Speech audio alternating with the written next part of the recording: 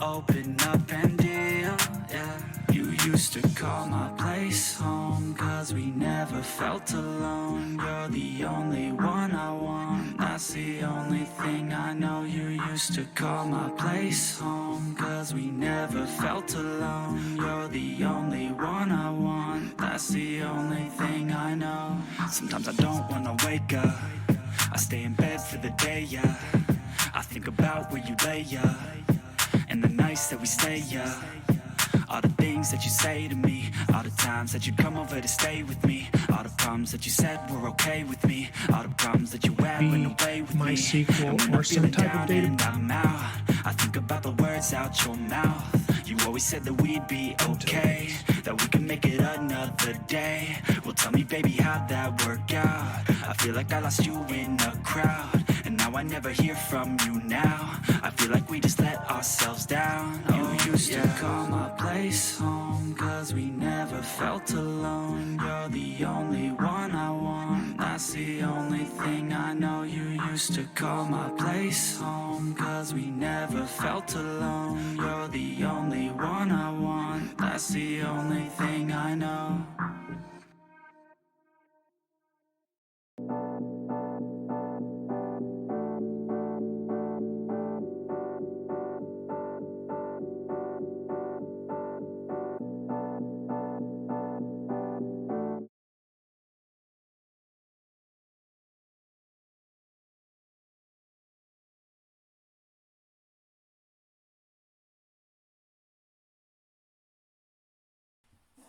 One hour, man.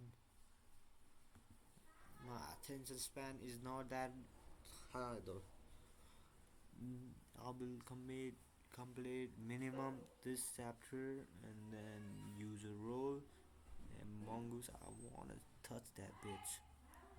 Yeah, that's what. Today, we will add protected routes to our Express API by using JWTs. Let's discuss the JWT strategy we're going to implement today. So what are JWTs? What is the acronym JWT an abbreviation for? Well, I'm very excited about the upcoming launch of the James Webb Telescope, but in this case, that is not the correct answer. Concerning our Node and Express REST API, JWT is an abbreviation for JSON Web Tokens. JWTs can be considered to be a form of user identification that is issued after the initial user authentication takes place. When a user completes their login process and they are authenticated, our REST API will issue the client application an access token and a refresh token. The access token is given a short time before it expires, for example 5 to 15 minutes.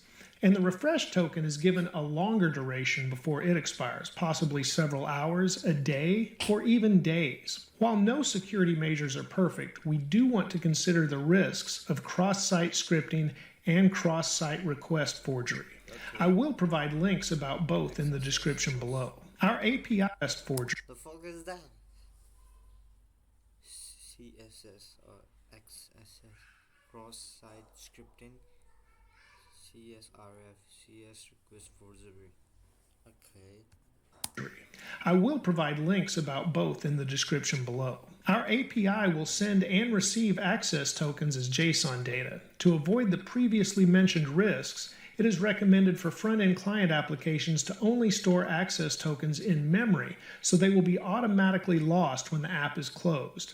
They should not be stored in local storage or in a cookie. Essentially, if you can store it somewhere with JavaScript, a hacker can also retrieve it with JavaScript. Just keep access tokens in memory, which you might also refer to as the current application state. Our API will issue refresh tokens in an HTTP-only cookie. This type of cookie is not accessible with JavaScript. Refresh tokens do need to have an expiration, which will then require users to log in again. Refresh tokens should not have the ability to issue new refresh tokens because that essentially grants indefinite access if a refresh token falls into the wrong hands. So the overall access token process involves issuing an access token during user authorization. The user's application can then access our REST API's protected routes with the access token until it expires. Our API will verify the access token with middleware every time the access token is used to make a request.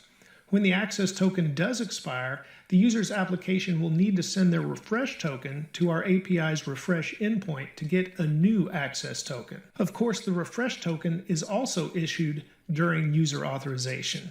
Our REST API's refresh endpoint will verify the token and cross-reference the refresh token in our database too. Storing a reference to the refresh token in the database will allow refresh tokens to be terminated early if the user decides to log out.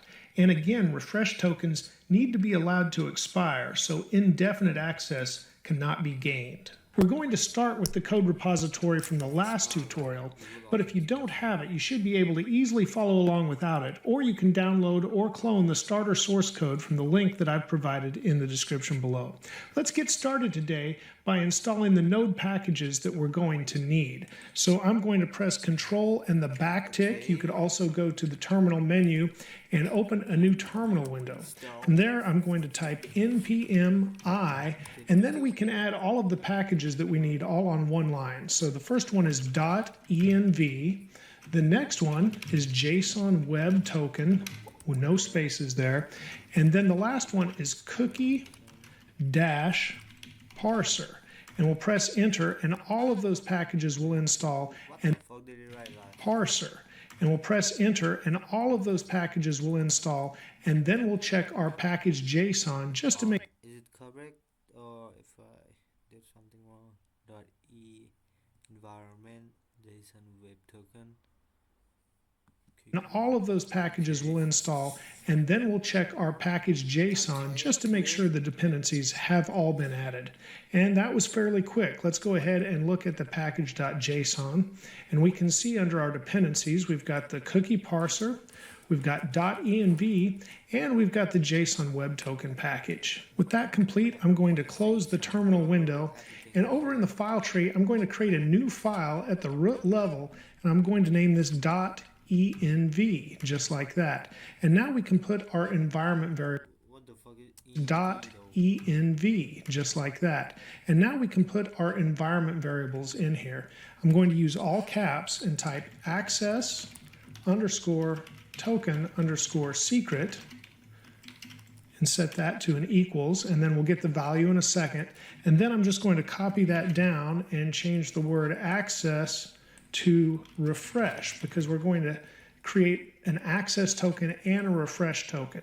So let's save this much for now, open the terminal window back up, and now we can type node in the terminal to go into Node, and now we're running Node at the command line interface. Node has a common core module called crypto. So right here at the command line, we can type require, and now we'll call it. So let's save this much for now, open the terminal window back up, and now we can type node in the terminal to go into Node, and now we're running Node at the command line interface. Node has a common core module called crypto. So right here at the command line, we can type require, and now we can put crypto in here. And from there, we can add random bytes with camel case with a capital B, the number 64, and then .toString, and we'll say hex. And this will give us a random crypto bytes string that we can use as our access token secret. So I'll press enter, and now I'm going to copy this, and we don't need the quotes at all inside of our .env. Now Control C to copy, and I'll just paste this in here as our access token secret. Now I can press Alt Z in Visual Studio Code to get that to wrap so it doesn't go beyond the edge of the screen. Studio Code to get that to wrap so it doesn't go beyond in Visual Studio Code to get that to wrap token secret. Now I can press Alt Z in Visual Studio Code to get that to wrap so it doesn't go beyond the edge of the screen. So that is our full crypto line that we just created there. Now let's go ahead and create one more. I can press the up arrow in the command line just to pull that command back up, press enter, and it generates another random crypto line here that we can copy and paste right into our .env file. And with that, I'm going to press Control S to save and close the terminal. Actually, I'm going to open the terminal back up real quick because we didn't exit Node. We press Control C, and then it says press Control C again. So we press it again, and now we have exited Node at the command line. Now I'll close the terminal window. One other thing we want to do with the .env file is make sure it has been added to our get_ignore file. You do not want to send your environment variable values that you're storing in the .env. Where the fuck is the no module here? No module. We don't want to send that file, or you could just say you do not want to send your .env file to GitHub.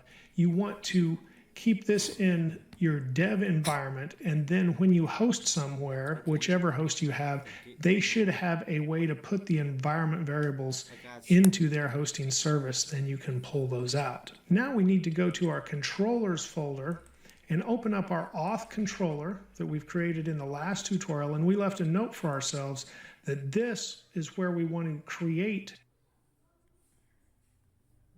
the JWTs on line 15. Before we get started on line 15, let's go ahead and pull in everything we will require today. So let's define JWT, set that equal to require, and then pull in our JSON web token package. After that, we need to go ahead and require .env, and then we need .config after that. And after that, we need our FS promises because we have not integrated Mongo or any other database technology yet. So we are still working with simple files and JSON values.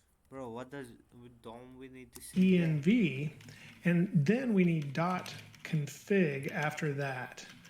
And after that, we need our FS promises because we have not integrated Mongo or any other database technology yet. So we are still working with simple files and JSON values. So we need this FS promises, and we'll set that equal to the FS module. And after that, we need .promises. And then finally, we need the path module. We'll set that equal to path. The KiloCode CLI brings a powerful AI coding agent right to your command line. Install with npm and run the tool from your project repository with the simple command KiloCode. You can use built-in commands to view a list of models. Now let's scroll down so we have just a little more room to work on the screen, and we're back here, and now line 15 turned into line 20 where we're creating our JWTs. And let's define our access token. We use camel case with a capital T on token, and we'll set this equal to JWT.sign. The first thing we need to pass into the JWT is a payload. So what we're going to use is our username object. What did this give? Access token? JWTs. And let's define our access token. We use camel case with a capital T on token, and we'll set this equal to JWT.sign. The first thing we need to pass into the JWT is a payload. So what we're going to use is our username object. You don't want to pass in anything like a password or anything that would otherwise hurt your security, because this is available to all if they get a hold of your token. So what we want to pass in is just the username. I'm going to do this on a separate line, and so we'll create this object with username. And here above we had a found user, and then we can say username. Now this is coming from up here where we found the user that was logging in. After that, the second thing we need to create our access token is our secret that we defined in the .env file. So we access this by process.env. that was logging in. After that, the second thing we need to create our access token is our secret that we defined in the .env file. So we access this by process.env.access token underscore secret. And then finally, what we need is an options value here, and we can say when this token expires. And this is camel case expires in, and we're going to make this very short for this to. This like a port stuff. Where the fuck is the server? Where is that port? What does it process the environment port? Okay, what the fuck is that? Here, yeah. And this is the register control we was hearing. Where is this bitch? Register no authorization and process the env. Don't we need to save it? And now we are in this um what do you call it? What the fuck is a JWT dot sign do? Tutorial that will allow me to show the token expiring and see what happens. But what you might want to do in production would be maybe 5 minutes or 15 minutes, some small window of time, but 30 seconds might be too short. It is all a preference though. And with that defined, let's go ahead and highlight all of this, and then I'll just press Shift Alt and the down arrow to copy it all down, and we'll just make a few changes to go ahead and create our refresh token as well. So I'm going to type refresh here instead of access. We're once again going to pass in the username, but then we need the refresh token secret. And now a refresh token needs to last much longer than the access token, but you do want it to expire at some point. And so I'm going to make this 1 day. And I'm going to give a link to the package, the JSON Web Token package on npm.js. And there you can see another link and more documentation on the different values you could put in here. But 1 day is what we're going for. And then we want it to expire, and we want our users to have to log back in. You could make an indefinite refresh token, but that means if someone gets a hold of it and they're not the correct person, they will always have access, and you do not want that. With both tokens created, I'm going to scroll up for a little more room again, and we want to save our refresh token in the database, which will also allow us to create a logout route in the future that will allow us to invalidate the refresh token when a user logs out. So let's start by doing that. And once again, we're just working with our JSON files for now, and we haven't connected this to an actual database that we will do in future tutorials. But of course, that lets us modulize these tutorials, and then we can attack, say, Mongo or go over to Postgres or anything we want to in separate tutorials. So for now, just the JSON file, and I'm going to define other users. We had a found user, so now we'll Wait. Yeah, we need to. set other users equal to the users db.users.filter. And now for each person that we have, we're going to say person.username not equal to, and now let's have that not equal to, I believe it was the user that we came in with the request right here. However, we also have our found user.username, and I believe I'd like to use that since we have found it. So let's say found user.username, and now that creates an array of the other users that are not the username that is logged in. And now let's create a current user. Person doesn't equal to other user console user db from the whole database, the user, the single object single, not array, something like that. Filter only that person. The username doesn't equal to found user. We're going to set this current user equal to the found user, and then we're also going to add in the refresh token that will be saved with this current user. And now let's set our users once again, and we can say users db.setUsers, and in this new array, we'll go ahead and add the other users. So you me, oh sorry, command found user. What the fuck is the found user? Found user equals to define person user the whole thing with refresh token. What the fuck is a refresh token here? So refresh token equals to the fucking access token with expiry date.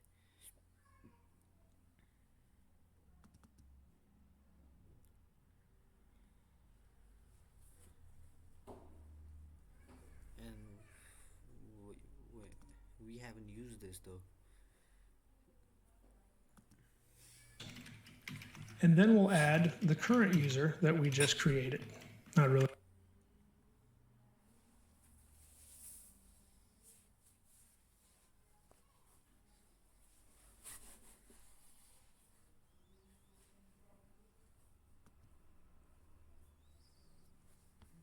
Okay, that's good. That's good. Good. Users db the shit users. What the fuck is this? Hit users. Okay, this is to push that bitch. Oh fucking hell. Push into the other users.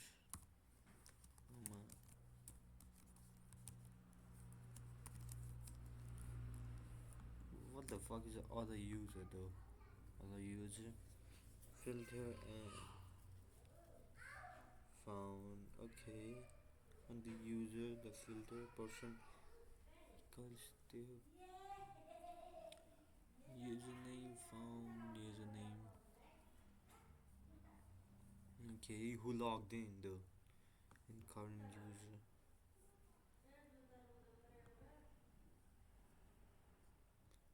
And they're gonna be telling me like fucking redundancy or something. We got every fucking what do you call it? Every fucking user will get created created login username and password with the current logged in user or online users. What the fuck? I don't know why I'm putting spaces there. Really don't usually do that in an array. And okay, let's go ahead and put the semicolon. And let's write our new users file. This would be await and then fs promises.write file. And I'll go down to a separate line. I'm going to scroll up once again just to put that in the middle. Say path.join. We'll pull in the directory name. Then we need to go up one directory. And then we need to go into the model directory. And then we need to go ahead and name this users.json as our users file is. After that, what we want to put in, we need to JSON stringify and pass in usersdb.users, which will write our new users file. And so I should have put a little comment here at the top. This is okay, write file in there. Users.json. saving refresh token with current user, which again, doing this will allow us to invalidate that refresh token as the current user logs out if they log out before their 1 day has expired. So as a quick review, we have created Fucking hell.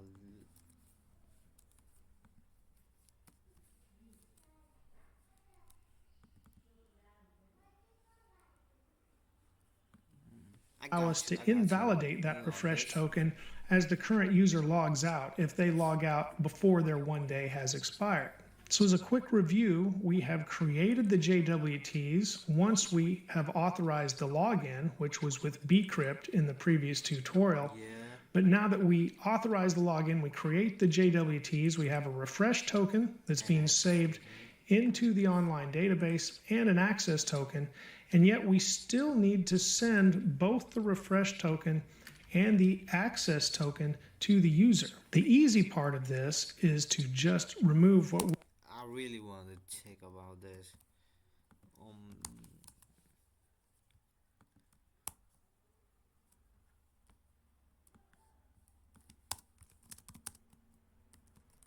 Let me speak, bitch. Um, like, this from const other user to JSON stringify user db.users. Use a dummy value to check what I'm about to say. Um, I think um, I will go one by one because I will get confused while explaining it what I'm thinking. So other user equals to the user object in users db, which filters out uh, filters only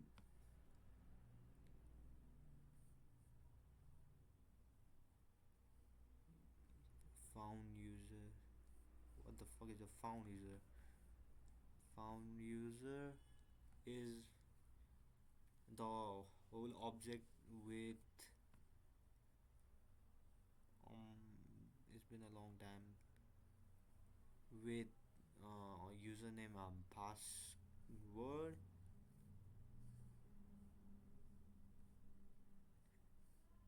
and person doesn't equals to then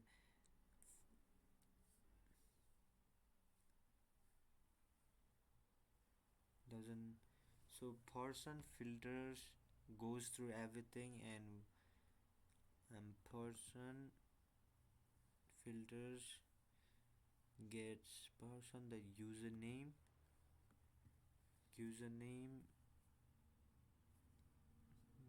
username like you, let's suppose Sharon is isn't there, isn't there, then person the username every fucking username doesn't show Sharon, so it doesn't equals to found user, then it saves in other user. That's what I believe. And current user, found user, found user, comma refresh token here is can you just briefly tell me what JWT does sign do, and with refresh token if found user, if there is found user, then it um, current user saves both found user and refresh token in one single object. User db does set set user saves in like in the big database of named user db with other user. Like I'm thinking if the users is now previously logged in and want to log in, then this will save in other user, comma current user. So there's a big fucking mess. So that's what I'm confused about. So can you like use dummy variable to make me understand what this is and why I'm wrong, or why I'm wrong? Bro, let me understand, bro. Let me understand. Where the fuck did I use JW?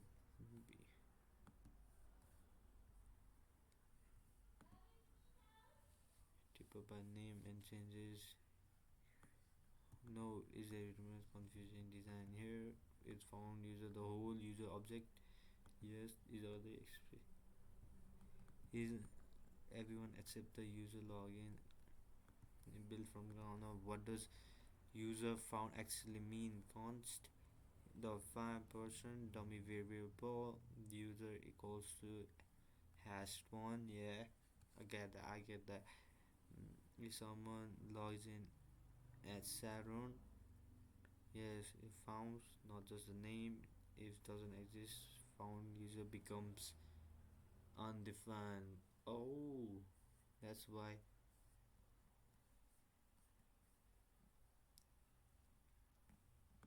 Okay, I got you. What the hell is other user? Other user, the big bug users, your object has. Okay, his bug. What the? Where is that other user? What the fuck is?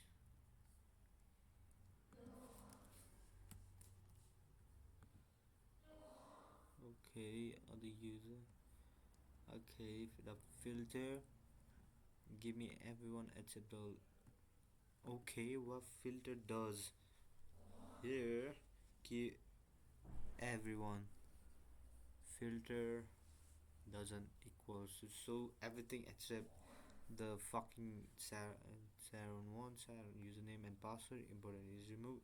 Everyone stays, so your understanding here is correct. So what is current user? Current user, okay, like live server. Okay, okay. Current user is found user. Found user, this one, and with refresh token, a big object. Bro, I don't know what object is and what isn't object, bro. I'm just guessing. Then I create a user C already by adding refresh token. Think of it as but other season actually debrief no be it creates of signed string that proves identity like secret means create a token that say this is and sign it so nobody can fake it. Okay. So like API access refresh long time. No, like remove plus this line this the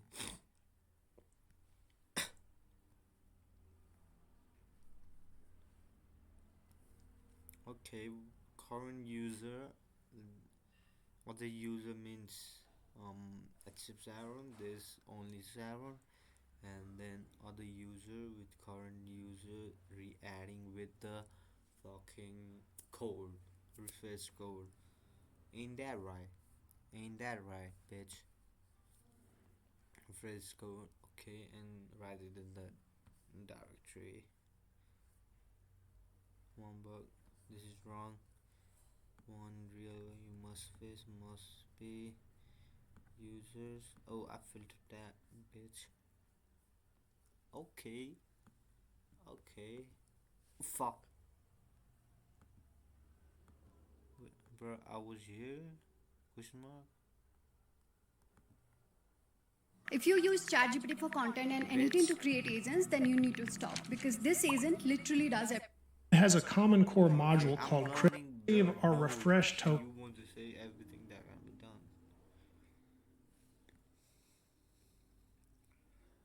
done. in the Oh wait.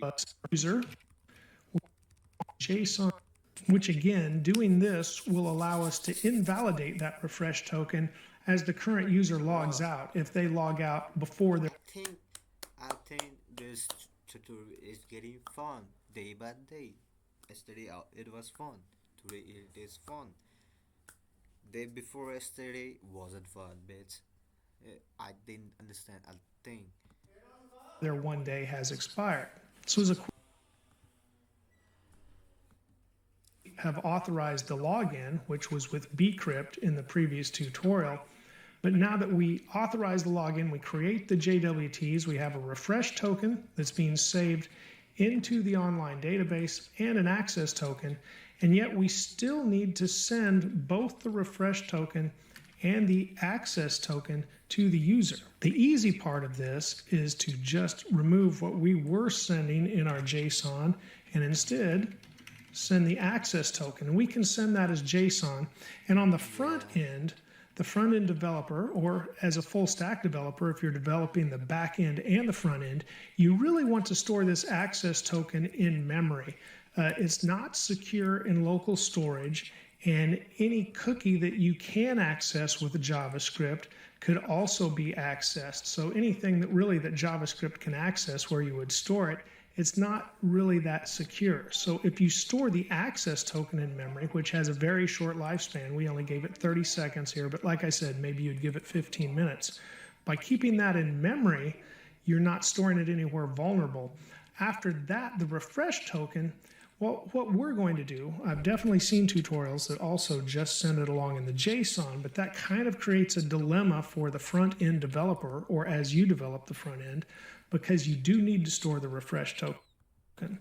We want to send it as a cookie, and I know I said Bro, access token is fucking all of this. Why did I do this?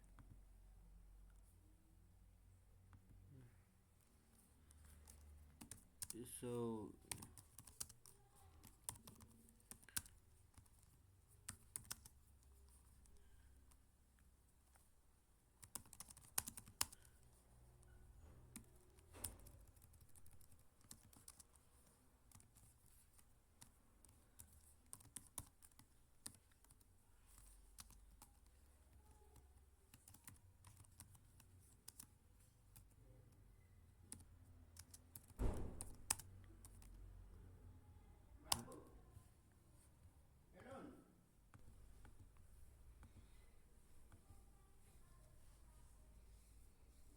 I think this shouldn't be displayed though. But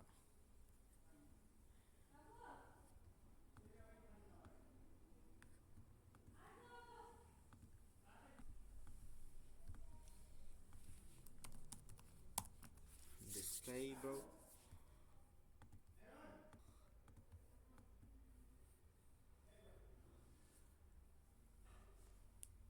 So I answer as no star. The show the token. Yes, let's do it. The menu bar access token, access token, access token. Same man.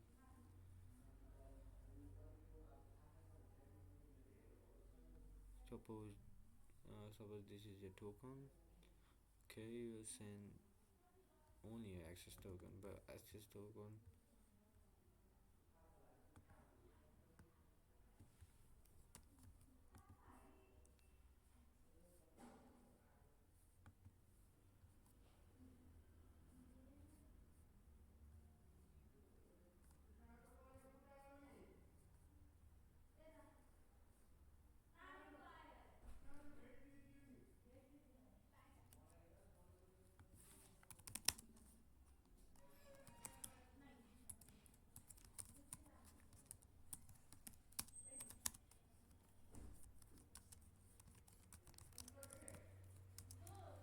Well, this isn't that confusing, but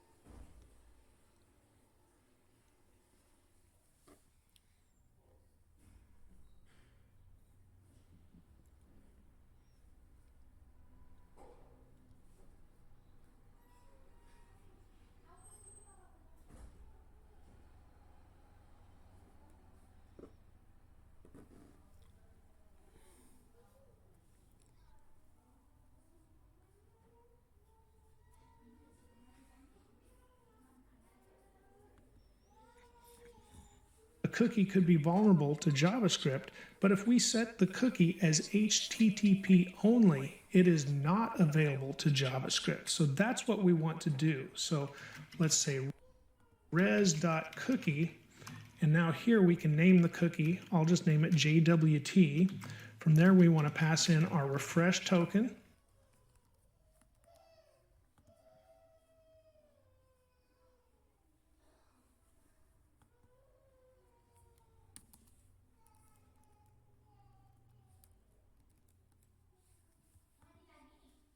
let's say res.cookie, and now here we can name the cookie. I'll just name it JWT. From there we want to pass in our refresh token. And after that, we want to give options. And the first option, we'll give a space here, HTTP only, set that to true. And after that, we want to set a max age. Here we go. And now I'm going to set this to 24, which would be 24 hours, 60 times 60 times 1,000. And this is in milliseconds. Bro, that bitch baby's crying, bro. Oh, 24 hours in the minute, in the second. What the fuck is millisecond? Seconds here, so what we're really getting is 1 day, that's what that is. 60 times 1,000, and this is in milliseconds here, so what we're really getting is 1 day, that's what that is equal to. 1,000, and this is in milliseconds here, so what 60 times 1,000, and this is in milliseconds here, so what we're really getting is 1 day, that's what that is equal to as we set the max age of the cookie. And I'll go ahead and cap that off here. You could set it for longer as well. Now, cookie is always sent with every request, but the nice thing about an HTTP only cookie is that it is not available to JavaScript. And while it's not 100% secure, it's much more secure than storing your refresh token in local storage or in another cookie that is available to JavaScript. So let's save this, and now we know we are sending our refresh cookie that is HTTP only to the user. We're also sending the access token. Oh, here, we're sending our refresh token is what I meant to say, in a cookie that is HTTP only. We're also sending the Cookie available to JavaScript. So let's save this, and now we know we are sending our refresh cookie that is HTTP only to the user. We're also sending the access token. Oh, here, we're sending our refresh token is what I meant to say, in a cookie that is HTTP only. We're also sending the access token as JSON that the front-end developer can grab. And we're also storing this same refresh token in a database here that can be cross-referenced when it is sent back to create another access token. With our auth controller complete, let's now go look at the middleware folder, and we need to create a new middleware.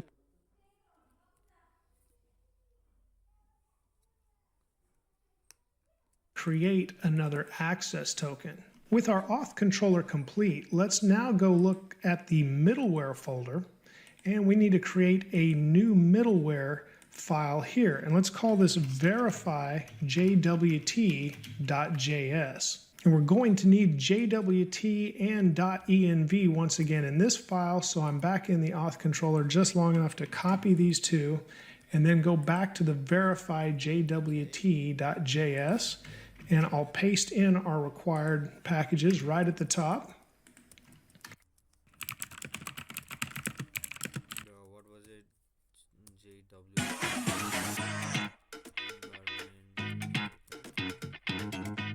What was it? After that, I'm going to create verify JWT, set this equal to a function that has a request, response, and next, as middleware should.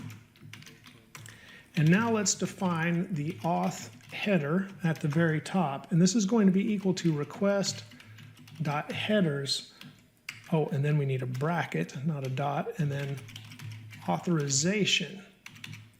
And of course, we need to check to see if that is actually received. So now we can say if no auth header, we're going to send a response, which we need to return, and then just send the status 401, which stands for unauthorized. After that, I'm going to go ahead and put a console log statement to just go ahead and log the auth header for when we test this. We'll be able to see that in the console. You'll see a line that looks like this, and it will say bearer, and there will be a space, and then there will be the token after that. So we can define our token now, and we can set this equal to the auth header, and then we can call split on that space that I just described, and we'll put the space in here on the split, and then we need the token, so it wouldn't be in the 0 position, it's in the 1 position after that. And now we can verify, see a line that looks like a restriction. And of course, equal to request dot headers. Oh, and then we need a bracket, not a dot, and then authorization. And of course, we need to check to see if that is actually. Header means this URL or what?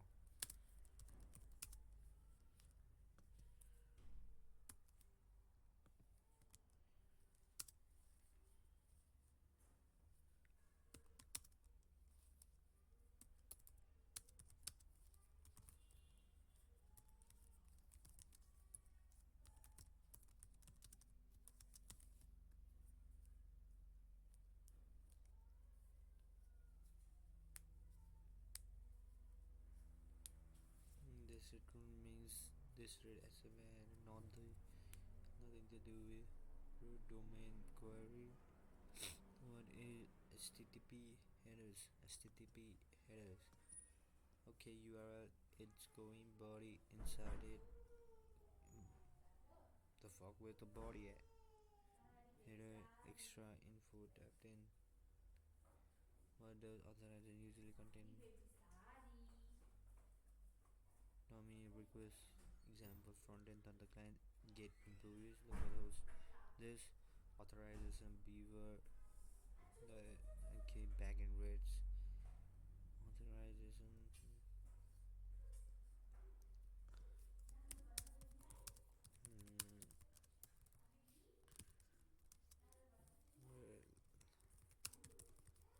localhost 3550 / auth body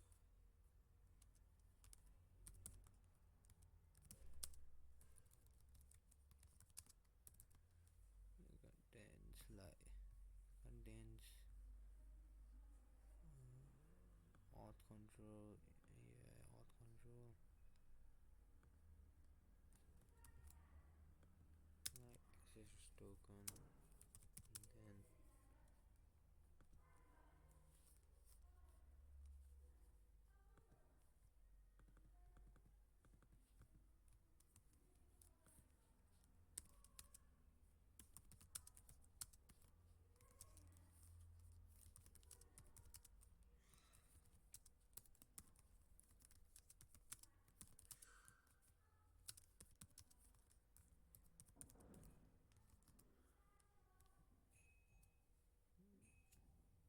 does header read token from the body know this within this fix this you mixing two different requests in your head. You can protect request etc, they do different. Login request auth request post authorization content type application / station body, yeah, in the password server response, yeah, this you can send to the client. Step 2, what happened to the token.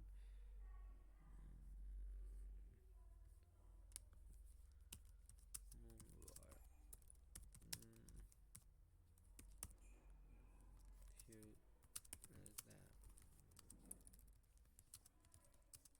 that request bro, after 4 hours I'm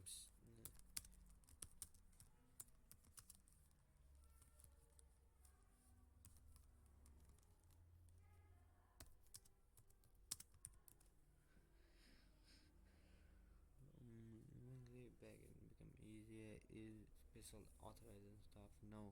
Is it data from the request? What data? When I send a request, Express give you an object called request. URL, method, header, body, params, and get that. Nothing magical, just an object. Is an object that contains all HTTP headers. Bro, that's what I'm saying. Headers, bitch.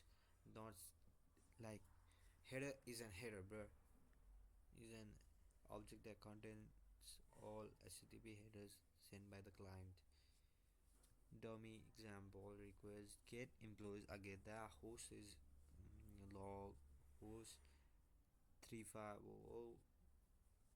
What I'm saying that is, what the fuck is an header, bitch? In Express, this is what I want. Host, yeah, I get it. And authorization, I get that. Print everything. This object, okay, I get that, bro. Minor authorization.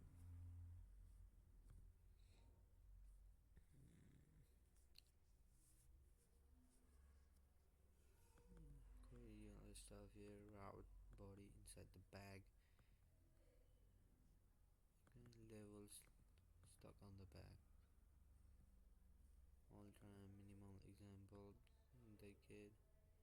Here is the authorization. Bro, fuck about the fucking token, bro.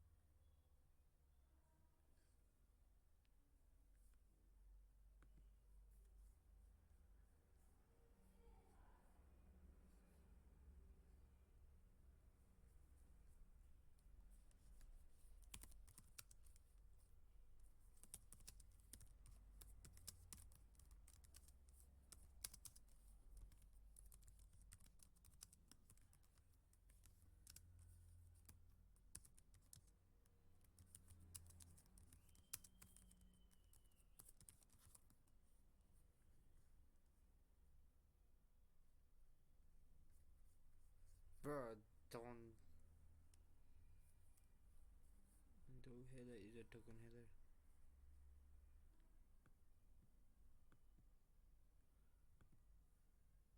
Bitch. Actually received. So now we can say if, oh, and then we need a bracket, not a dot, and then authorization. And of course, we need to check to see if that is actually received. So now we can say if no auth header, we're going to send a response, which we need to return, and then just send the status 401, which stands for unauthorized. After that, I'm going to go ahead and put a console log statement to just go ahead and log the auth header. For when we test this, we'll be able to see that in the console. You'll see a line that looks like this, and it will say bearer, and there will be a space, and then there will be the token after that. So we can define our token now, and we can set this equal to the auth header, and then we can call split on that space that I just described, and we'll put the space in here on the split, and then we need the token, so it wouldn't be in the 0 position, it's in the 1 position after that. And now we can verify the token with. Wait, what the fuck was that? I forgot what split does. And then we can call split on that space that I just described, and we'll put the space in here on the split, and then which we need to return, and then just send the status 401, which stands for unauthorized. After that, I'm going to go ahead and put a console log statement to just go ahead and log the auth header for when we test this. We'll be able to see that in the console. You'll see a line that looks like this, and it will say bearer, and there will be a space, and then there will be the token after that. So we can define our token now, and we can set this equal to the auth header, and then we can call split on that space that I just described, and we'll put the space in here on the split, and then we need the token, so it wouldn't be in the 0 position, it's in the 1 position after that. And now we can verify the token with jwt.verify, and here we'll pass in the token first. After the token, we'll pull back in our secret, and this will be the access token secret because that's what we'll Like when I was in like here or something. verify with this middleware. And after the access token secret, there will be a callback that gets an error, and then we'll call this, you could call it token if you want, we'll call it decoded, because it will have decoded information from the JWT. And now we'll say if we have an error, let's go ahead and return and send a status once again. This status will be 403 forbidden, because at this point we'll know we received a token, but something about it wasn't right. In other words, it may have been tampered with. And so this means we have an invalid token. So we'll send a 403 instead of a 401, which means you are forbidden from accessing this. And then we'll set the user equal to decoded.username. Remember, we passed in the username to the JWT, so now it's been decoded and we can read that. And then we'll call next from our middleware.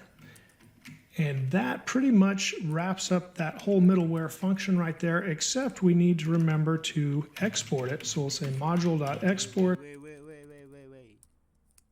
because it will have decoded information from the JWT. And now we'll say if we have an error, let's go ahead and return and send a status once again.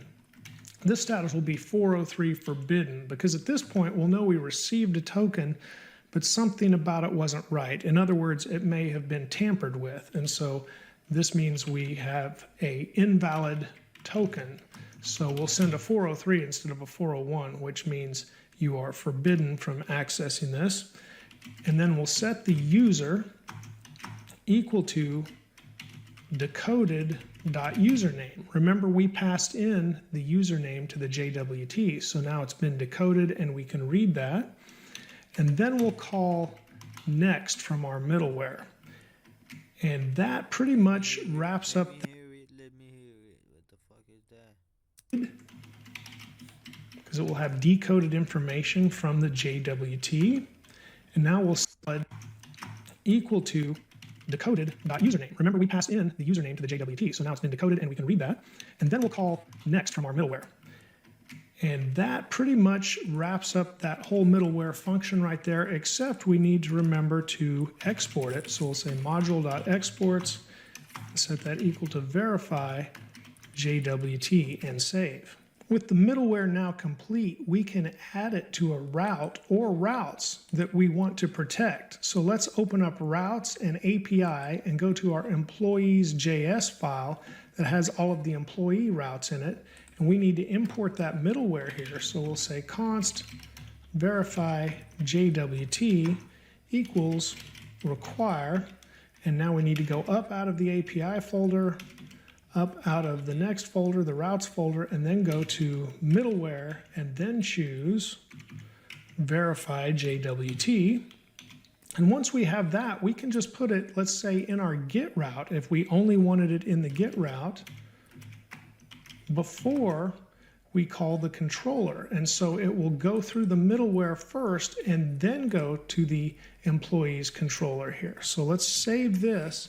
And now let's test this with Thunder Client. So over here to the left, I'll open up Thunder Client, and we're going to need to log in first. So I'll go to our collections, and I have an auth collection that I created, and I want to go. Let me start a server though, npm div.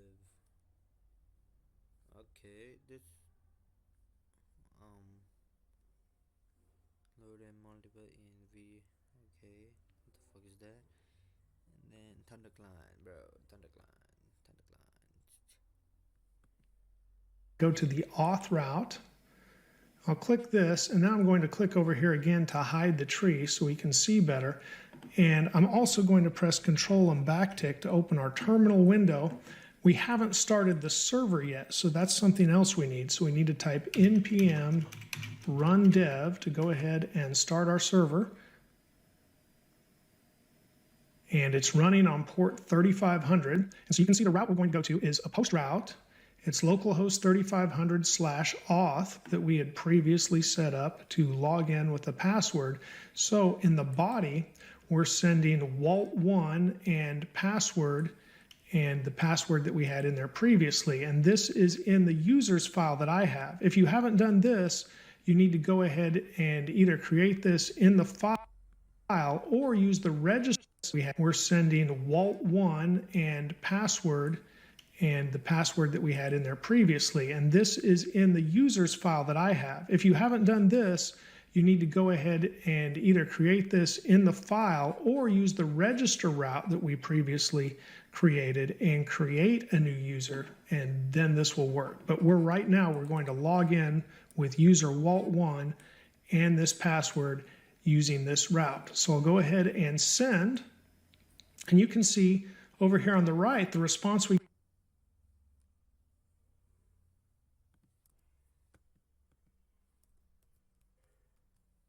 get is a 200, and we get this access token. This access token will only be good for 30.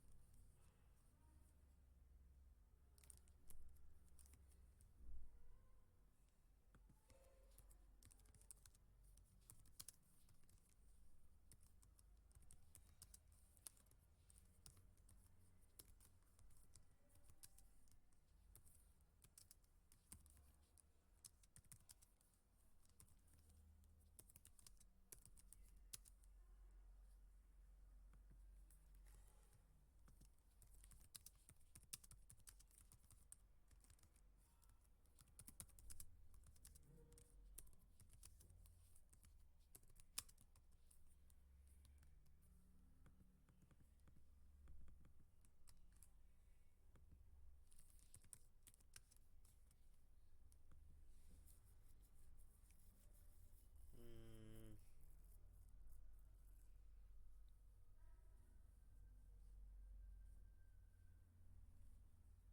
3500 authorization. If you actually use chorus, properly configure.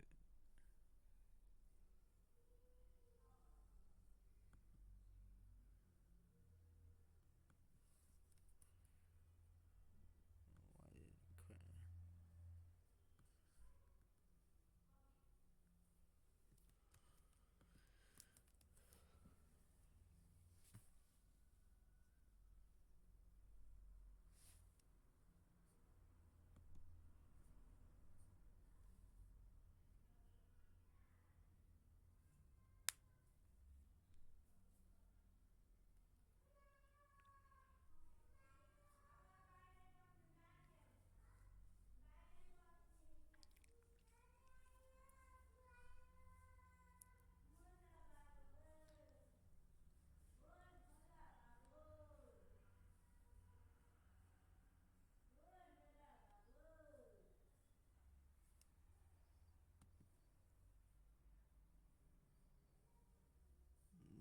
.env.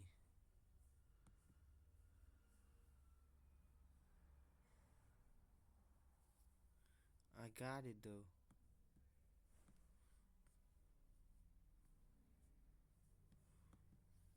You press token both.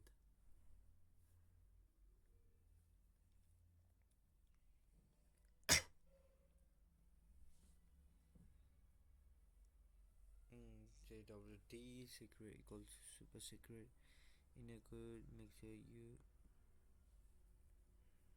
write it correctly. Let me .env is good.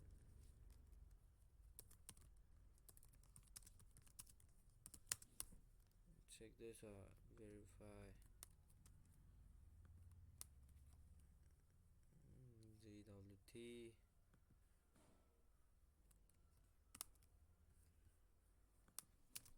And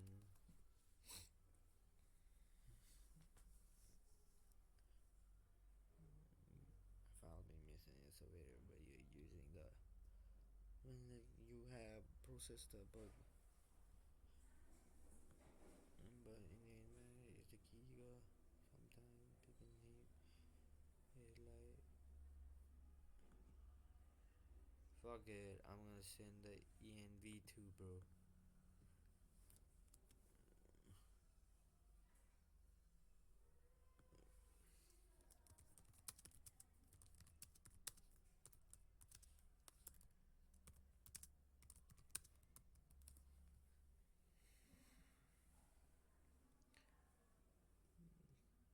Access slash token secrets and similarity for environment cannot have line break.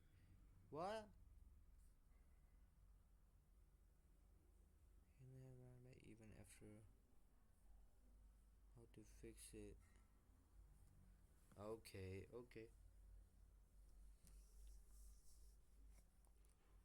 What was it? Control plus Alt plus G. It cannot have line break.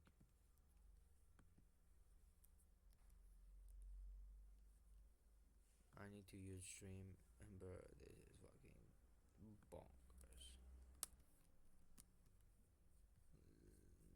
bro. Will it start?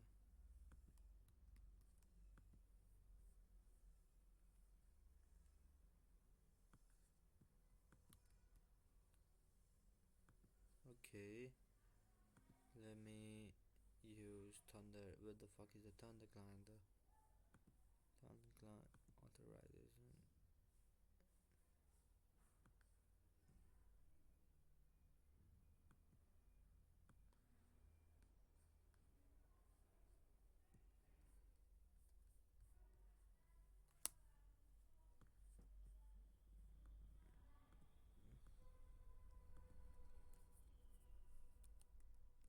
User Walt1 and this password using this route. So I'll go ahead and send, and you can see over here on the right, the response we get is a 200, and we get this access token. This access token will only be good for 30 seconds though, so let's see if I'm fast enough to come back here to our collections, open the employee.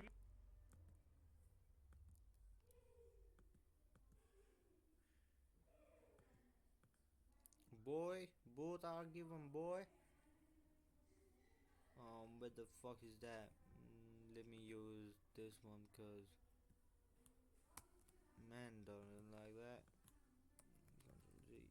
Okay, Control Y. Password send. Error must have value. Password send. What the fuck is this?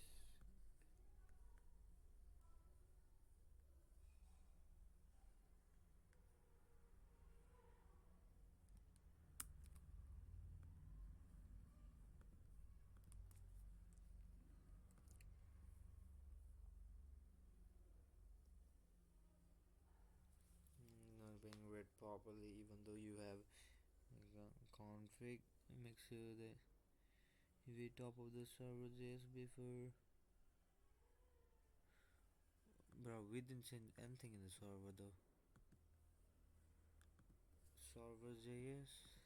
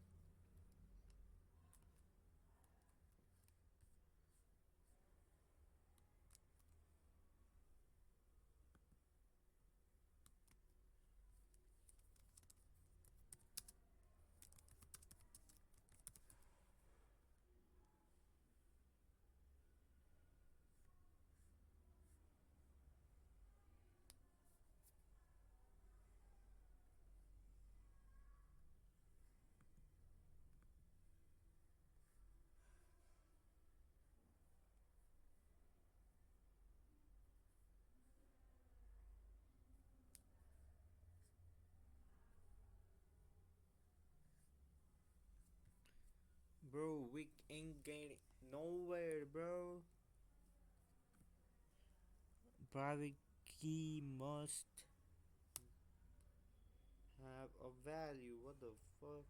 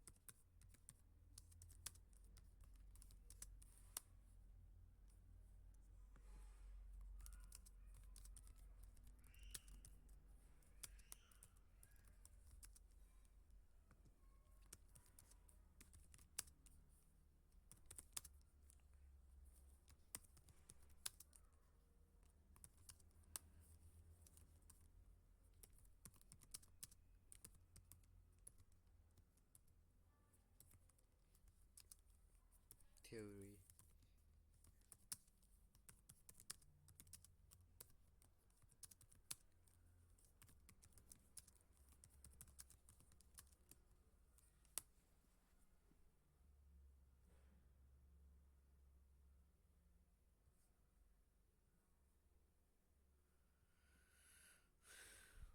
Then we will check how you mounted root and load the.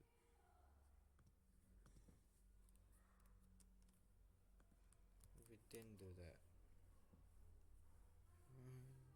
The missing identity.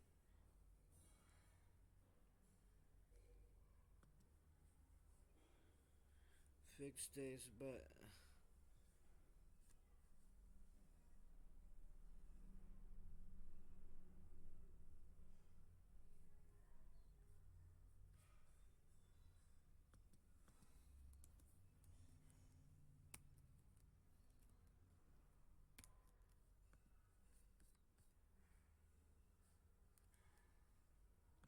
let's try this again.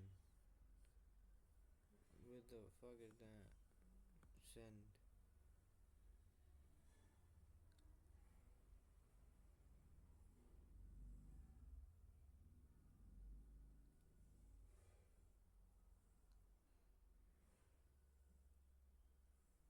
Bro, I'm giving you that. Fucking bitch. Hello.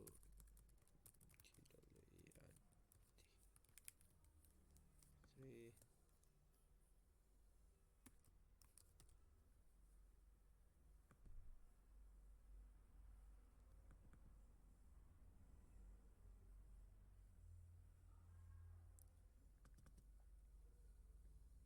Authorization. Auth handle login. Where the fuck is handle login?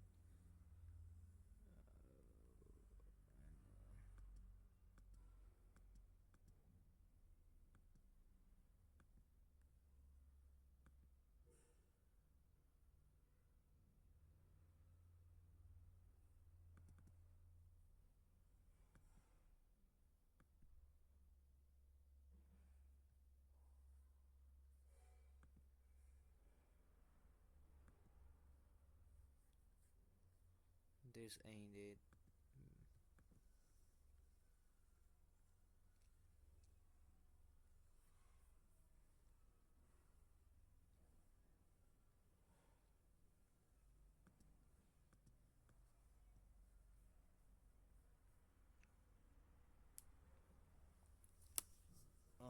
What the fuck is the problem, bitch?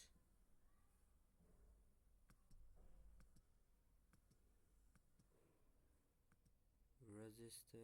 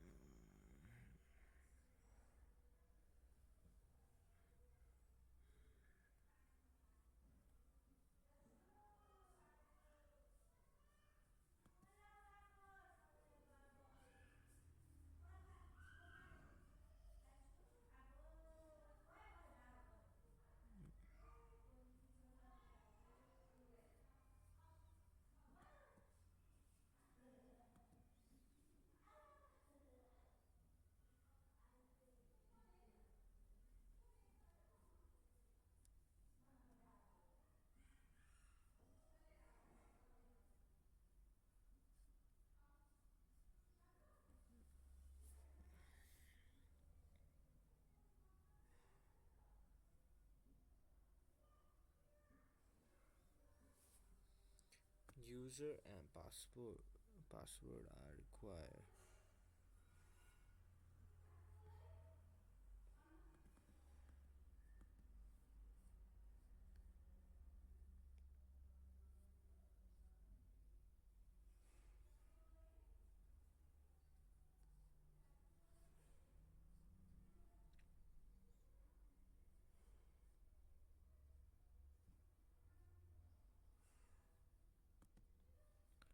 Let me try that. I bet this won't work.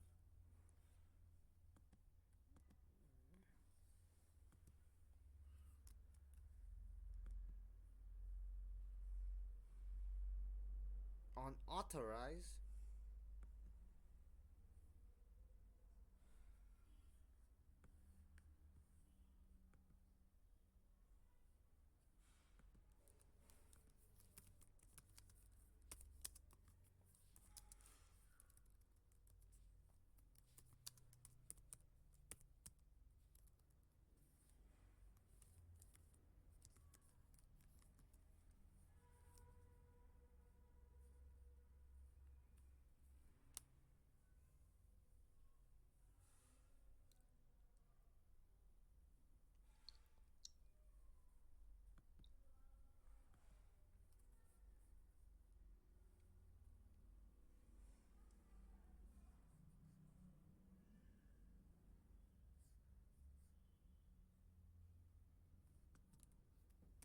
this is all in my brain though.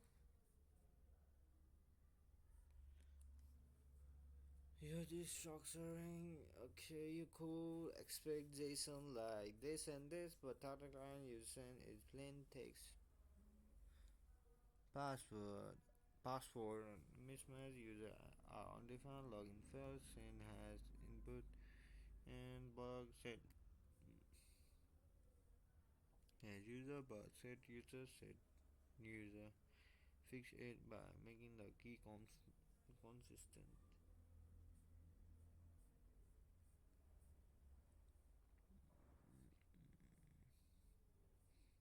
Let's see.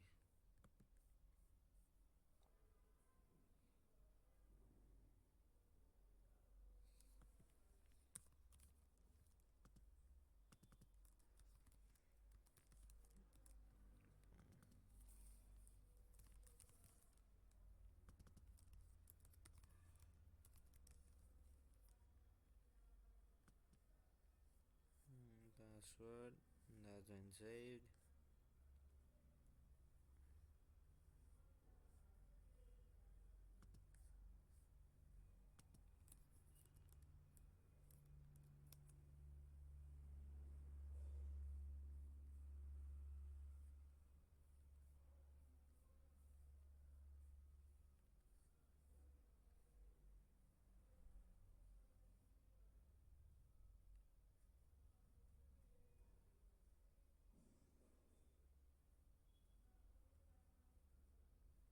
Yeah, bro, I forget about the stringify. That ain't required though. Where the fuck is the stringify here? Oh yeah, comma, null, and two spacing. Yeah, I think this should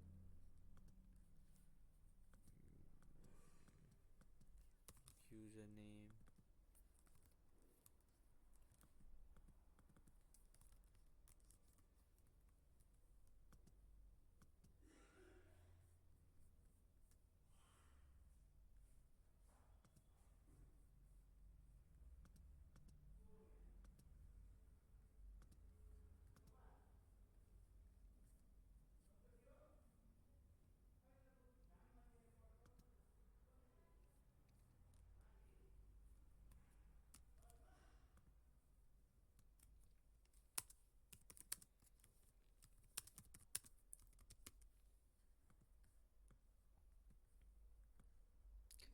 Can I take a fucking break? I was so happy. User. Okay, user. Where the fuck is the user? I fucking mistype. Exactly. This is classic variable not defined mistake. Let's go const. Look at the line. Found user reference. Not defined by. Doesn't exist. Username. Found user. Found user. What the fuck is that?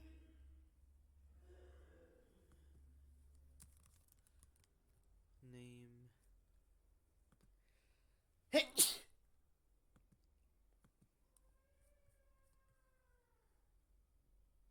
PWD. What the fuck is that? I'm hunting. Wait, PWD. What the fuck? What the fuck is that? PWD. There ain't no PWD in this. Authorized control 2540. Undefined. Okay. Password. Password.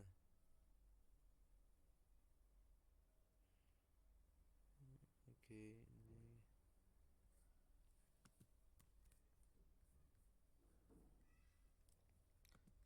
And then unauthorized. Why the fuck am I unauthorized?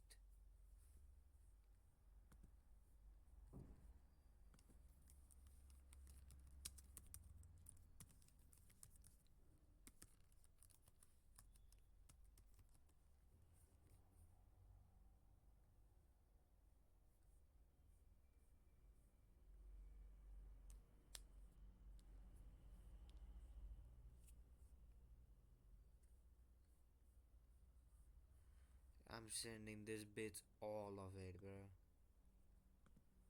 This is user the data employees. I don't fuck with that. This is user the JSON users that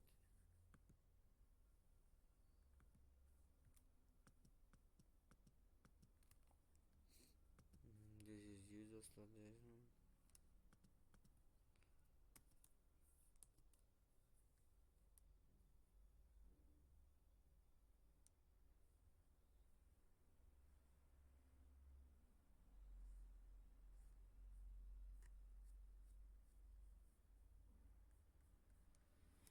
Bro, if you send the hash instead of the original password, the compare will make sure you just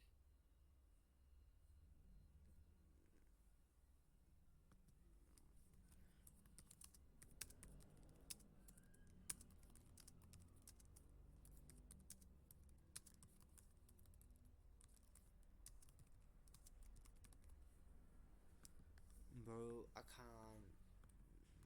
This is fucking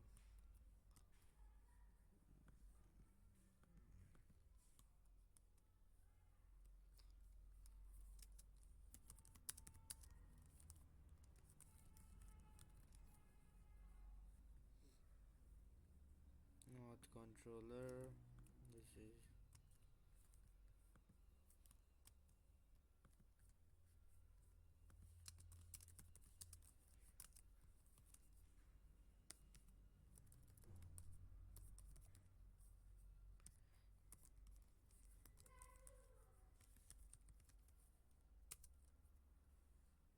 controller.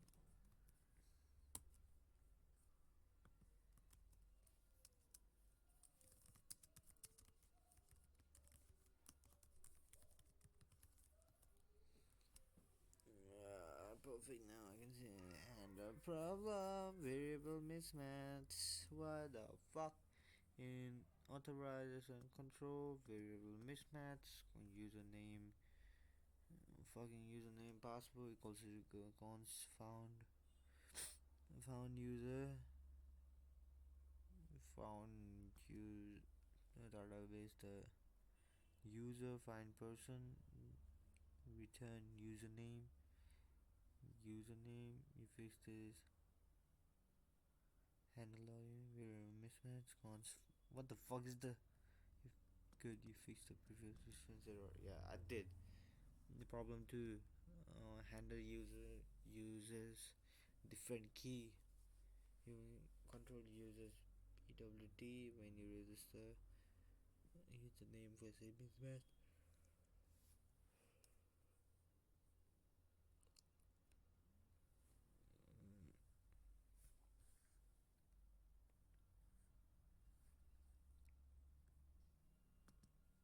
And register control.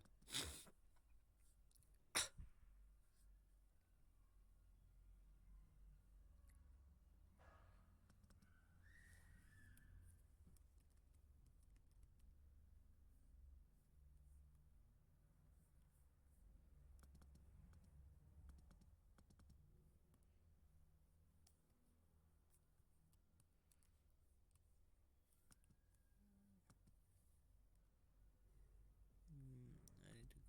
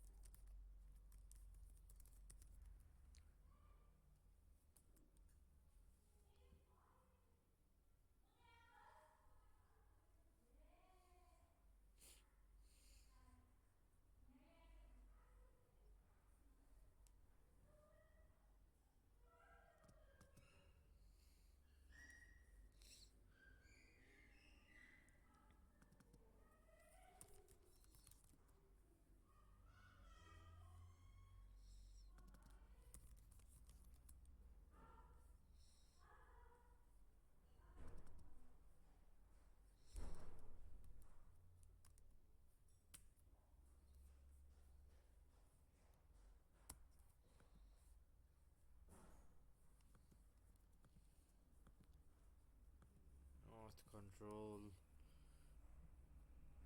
in in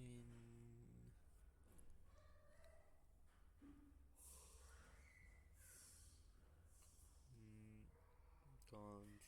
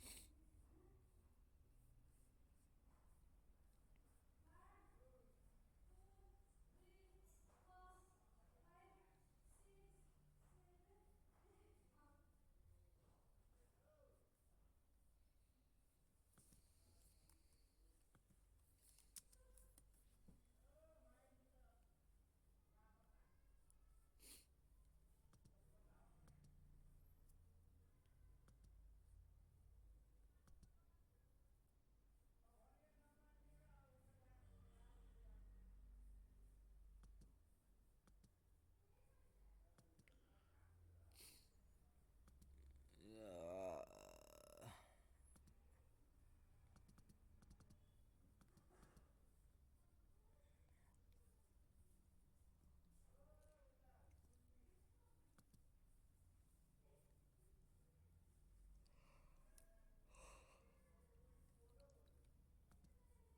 Register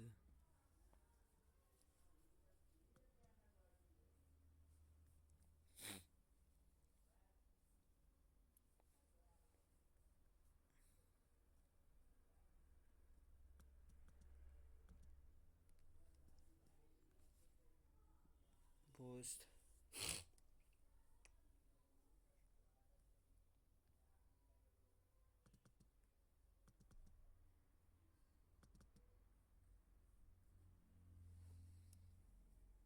controllers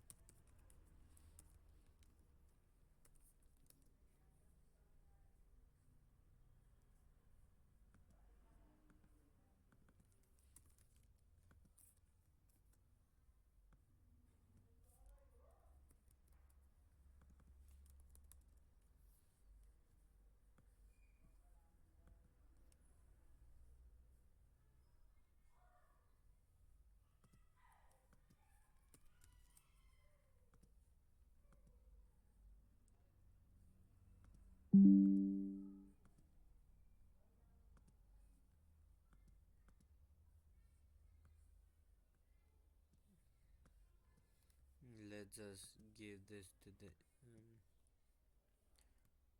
paste. Okay.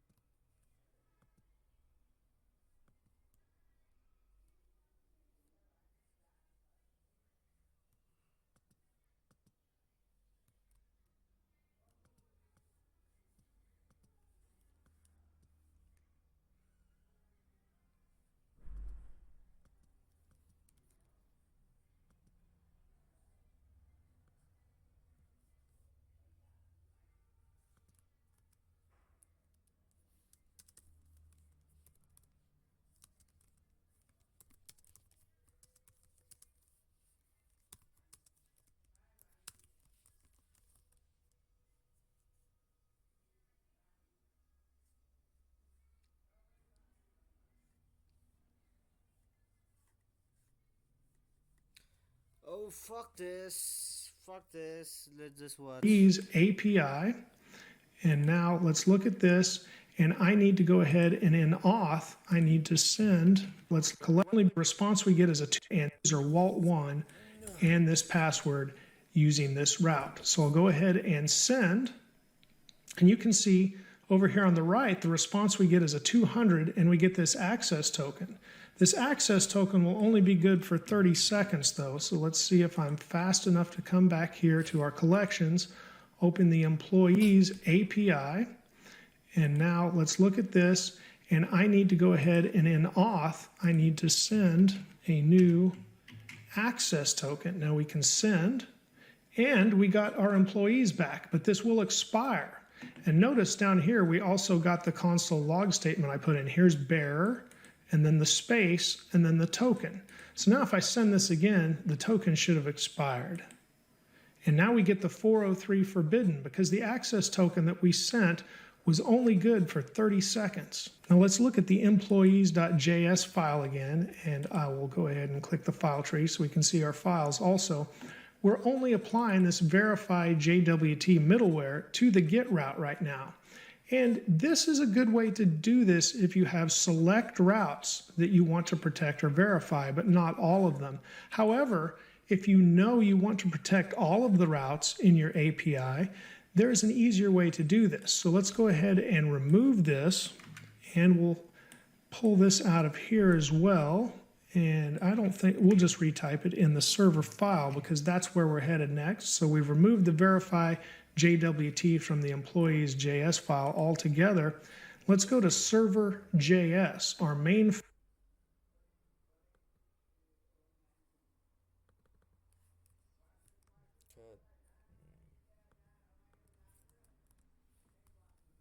file. And here we can just pull this middleware in. So I'm going to do it right underneath the error handler that we had middleware for. So we'll say verify JWT, set this equal to require. And here we want to go into, we don't need to go up at all actually. We just want to go into ./middleware/verify JWT. And now that we have that, we can use this just like we've used other middleware in our file. But we probably don't want to use this verify JWT middleware for all the routes, probably not the root route that we have here, definitely not to register a new user, or we'd never be able to register in the first place, and not even to auth, because they have to visit auth first to get the token. But we do want to put it before the employees route. So I'll put an extra line there. And then right here, we'll say use verify JWT. And if you remember, this works like a waterfall. So in this order, everything after this line will use the verify JWT middleware. So any route we do not want to have verified with a JWT, we need to have above this line right here. So let's go ahead and save this once again. And now we can go back and let's log in again and get another, well, we close up the API there. There we go. Here's our auth line. Let's log in and get another 30-second access token. Here we are.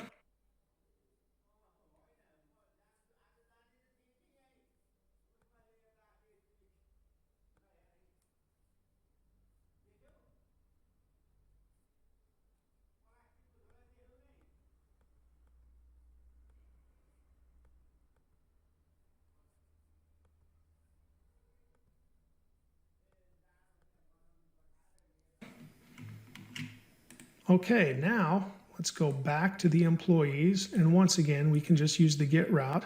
Before it was forbidden because it expired, but now let's go to the auth tab here in Thunder Client. Select all, delete that, paste in the new token and submit. And we've got our employees list once again. But if I continue to submit, it will expire as soon as the 30 seconds is up. And there is our 403. Can't trust your AI results? Let Borium sift through 170 million. And just to show that this is on all routes now, let's go back to our employees API to the post route for posting an employee. Here in the body, we've got John Doe. So that looks like we could go ahead and post to the employees for John Doe. Let's see if we can send this. And we get unauthorized. So our verify JWT middleware is working on all routes. Okay, let's go back to the file tree. We can close the terminal once again. We can close out of Thunder Client for now. And let's close up the middleware. What we do want is to go back to the controllers, and we're going to create a new controller here called refresh token controller.js because we're going to have a refresh token route. And before we get started on our refresh token controller,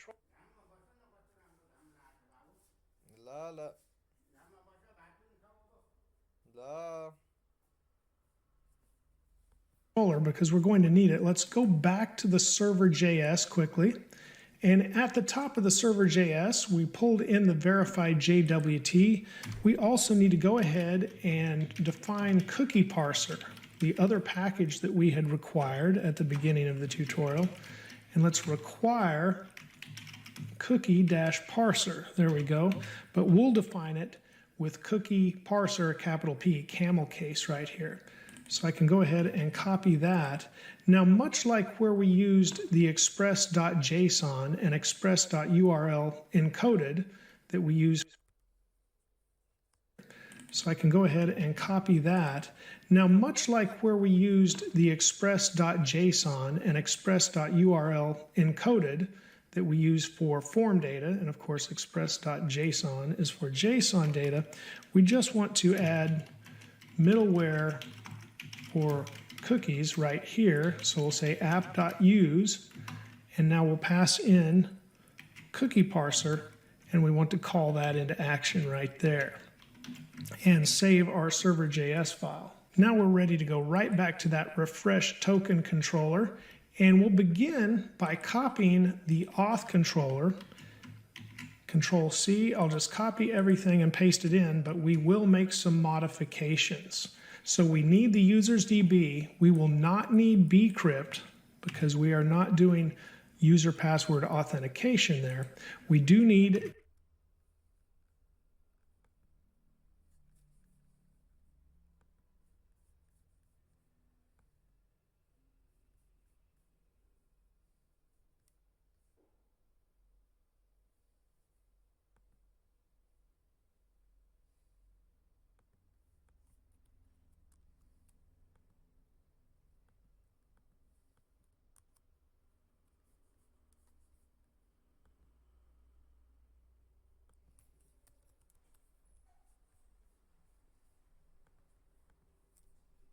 because we are not doing user password authentication there. We do need JWT and .env, but we won't need FS promises or the path in this either. So we can remove those dependencies. Now, instead of handle login, let's call this handle refresh token. And this does not need to be async, so we'll just have the request and response here.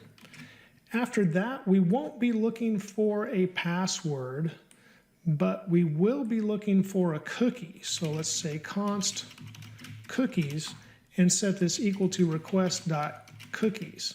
And so we will have a similar if statement here at the beginning, but we'll be checking for a couple of things. One is to make sure that we have cookies. But now let's use optional chaining with a question mark and a dot, the optional chaining operator, and put JWT after it. So we're checking to see if we have cookies, and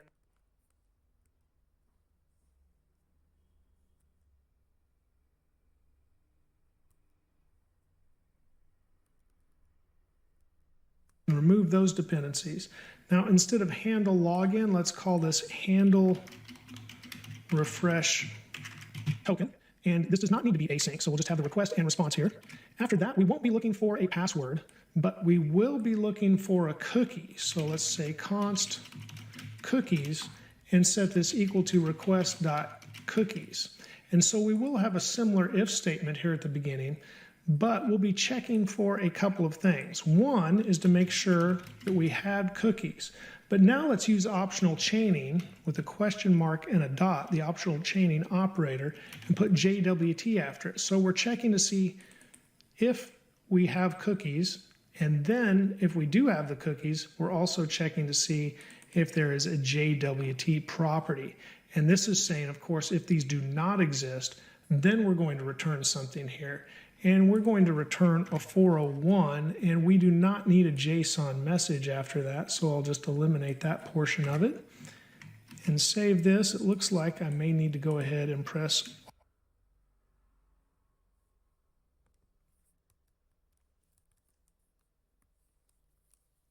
Alt-Z to wrap any lines that exist.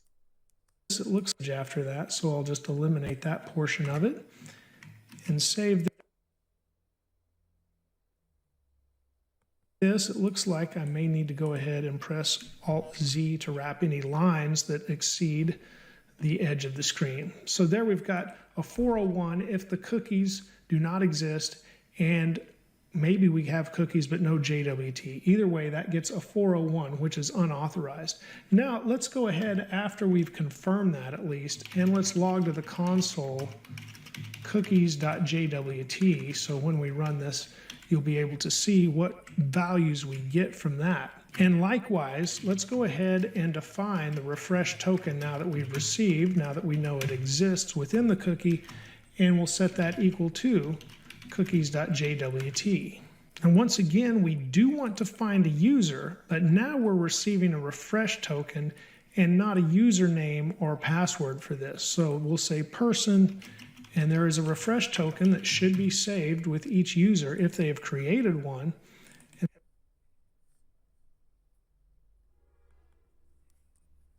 And so here we'll just match that to the refresh token that we have now defined here. So this would be our found user then, if that user exists. And once again, we can say if we do not find a user, let's now send the status forbidden here. And I'll just highlight that. Okay, we're not evaluating a password here. We are evaluating a JWT though. So these lines will change as well. So we can get rid of the const match line, and instead, well, we can even get rid of the if match here, const match line, and instead, well, we can even get rid of the if match here as well. And instead of that, we'll type jwt.verify, and now we'll pass in the rid of the const match line, and instead, well, we can even get rid of the if match here as well. And instead of that, we'll type jwt.verify, and now we'll pass in rid of the if match here as well. And instead of that, we'll type jwt.verify, and now we'll pass in the refresh token that was received. Now we'll say process.env.refresh token secret.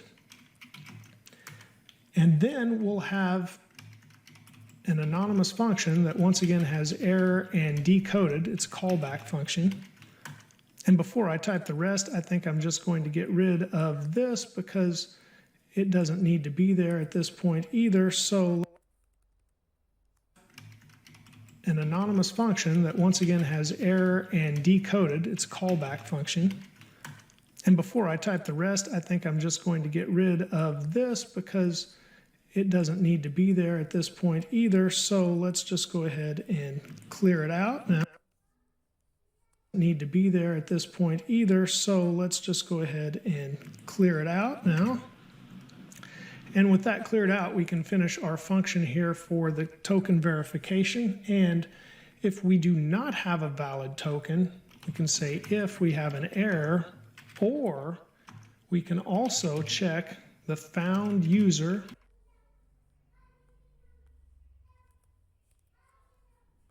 .username because we did have the username encoded in the token. So if it's not equal to the decoded .username, in other words, maybe it was tampered with again, then we can return a response with a send status and say 403 once again. Otherwise, everything is good and we're ready to create a new access token to send because the refresh token has verified. So we'll set this access token equal to jwt.sign. And then inside of the access token, we'll once again have a username. And this username will be the decoded .username because it should be the same username that was verified before. And after that, we can say process.env.access token secret. If we can find that, access token secret, there we go. And then we need to put an expires in once again. So let's put expires in, and let's set this to 30 seconds as well. However, remember, you might want to set this longer in your production app. This is just for the demonstration of this tutorial so I can show it expire. And then, of course, after we've created this access token, we need to go ahead and send the access token. So we'll send this JSON down, and it'll say access token. And once we've created that much, all we need to do is export it. So now instead of handle login, we once again have handle, I believe it was refresh token, yep.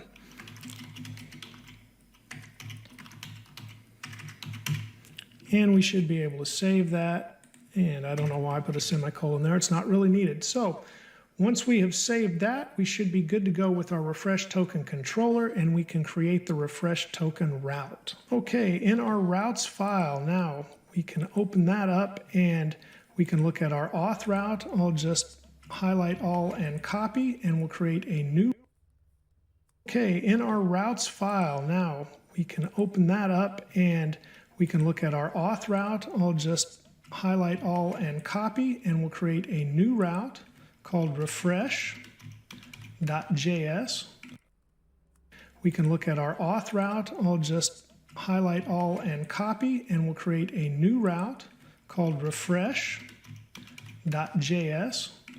I'll go ahead and paste that in, but instead of the auth controller, we need the refresh token controller. So spell all of that out.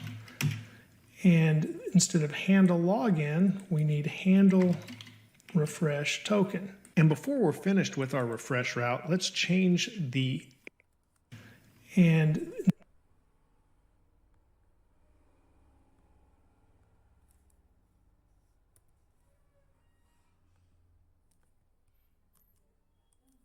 instead of handle login, we need handle refresh token. And before we're finished with our refresh route, let's change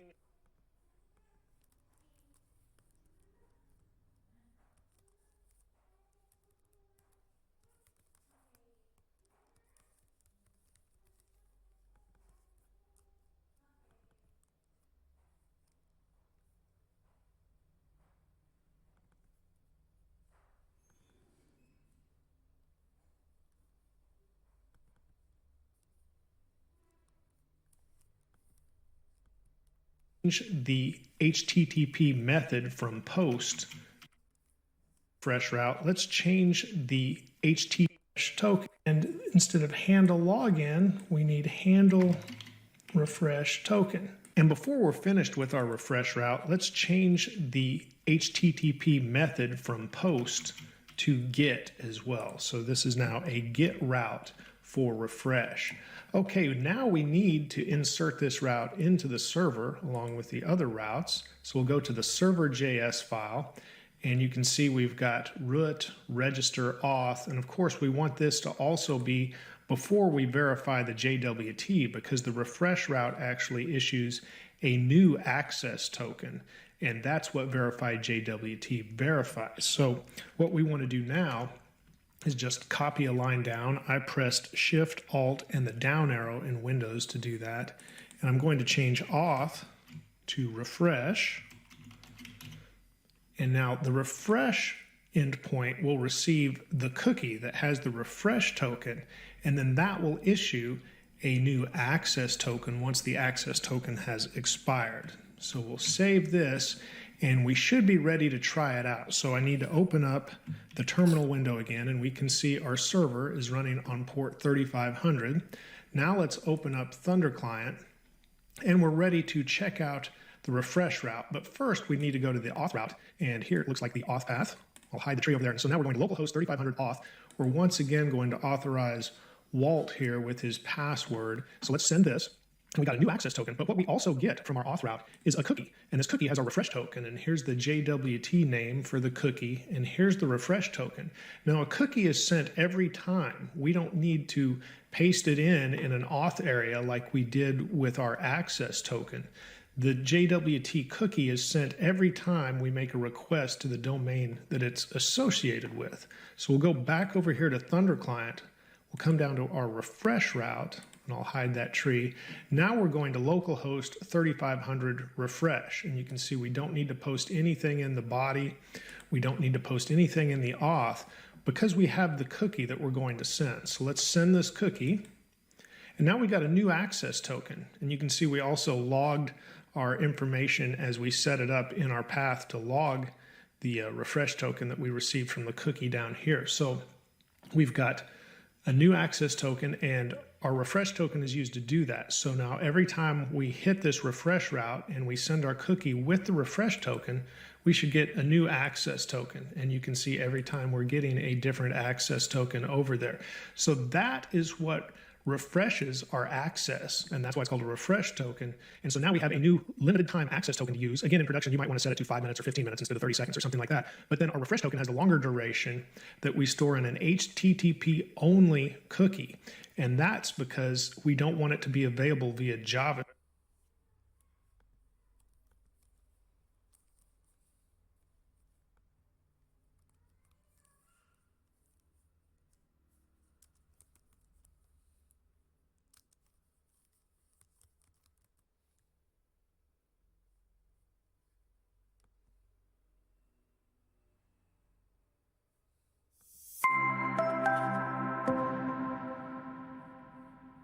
Hello and welcome. Hi, I'm Dave, and I'm excited to be starting this Node.js tutorial series. In this series, we'll learn all about. Believe it or not, I will draw the person you will marry. One of my clients asked for a refund.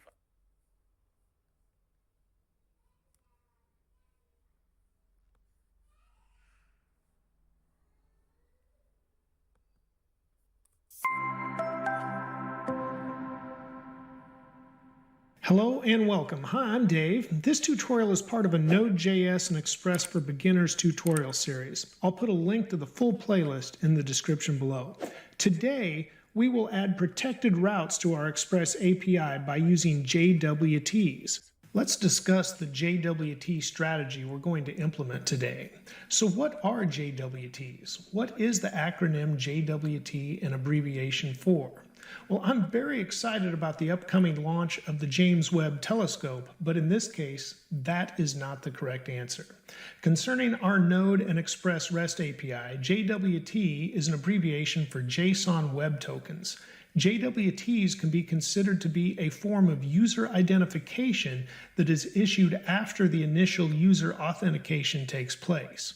When a user completes user.username, because we did have the username encoded in the token, so if it's not equal to the decoded .username, in other words, maybe it was tampered with again, script, so it increases our security. Nothing's 100% perfect, but it's the best way to go, I believe, for that. So we're sending the HTTP only cookie that has the refresh token, and that issues us the new access token. Now that we've finished testing the refresh route, one extra measure of security, or one extra step we can take, is to offer a logout route. And with the logout route, we could actually then delete the refresh token and not let it last for the full duration. And that just gives our users the opportunity. What the fuck is this? www.the4a.com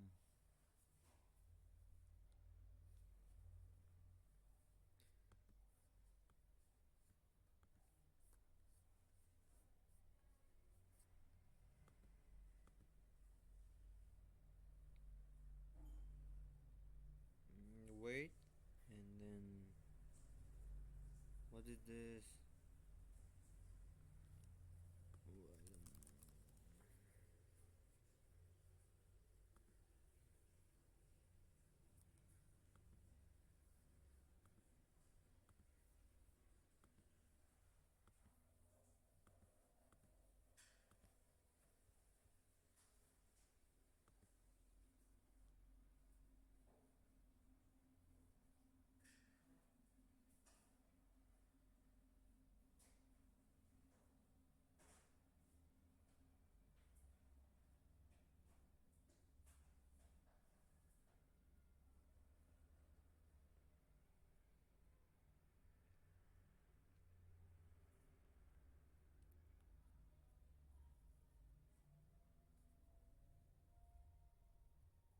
If you apply. So you're really a virgin? Yeah, I'm.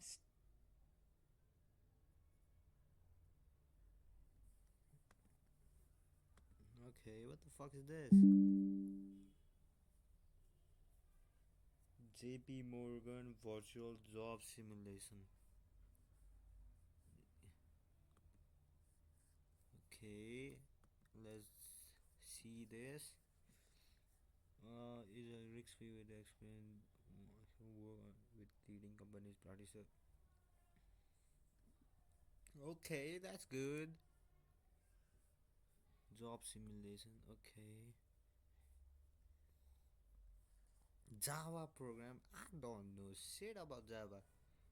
No grades, self-pacing, or risk-free way to explain the tax. The fuck is the tax? Project intermediate. Set your local deployment environment and get acquainted with the program. How software engineer build and configure backend system used to process high volume financial transaction. How to set up a data using shit.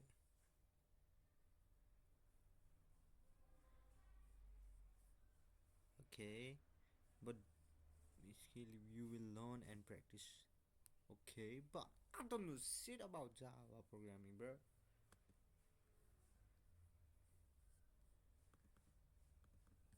Wait, I need real shit. Reddit, I need Reddit. The JP Morgan. Who the fuck is JP Morgan? Bank. Um, I need to find something about this.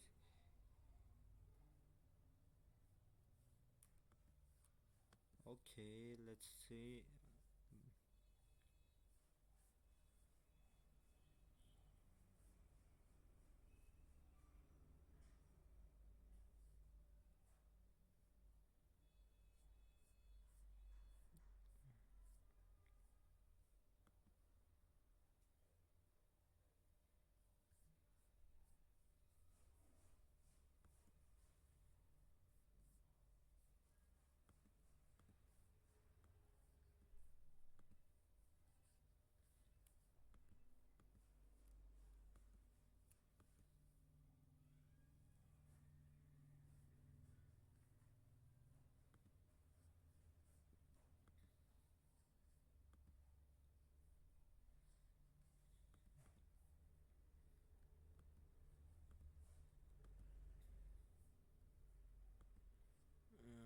Internship.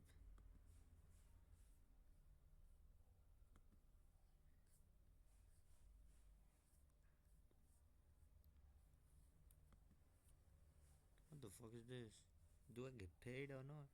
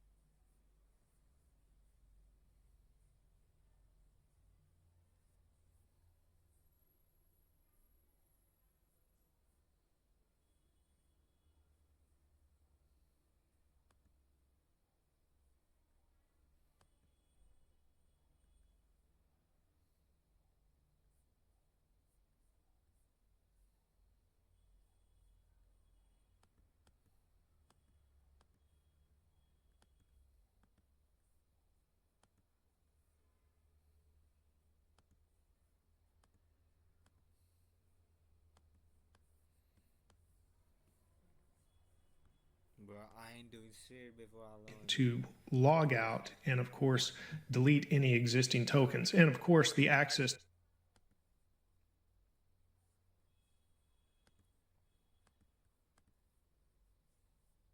token should also be erased on the front end when the login or log out link or button is clicked as well. Of course, we're working on the back end, so we won't be doing that today. But let's go ahead and add this new controller for the logout. So we'll have logout controller.js.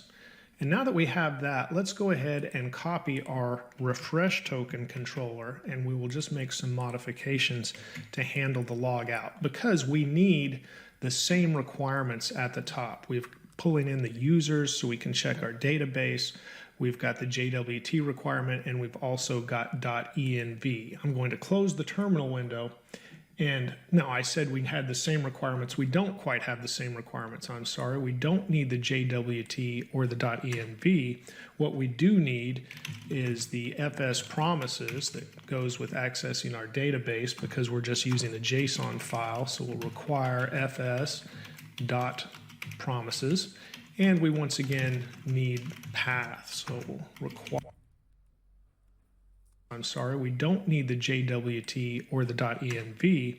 What we do need is the FS promises that goes with accessing our database because we're just using a JSON file. So we'll require FS dot promises.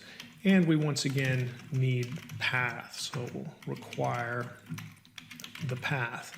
And again, these are only to access the current JSON file we're using for our users database. This is a mock database. This will be replaced, of course, with Mongo or Postgres or whichever database technology we work on in a tutorial in the future. Vibe Coding 101 Part 3. Stop typing your prompts. Seriously. Your prompt and cursor. So we've got this down for the requirements, and let's move forward with the logout. So instead of handle refresh token now, we're going to handle the logout, and we'll have a request and response. And then let's just add a note here for the front end if you're doing full stack development, like on client, also delete the access token. We can't do that here on the back end. You need to do that in the memory of the client application. Just zero it out or set it to blank or whatever when that logout button is clicked. What we can do though is take care of the refresh token. So here once again we need to get the cookies as they come in. Now let's erase our logs here we were doing for the cookies and the cookies JWT before. If you wanted to erase our logs here we were doing for the cookies and the cookies JWT as they come in. Now let's erase our logs here we were doing for the cookies and the cookies JWT before if you wanted to see those in the console. And we'll once again verify that we have got cookies and then that we also have a JWT in the cookies. And if we don't, well, that's okay because we were just going to erase it anyway. So let's send a status 204. That means it's successful and there's essentially no content to send back. That's what that status is. So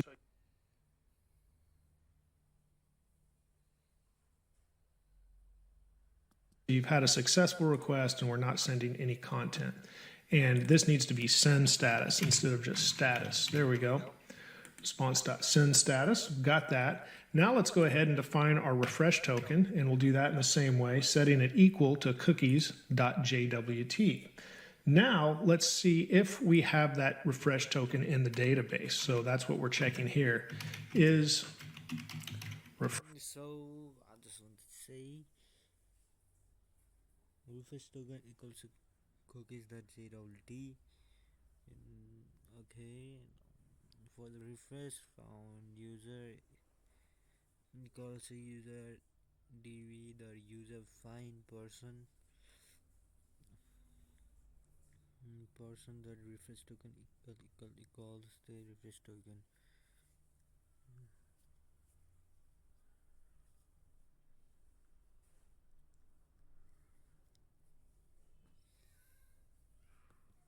refresh token in DB. So once again, we try to find a user that has this token. So setting this equal to the refresh token, just as we did in the previous refresh token controller, is exactly what we need. And if we don't have a found user at this point, we can go ahead and clear the cookie. So we're going to do something just a little different here, and it won't be forbidden either. So we'll get rid of that. And let's go ahead and look at how we clear the cookie first. So if we don't have a found user, but we did have a cookie to get to this point, we can just go ahead and erase the cookie that was sent. And that's going to be with response.clear cookie. And then inside there, we'll look for the JWT cookie. And then you have to pass in the same options that it was set with. So once again, we'll say HTTP only, set that to true. And that should be all we need to do there, except for sending the proper status. So once again, we're going to return and send a status not of 403, but of 204, which once again means this was successful, but no content. Okay, I'm going to scroll up just a little bit, and now we can pretty much erase everything here, and we're going to create some new content below. Because if we've reached this point, that means we did find the same refresh token in the database, so now we need to delete. Bro, that's a good idea. I just thought of something though. New content below. That's a fucking good idea. If I'm back and refresh my memory with fucking refresh my fucking memory with React, I think I can do that. I can fucking ass do this. Fucking do that. Oh, because if we've reached this point, that means we did find the same refresh token in the database, so now we need to delete the refresh token in the database right here. And we're using file system, of course, for that instead of Mongo or Postgres at this point, but we will change that in the future. Right now, let's define other users, which would be all of the other users that are not the user that we found, and set that equal to users.users.filter, and we'll just filter this out. We'll pass in the person, and now the person.refresh token is not equal to our found user dot refresh token as well. There we go. Okay, so I'm going to press Alt-Z to wrap that line of code so we can see all of it. And that's all the other users. So now our current user is going to be equal to our found user. And then we're going to set the refresh token to blank. So we'll leave the refresh token property, but now we're just erasing it from the user. And now we can update our users DB with our set users, and we'll go ahead and pass in our other users, and then we'll pass in our found user. Oh, and I'm sorry, is not equal to our found user dot refresh token as well. There we go. Okay, so I'm going to press Alt-Z to wrap that line of code so we can see all of it. And that's all the other users. So now our current user is going to be equal to our found user. And then we're going to set the refresh token to blank. So we'll leave the refresh token property, but now we're just erasing it from the user. And now we can update our users DB with our set users, and we'll go ahead and pass in our other users, and then we'll pass in our found user. Oh, and I'm sorry, that's not found user, that should be the current user that we just defined. There we go. So found user was before we erased the fresh token. Now the current user has the updated refresh token that is zeroed out, or blank, if you will. Now let's just write this to the file. So we'll await fs promises dot write file. And now on a separate line here, I'm going to say path dot join, pass in the directory name. After that, we'll need to come up one folder, and then we'll say in the model folder, and then we'll name the users.json file. Okay, then we need to go ahead and use json.stringify and write in the users db.users. And that should update our users file. And so after that, we need to go ahead and delete the cookie, which we saw how to do before as well. So we use clear cookie, and we reference a JWT, and we need to pass in the same options as well. HTTP.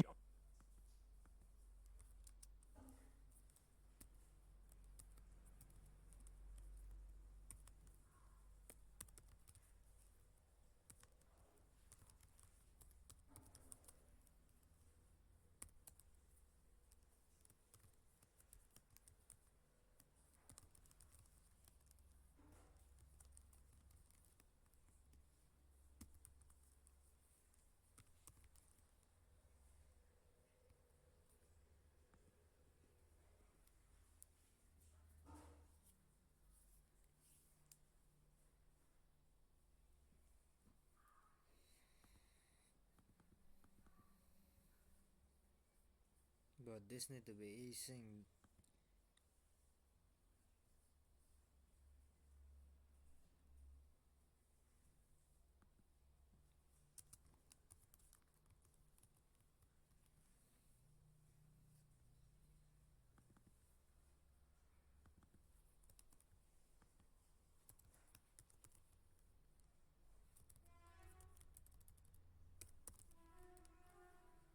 In the logout, what this does, cookie equals to request that cookie, and this get every cookie that fucking request from where the request came from.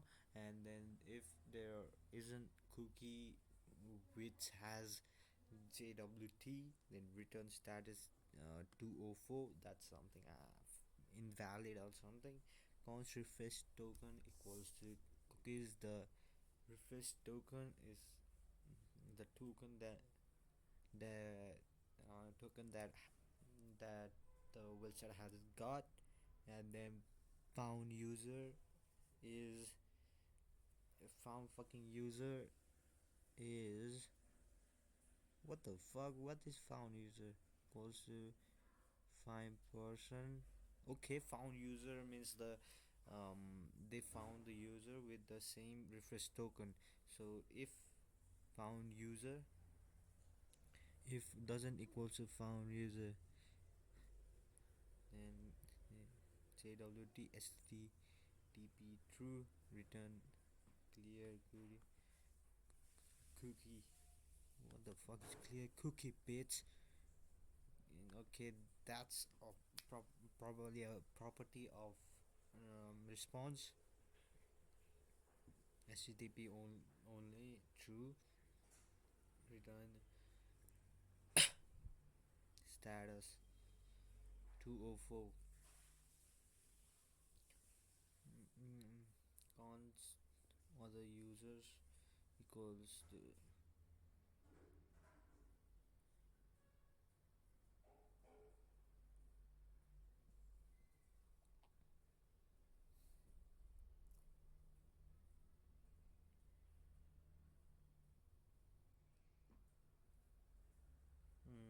cons other users equals to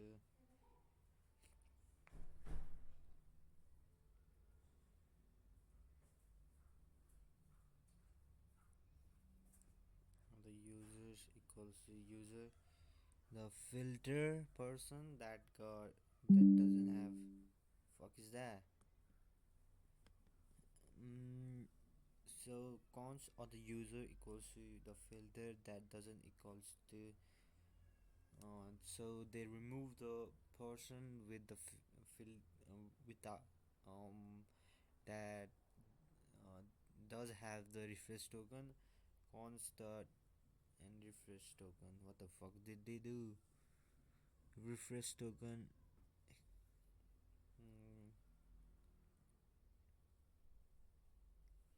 What the fuck is that? And set user. Let me back this up. Blank token is not equal to our found user dot refresh token as well. There we go. Okay, so I'm going to press Alt-Z to wrap that line of code so we can see all of it. And that's all the other users. So now our current user is going to be equal to our found user. And then we're going to set the refresh token to blank. So we'll leave the refresh token property, but now we're just erasing it from the user. And now we can update our users DB with our set users, and we'll go ahead and pass in our other users, and then we'll pass in our found user. What is this set users? Where the fuck did this came from? Set users. Okay, set users, okay. Set user bracket the other user with current user without the refresh token bits. I understand, I hear you, my guy. And why the fuck am I doing like this? We need to use async to use await, so we use that await fs promises for promises the right file the join, and then boom, the fucking. Oh, and I'm sorry, that's not found user. That should be the current user that we just defined. There we go. So found user was before we erased the fresh token. Now the current user has the updated refresh token that is zeroed out, or blank, if you will. Now let's just write this to the file. So we'll await fs promises dot write file. And now on a separate line here, I'm going to say and delete the cookie, which we saw how to do before as well. So we use clear cookie, and we reference a JWT, and we need to pass in the same options as well. HTTP only set to true. Now I will add in production, both when we send the cookie and when we delete the cookie as well, HTTP only set to true. Now I will add in production, both when we send the cookie and when we delete the cookie, you also want to add the flag secure true, and that will make it only serve, so it only serves on HTTPS. We're just using a dev server that uses HTTP. Send the cookie, and when we delete the cookie, you also want to add the flag secure true, and that will make it only serve, so it only serves on HTTPS. We're just using a dev server that uses HTTP, but you want a, so it only serves on HTTPS. We're just using a dev server that uses HTTP, but you want a secure connection with HTTPS. So we don't add this in development, but we would in production, the option of secure, and set that to true.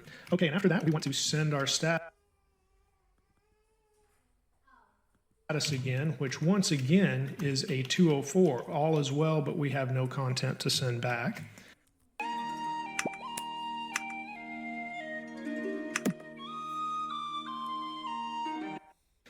And after that, we need to change our export from handle refresh token to handle logout and save.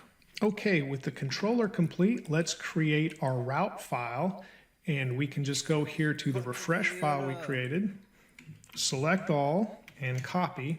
And now I'm going to create a new file in the routes called logout.js. And now I'll just paste everything in from the refresh route, and we'll change that. So we need express, we need the router, but instead of refresh token controller, we'll select all three of those with Control D, and I'll just type logout. And this will be a get route again, and the export to router is correct, but we do not have handle refresh token here. We also have handle logout as the function for the controller. And with that complete, now we can go to the server and add that route as well. We won't need to verify a JWT to log out, so I will just once again Shift Alt and the down arrow to copy a line down, and I'll change refresh to log out and save. Now let's open a terminal window again. Wait the fuck out. I need to know where the fucking.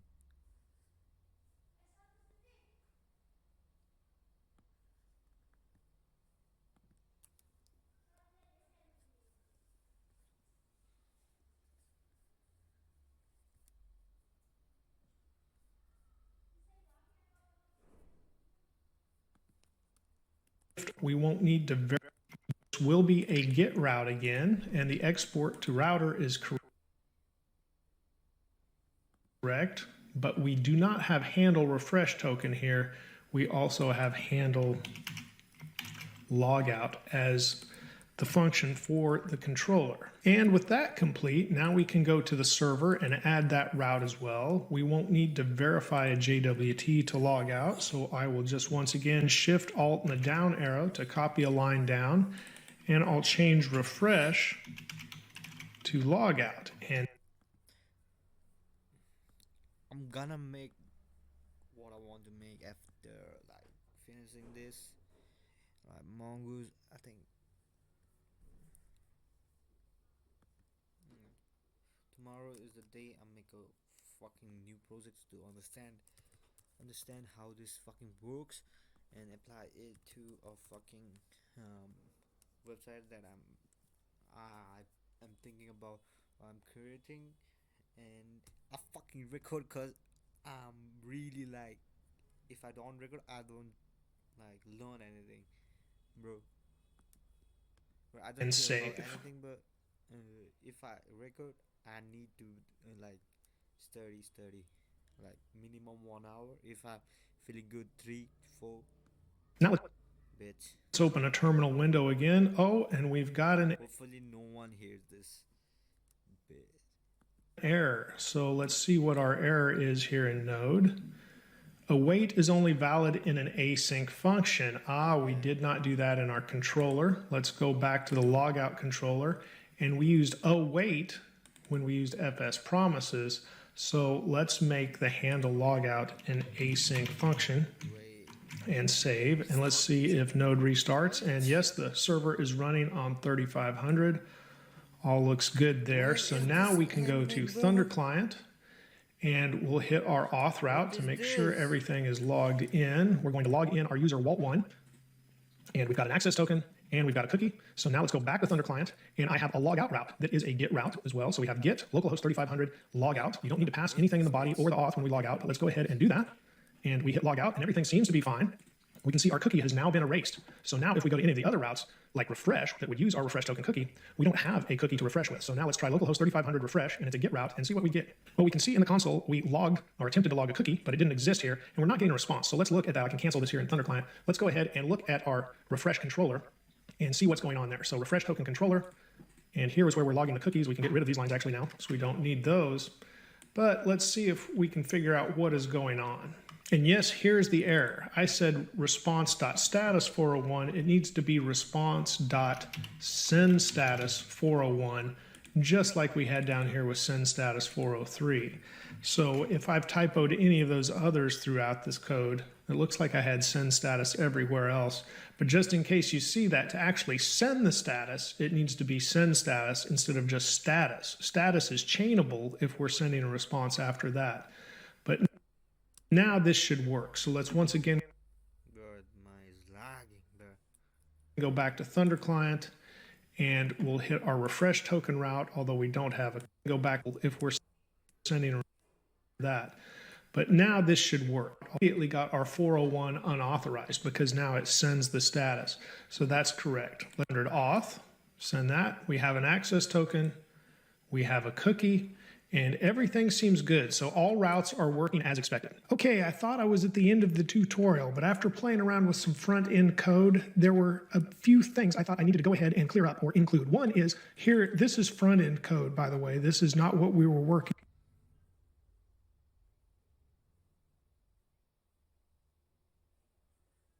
The fuck is this? on in Express.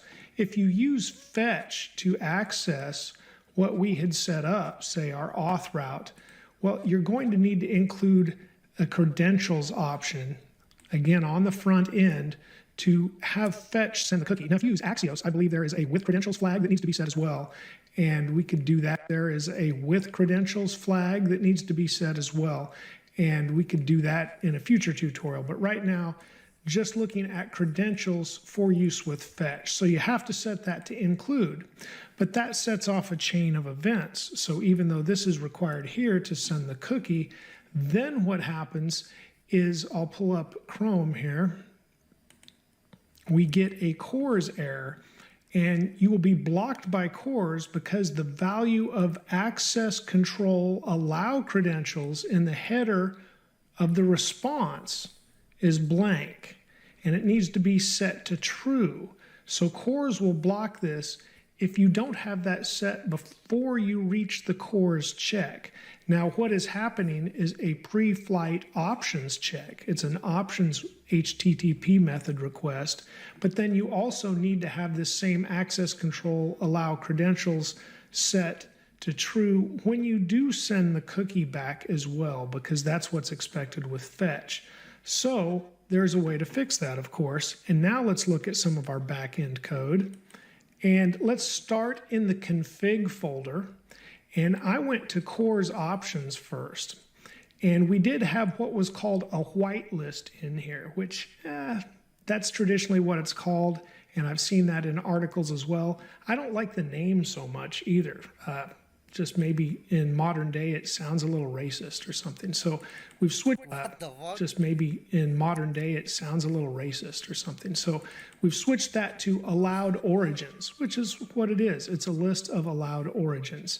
And I put it in its own file because we're going to use it in middleware also, but I only want to update it in one place. So we have our allowed origins, formerly called the whitelist in the tutorial, and we're exporting allowed origins. So we import that into our CORS options and use it here.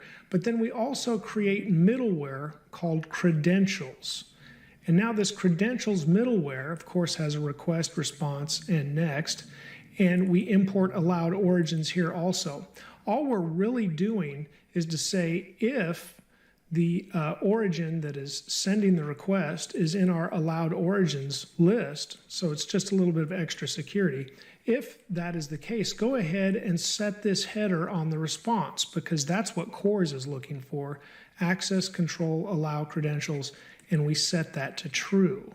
So now that we have the middleware created, we go to the server file and we pull that middleware in. And then you want to use the middleware. We're using credentials right here. And of course, I'm importing it right up here above. You want to use that before CORS, because if CORS sees that that response header is not set, it throws that error. So that will fix that issue. And I would hope that would be the end of the issues, but no, there was one other issue. And let's take a look at what that was. I'm going to open Chrome again, and I had to do a screen capture. Now, I was in the Dev Tools in the Network tab, and I was looking at the auth request. And then I could pull up the cookie, and then there was this little triangle. And the reason I had to do this screen capture is because I had to mouse over the triangle for this message to pop up. And it's very small print. I'm zoomed in quite a bit already just to see this. And it said the set cookie header didn't specify a same site attribute. So that defaulted to same site equals lax. And then it was blocked because it came from a cross-site response, which means our front-end application was not on the same domain as our back-end API. And that's often the case. So there's nothing wrong with that. It's just that's why they blocked it. It says the set cookie had to have been set with same site equals none to enable cross-site usage. So that tells us something else, another option we need to go and put in our set cookie response. So let's look back at the back-end code here. And then where did we set the cookies? Well, let's look at the controllers. That's where the cookies were being set. And I believe the auth controller is what sets the cookie specifically. And so not only do we have HTTP only true, but then we went ahead and set same site to none as they request here. And then after you do that, they give you another message in the same spot, and that says secure must be set to true. Now, previously, I didn't have secure set to true there because I thought you could only use it with HTTPS, even being set. And I believe the auth controller is what sets the cookie specifically. And so not only do we have HTTP only true, but then we went ahead and set same site to none as they request here. And then after you do that, they give you another message in the same spot, and that says secure must be set to true. Now, previously, I didn't have secure set to true there.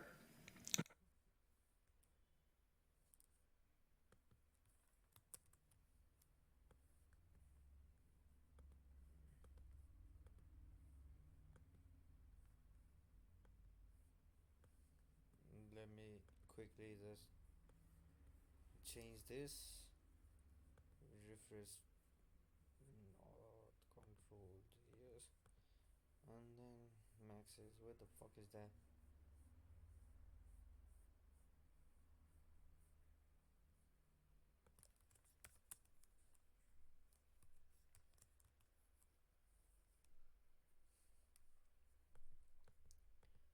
Cookie max is dang dang dang.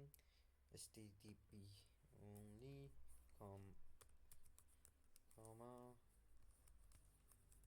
same site.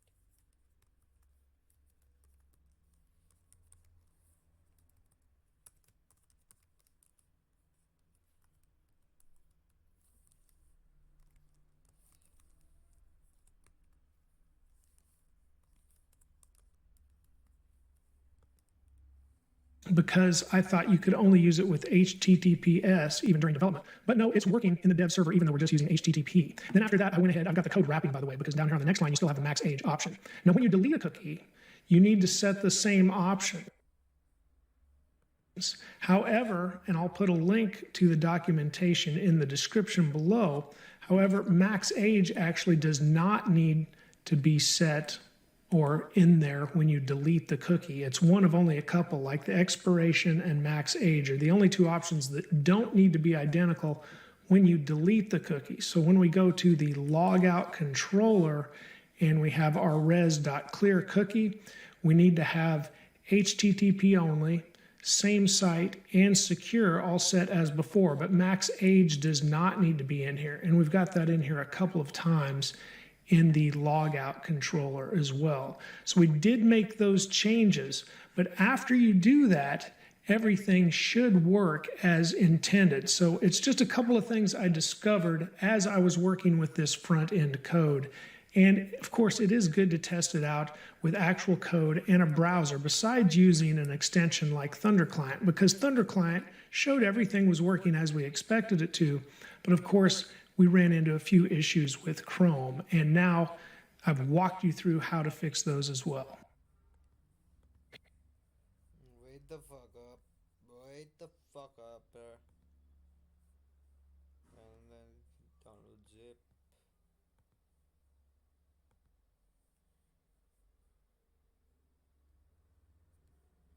Extract all. Extract. Cut. Cut.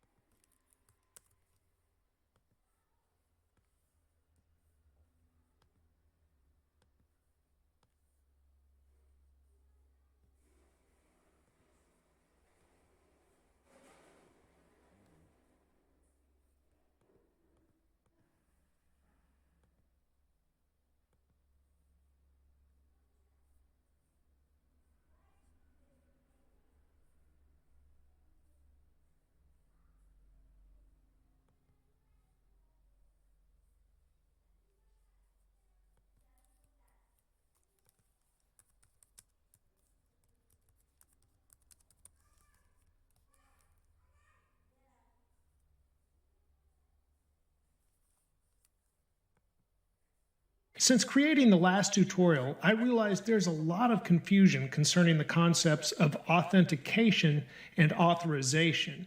They're often used interchangeably or simply abbreviated as auth, but they are not the same things. Authentication refers to the process of verifying who someone is. Authorization is the process of verifying what specific resources a user has access to. When we log in with a username and password, we are verifying who we are, and that is considered to be authentication. After logging in, our Express API issues users JWT tokens. JWT stands for JSON Web Tokens. While it's true that the tokens confirm the authentication process has already taken place, these tokens also allow access to our API endpoints, which provide our API data. This is authorization. A hint towards this fact is that a JWT token uses the authorization header. Today, we will expand the authorization process by adding user roles with specific permissions to our API authorization process. We're going to start with the code repository from the last tutorial, but if you don't have it, you should be able to easily follow along without it, or you can download or clone the starter source code from the link I've provided in the description below. We're going to start by going to the config folder in the file tree and creating a new file, and we'll call this file roles_list.js. In the roles list, we're going to create the user roles. Now, this could be in a data table in a database. This is just how we're going to do this, and you'll find that user permissions can be constructed in an assortment of ways, and we're going to apply a fairly simple structure today with 3 different user roles. So we'll start out with our roles list constant, and we're going to set this equal to an object, and the keys will actually be the names of the roles. So we'll have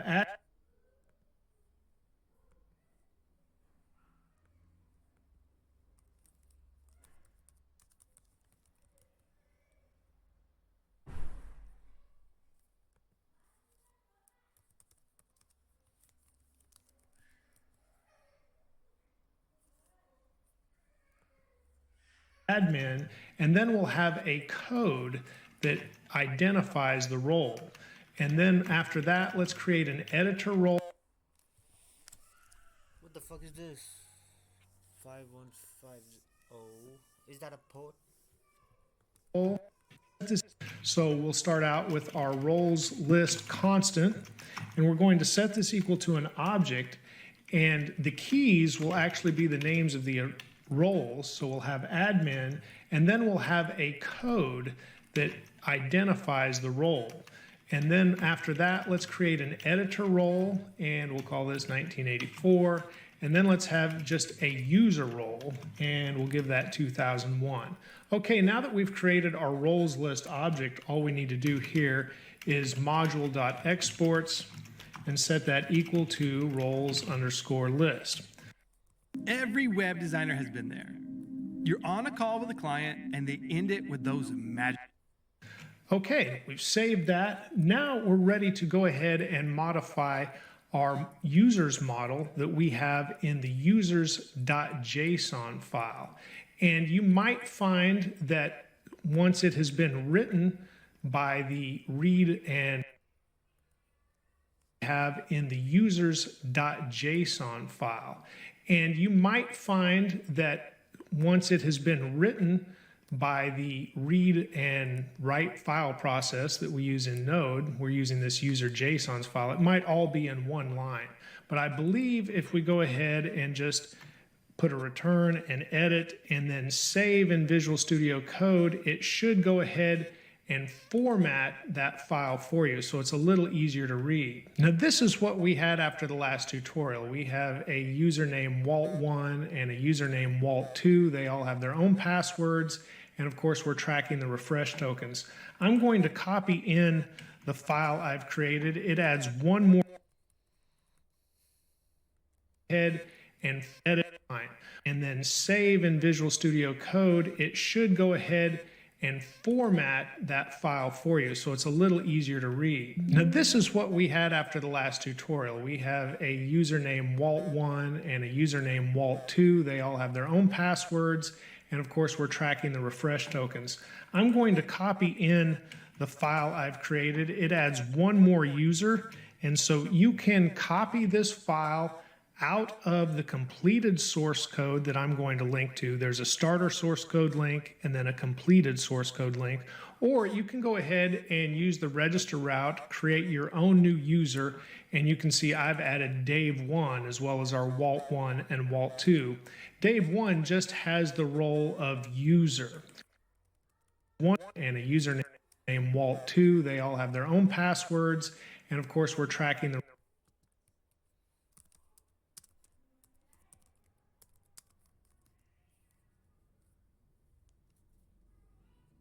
K3500. refresh tokens.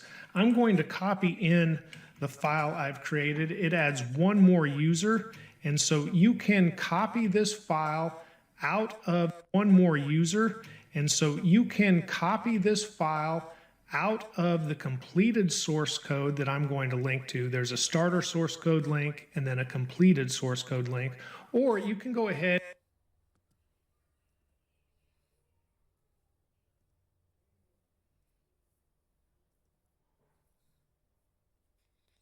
Blur, I can like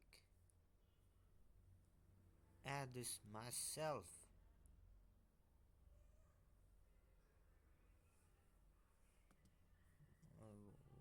Wait. Pose. Body.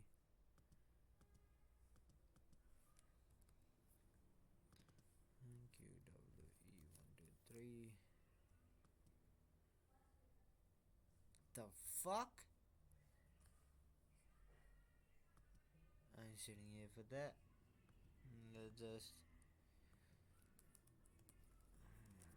roles.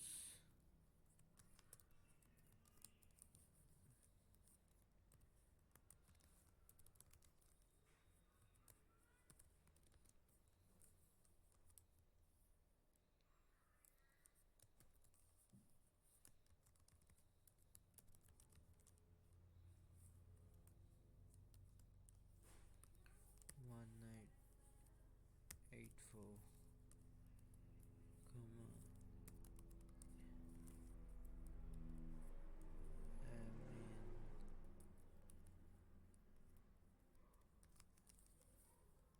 5150.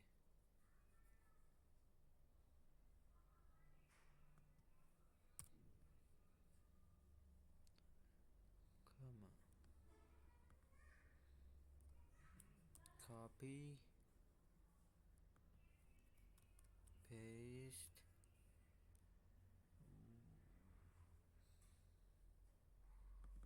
Let's change this then.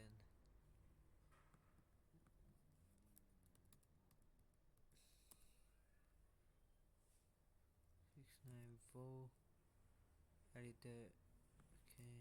Okay. And use the register route, create your own new user, and you can see I've added Dave1 as well as our Walt1 and Walt2. Dave1 just has the role of user, while Walt2 has the roles of user and editor. Day one.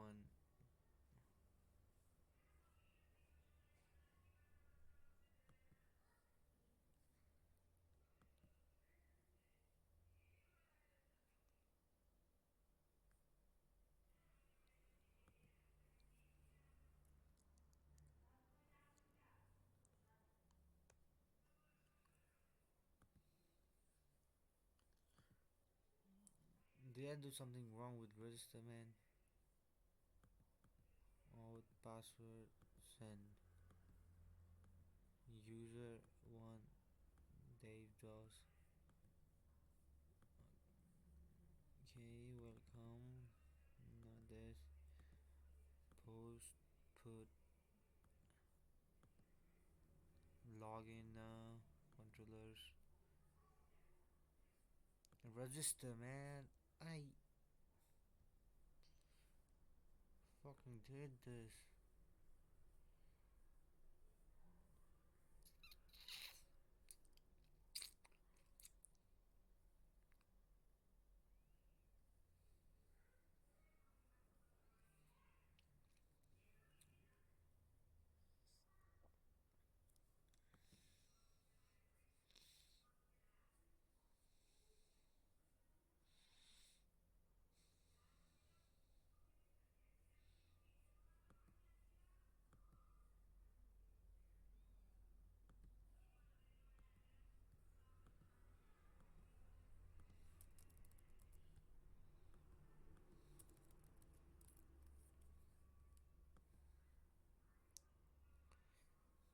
bitch.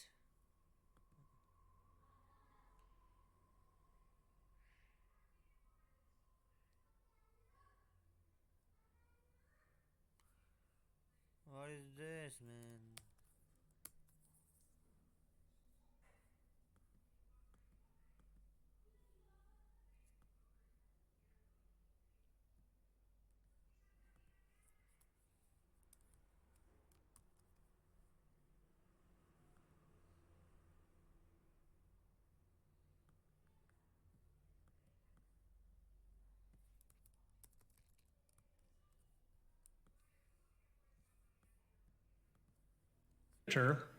And Walt 1 is not only a user, but also an editor and admin. So you can see we're going to support multiple roles. I'll go ahead and save this file. Once again, you can copy it from the completed source code or just create your own third user if you want to. And we'll just edit these manually. Now, there could be an admin area for whatever service you were creating, and that is where these additional roles could be created. But what we will do is just ensure when everyone registers, they're given the user role. And then, of course, later on, you'd think an admin that was in charge could add the additional roles if those roles were to be granted to other users. So now we can collapse the model folder and the config folder, but let's look inside the controller folder and let's look at that register controller that we have. What we want to do is add that role of user with the 2001 code when any user registers. You can see we're creating our new user right here on line 19, and we have the username and the hash password. So let's just go ahead and add this extra role. I'll break this out on separate lines, and that way we can see the new part that we add. And what we want to do is just in between username and password, add roles. Let's keep that lowercase. And after that, let's put this in an object. So then we have user, and then we have the code 2001. And then remember to put a comma after roles so it goes before the password, and save. Now let's go to the auth controller. And when we authorize and create the access token, we will want to send this information in the access token. So we're going to auth controller, and when we authorize and create the access token, we will want to send this information in the access token. So we're going to change our payload for the JWTs. Now first, when we know we have a match and we have verified our user, so everything is good, we want to go ahead and grab the roles that we put in our user's JSON file. So let's go ahead and define roles and set this equal to object.values, and then we can pass in the found user that we have above, and we want found user dot roles. And so now we'll get those values inside of roles.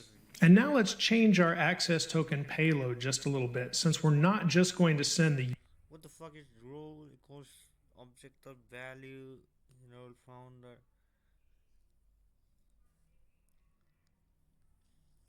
username.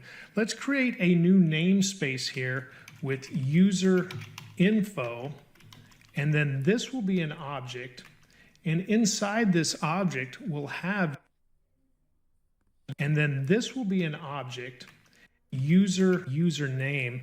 Let's create a new namespace here with user info, and then this will be an object, and inside this object we'll have username.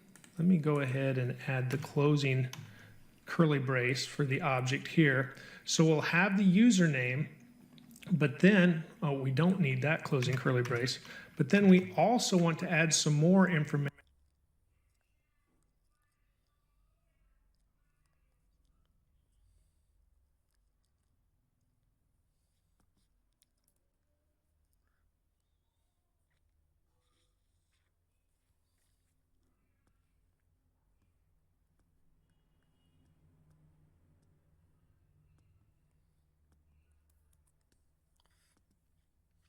Here inside of the user info object, and the next one will be roles with quote, and we'll just pass the roles that we've created. It looks like I actually did need that extra curly brace, or at least we need to indent here, and then we're going to need to close out our payload. That looks correct, I believe. And if you want to break this onto another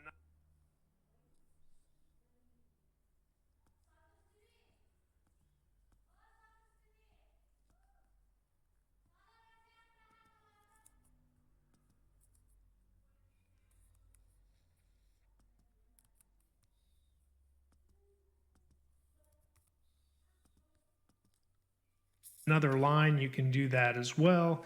We'll go ahead and save, and there we go. It gets formatted a little bit better already. So we're using this user info as a different namespace, and that's good because this is considered to be a private JWT claim, because there are some reserved abbreviations and words for public JWT claims, and you can find out more about that at jwt.io, I believe. I'll confirm that and leave a link in the description below so you can check out more information on the JWT claims if you're interested. Now, there is no reason to send the roles in the refresh token, and ideally the access token will only be stored in memory on the front end, but we don't have control over that. So when we do send the roles, we're just sending the codes and not actually the word admin or editor or anything like that.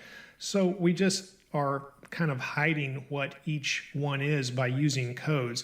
But at the same time, ideally that access token would only be stored in memory anyway. But there is no need whatsoever to send the roles in the refresh token. The refresh token is only there to verify that you can get a new access token.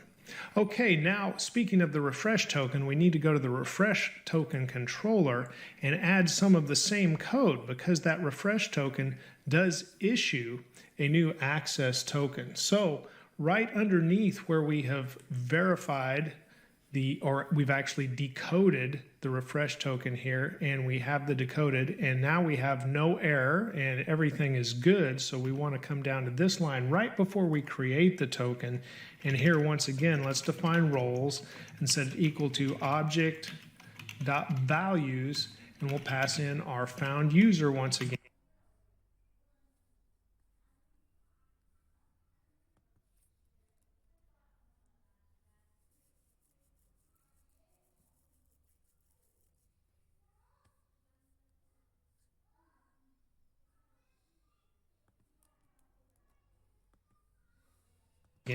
And the roles that are associated with that user. And now we can use the new namespace as well. So we'll use user info again, and then we'll create an object. And inside this object, we'll have the username, which is the decoded username, but then we'll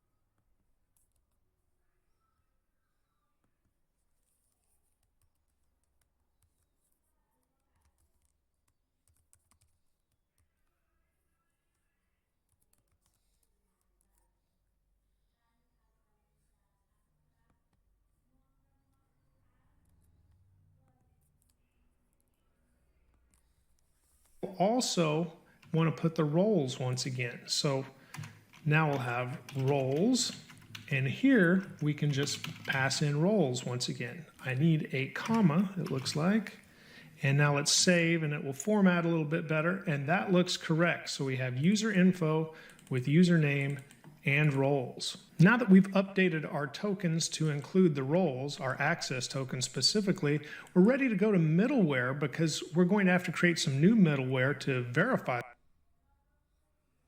Bitch! What the fuck, bitch?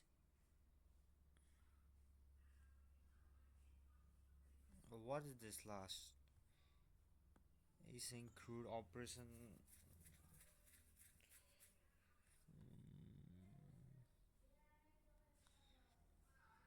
Let me 17, 19. It's an hour. by those roles. I think I can survive an hour and then make a project to like. I don't think I fucking understand how to code this whole thing myself. So where was But first, let's look at the verified JWT file that we already have. I'd like to make a couple of quick updates. One is when we define the auth header. This works, and especially when we have control of the front end as T file that we already have. I'd like to make a couple of quick updates. particular?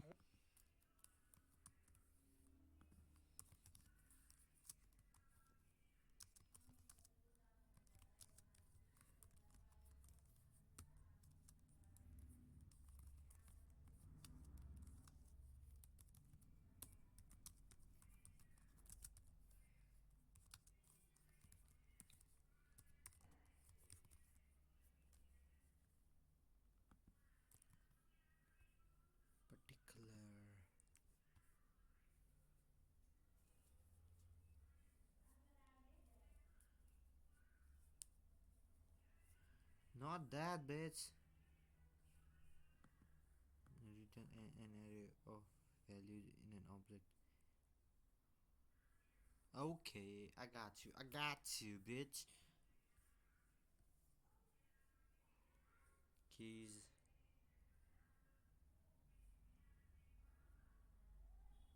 Keys. One is when we define the auth header. This works, and especially when we have control of the front end as well.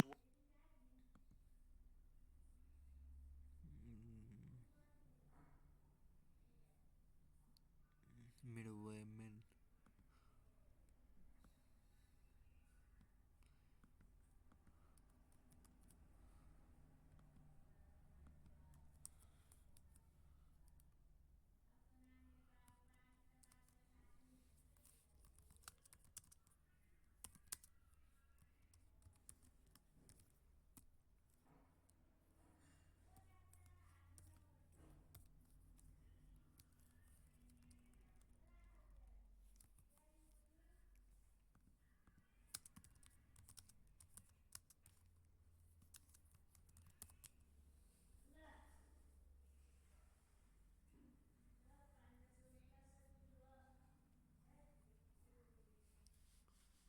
Look like authorized bearer your JWT token. So if you log it out, might be split.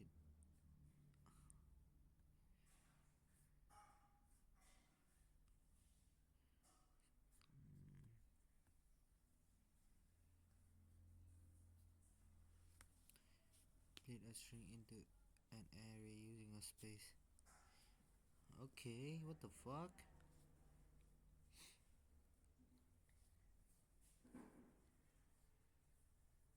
Okay, I got you, bitch. I got you. Well, and we know we would define authorization with a lowercase a. However, it can also come in with an uppercase. So instead of this, let's go ahead and just say dot authorization, which is essentially the same thing that we had, but then we can also say or, and then we could have request dot headers dot authorization with a capital A as well, just in case it comes in with a capital. Now we know we're going to grab it either way. After that, let's go ahead and change our if auth header as well, and let's look for an optional chaining method here. So we say if we have, or if we do not have the auth header, actually are saying, and also starts with, and here we want to have bearer, and this is supposed to be a capital B by the standard. So we don't really have to look for lowercase and uppercase like we were here. So we're verifying that, first of all, if we do have an auth header or if it starts with this. And we're actually looking to say if we don't have an auth header and then this optional chaining says, okay, well, even if we do have an auth header, if it doesn't start with bearer,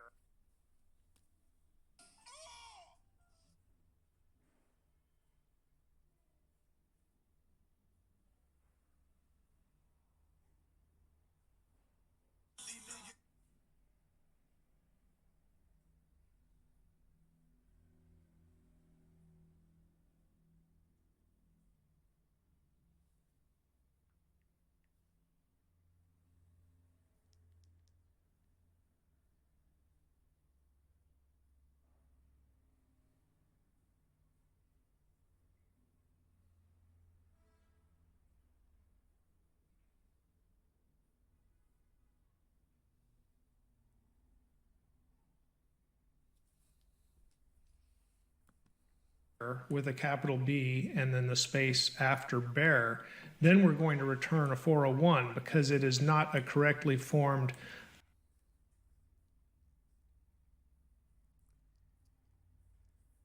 authorization header that starts with bearer and then the token as it's supposed to.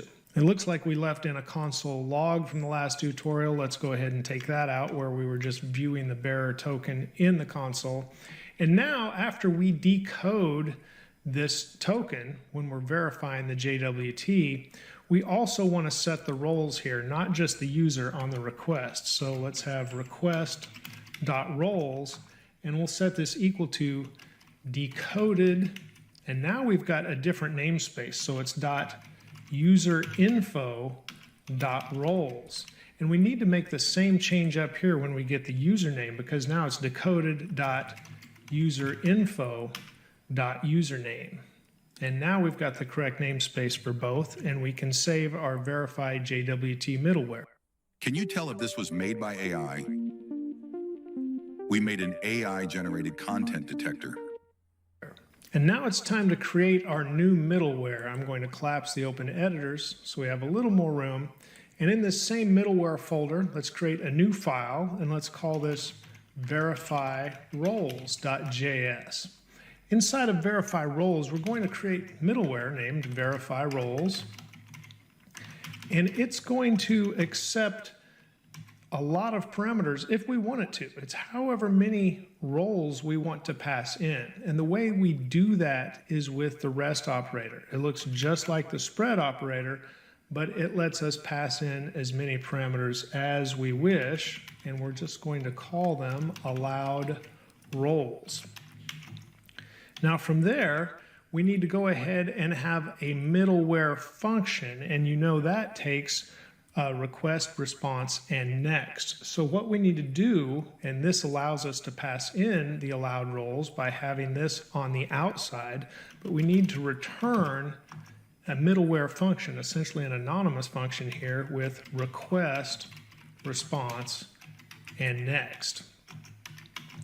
And now inside of this function, we'll have everything that our middleware would do. So the first thing we need to do is say if we do not have a request, which we should because our verified JWT will come before this, but let's go ahead and do that just to be thorough. And then let's use optional chaining to say, okay, even if we do have a request, it needs to have roles, or this should not be valid. And if it's not valid, we're just going to return a response and send the status 401, which is unauthorized. Now we need to define a roles array. Let's keep that lowercase, camel case actually, roles array, and set this equal to the allowed roles that were passed in. Now we're spreading those into a new array here. Now that we have this, let's go ahead and log this to the console. These will be the different roles that we're passing in. And of course, there will be the codes associated with the roles. But let's go ahead and log roles array. So when we go ahead and test this, we can see everything that we expect to. And we'll be comparing this to the request.roles that we just set inside of the verified JWT that will be executed as middleware before the verifies roles middleware. Okay, so we'll log both of those just so we can see what's going on. But now we know we have an array of user roles that are coming from the JWT, and then we have the roles that are passed in that will be allowed, and that's what we're going to compare. So we're comparing arrays, and I'm going to define just a result here. And let's set this equal to request.roles.map, which map creates a new array, and we'll have a role, and for each role essentially, we'll compare to the roles array, and we'll see if the roles array includes the role that we're passing in, and if it does, it will return true. That's what includes does. And if not, it will return false. It's a Boolean. So we'll have a new array, and we'll have a true or false for everything that was in the request role. So if we had 3 different roles here, we'll have possibly true, true, true, or true, false, true. Who knows for sure, but that's what we'll have. So we need to filter this array. And all we need is one true to know that the role can access the route that we're verifying. So what we want to do then is chain find, and we can just say for each value, the true and false, in the new array that was mapped, each value, we'll check the value to see if it's equal to true. And if it is, it will return. If it finds a match, it will return the very first one it finds. Or if it finds no matches, then we won't have a result. And so that's how this works. I'm using 2 higher order functions here essentially. So we're mapping over the roles that are sent from the JWT, and they're assigned in the verified JWT to request roles, and we're mapping those, comparing them, and getting true and false results back to the roles array that will be passed into this route. So we'll pass in however many roles we want to. This array could possibly only have 1 role, or it might have 3 or 4, however many we're checking for or want to allow to this route.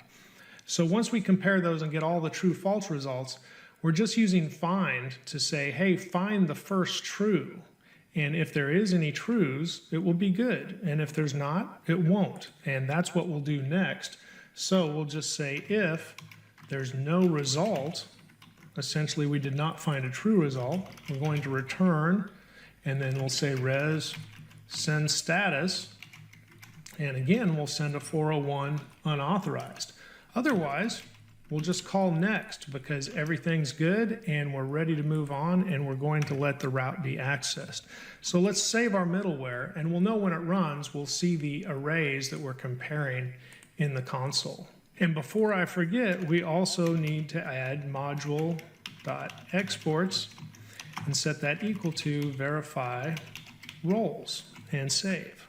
Now let's collapse the middleware folder and open up the routes folder, and then the API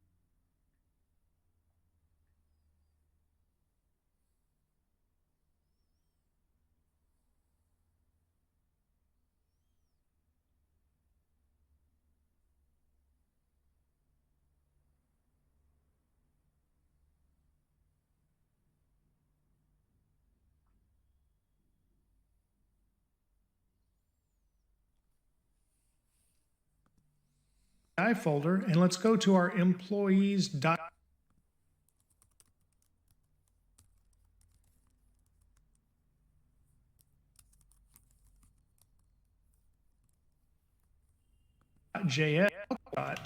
and save. Now let's collapse the middleware folder and open up the routes folder and then the API folder, and let's go to our employees.js that has the different routes: get, post, put, and delete. We have a couple of imports to make here, so let's go ahead and define our roles list and set this equal to require. And now we need to go up and up again, and then we'll look in the config folder, and then we'll find our role.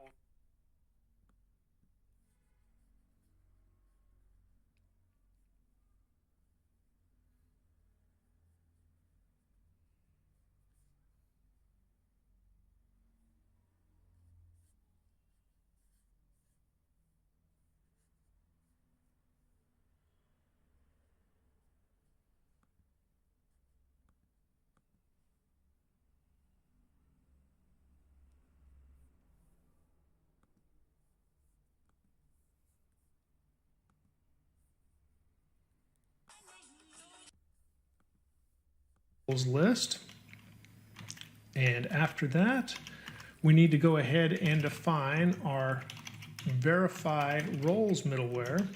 Set this equal to up a folder, up another folder, middleware, and now we're going to verify roles. And I'll save just because I've completed the imports, but now we need to add this to the different routes.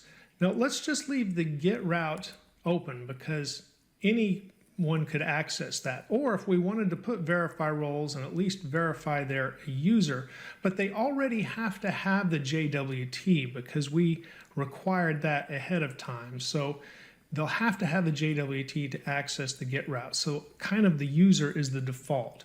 But after that, in the post route, let's put in verify roles. And now we can pass in the different roles list values that we want to let access this route. So we'll type,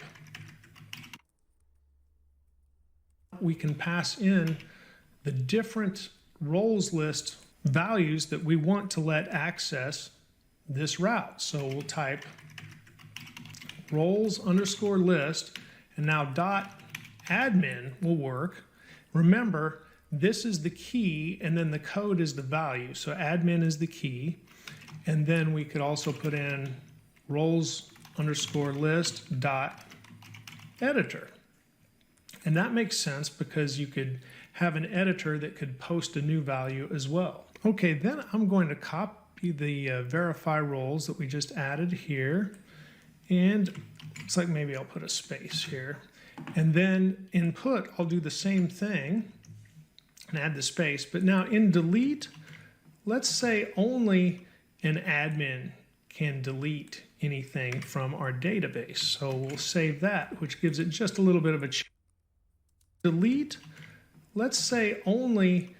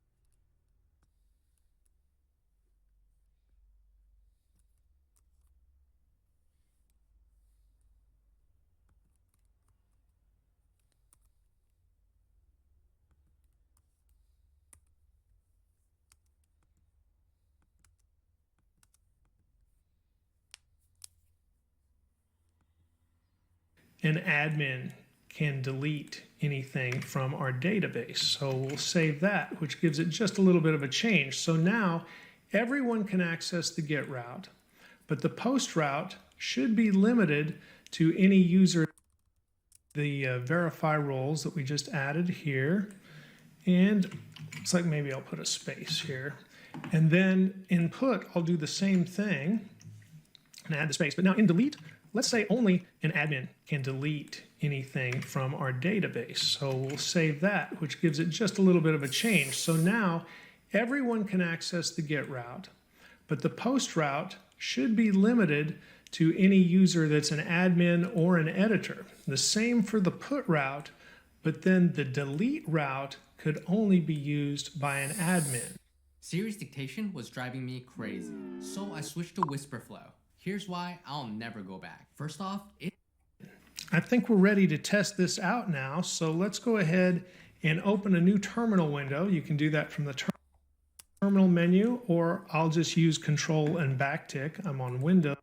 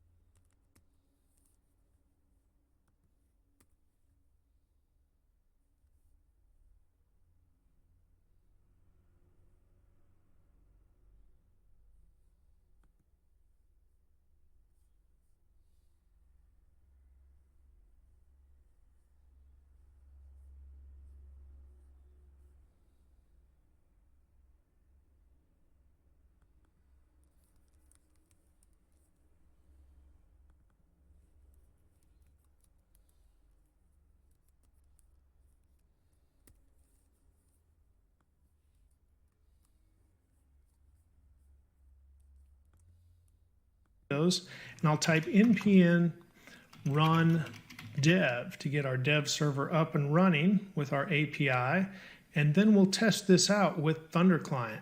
Okay, I'm going to drag the terminal window up just a little, give it some more room so we can see the console log notices that we get. And from there, I'm going to click on Thunder Client here on the left. If you don't have Thunder Client installed, you can get it through the extension over here and then just search. I've got an auth collection here, and the very first thing we'll need to do is authenticate a user. Let's look at which user we're going to authenticate first. Let's just do Dave1. Remember, this user only has the user permissions. It does not have an editor or an admin permission. So I'll send, and I get the access token.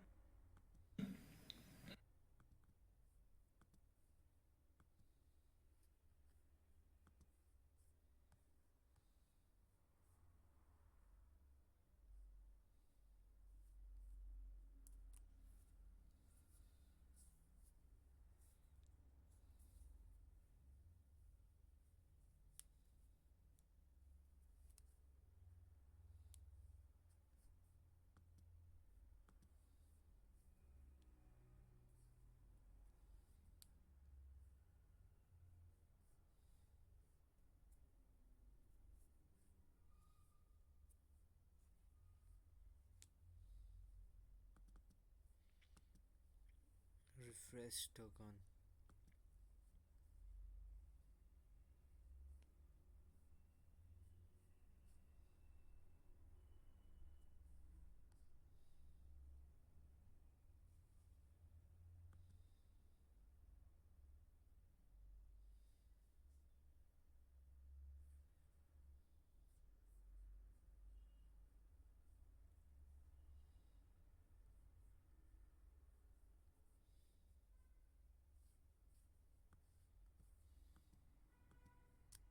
I'll copy this access token, and now when I go to the employees API and go to get employees, I'll go to auth here, paste in the new access token, and send, and everything is good. But if I do this for post, if I'm in time within the 30 seconds it was given, and send, I got a 401 unauthorized. So that means our verify roles is working. As we look down here, we've got the two different arrays logged to the console too. So this is the array that has the roles that we were looking for, that we passed in. 5150 is the admin, 1984 is the editor.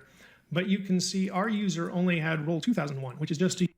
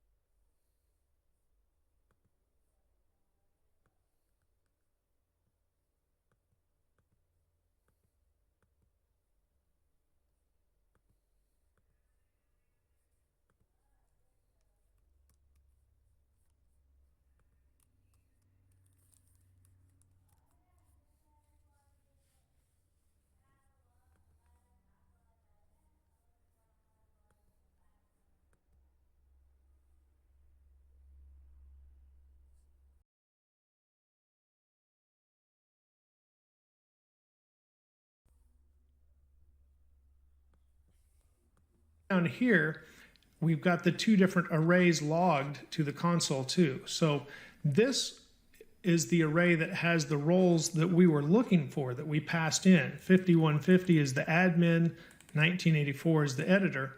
But you can see our user only had role 2001, which is just a user. Okay, now let's go back to my auth collection here and the auth route, and let's check in. 5150 is the array. That means our verify roles is working. As we look down here, we've got the two different arrays logged. Roles is working. As we look down here, we've got the two different arrays.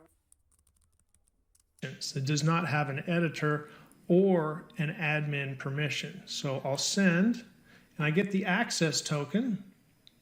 I'll copy this access token, and now when I go to the employees API and go to get employees, I'll go to auth here, paste in the new access token and send, and everything is good. But if I do this for post, if I'm in time within the 30 seconds it was given, and send post, if I'm in time within the 30 seconds it was given, and send, I got a 401 unauthorized. So that means our verify roles is working. As we look down here, we've got the two different arrays logged to the console too. So this is the array that has the roles that we were looking for, that we passed in. 5150 is the admin, 1984 is the editor. But you can see our user only had role 2001, which is just a user. Okay, now let's go back to my auth collection here and the auth route, and let's change who we're getting a token for. So now this will be Walt2. He is an editor and also a user, but he is not an admin. So we can send this, we get a new token. I'll copy the token.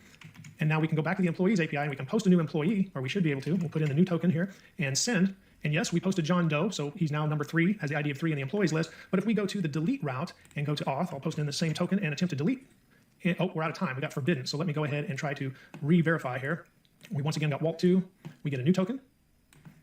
We get that new token once again. I didn't copy it right the first time. There we go. Back to employees. Now we'll attempt to delete. I'll pass in the auth token and send. And we got a 401 unauthorized. And that is because the role did not verify. Now you can see you had to have the 5150 code, which is admin, that was passed into the route. But Walt2 only had the 2001 and the 1984 code in his roles list. Okay, once again, let's go back to the auth route now. And we will change to where we are authorizing Walt1. Walt, paste employee ID 3 isn't in there because NodeMon restarted, I believe, and of course employee ID 3 isn't in there. So let me go ahead and request another token, and we'll see if we can create ID 3 again quickly and then delete it on the same. So here's our new token for our admin user.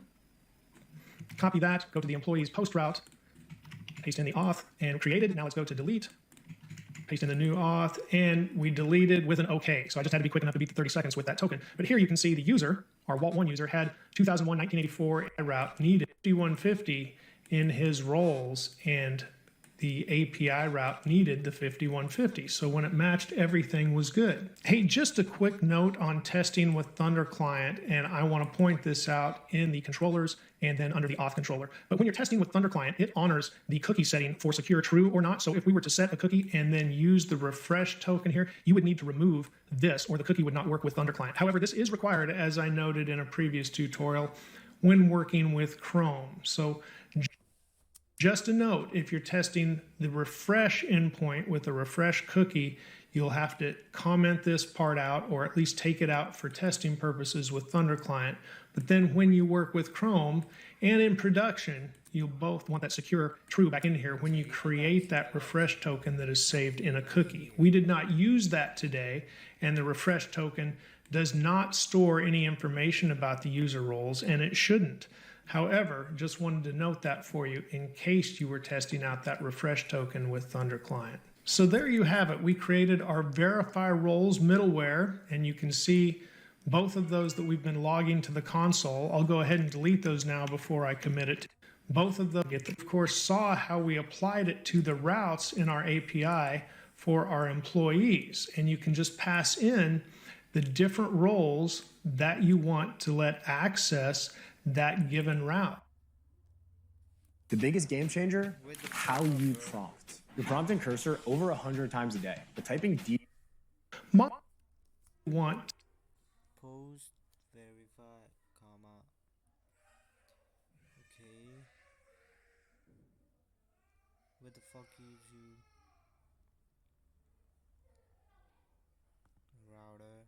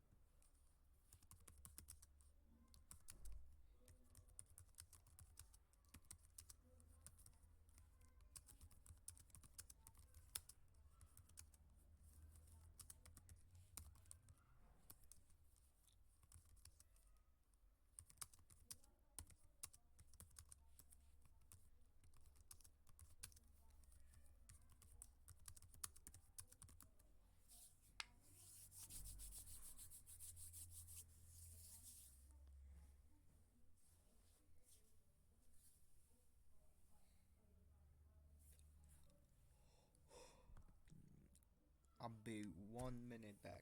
I will be back in 1 minute.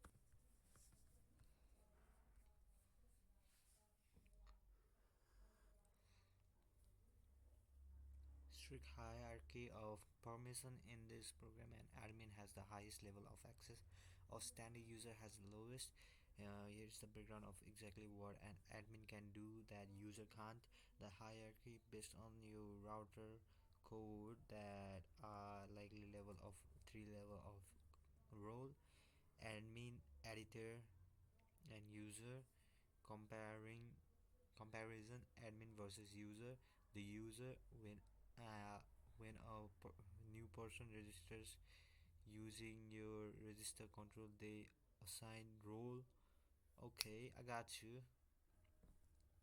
uh, cannot post, cannot put, cannot delete, remove an employee. The editor can give post, cannot delete. Okay, I got you, bitch. I got you. Okay. um and delete this, the line of code empty. Notice that he's missing the only one line. Okay, I got you.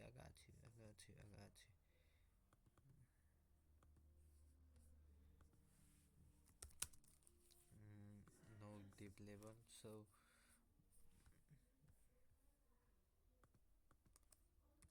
like in method, like get post put and delete. The syntax is like the post and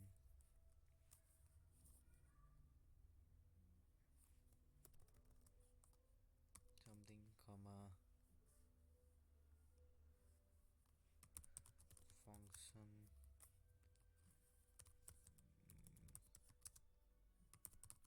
function.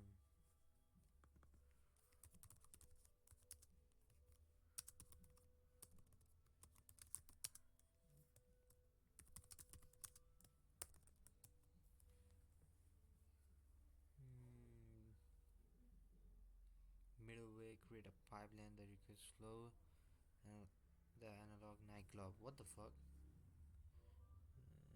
Request middleware controller. You walk up the request, bouncer stops you the middleware. What the fuck? You walk up the request, the bouncer stops you the middleware. He checks your ID to see if you are on the list. If you fail, the forbidden. Okay, role list. Verify role is from middleware verify control. Middleware verify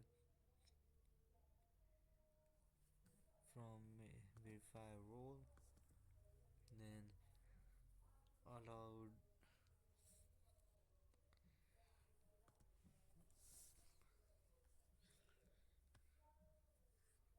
verified copy of the allowed role.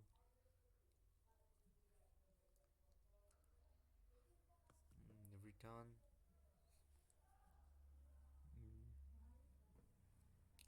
return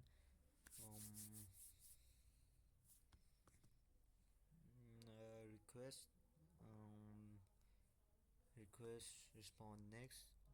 If request doesn't have any request, or the role isn't given, then return status 401. Const roles array equals to allowed role.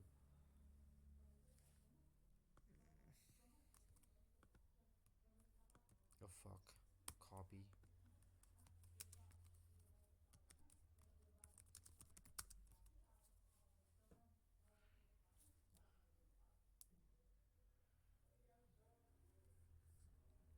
Higher order middleware, it it's a function that returns another function.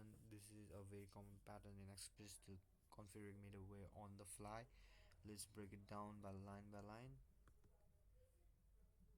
Okay, the big picture: const verify role equals to allow role.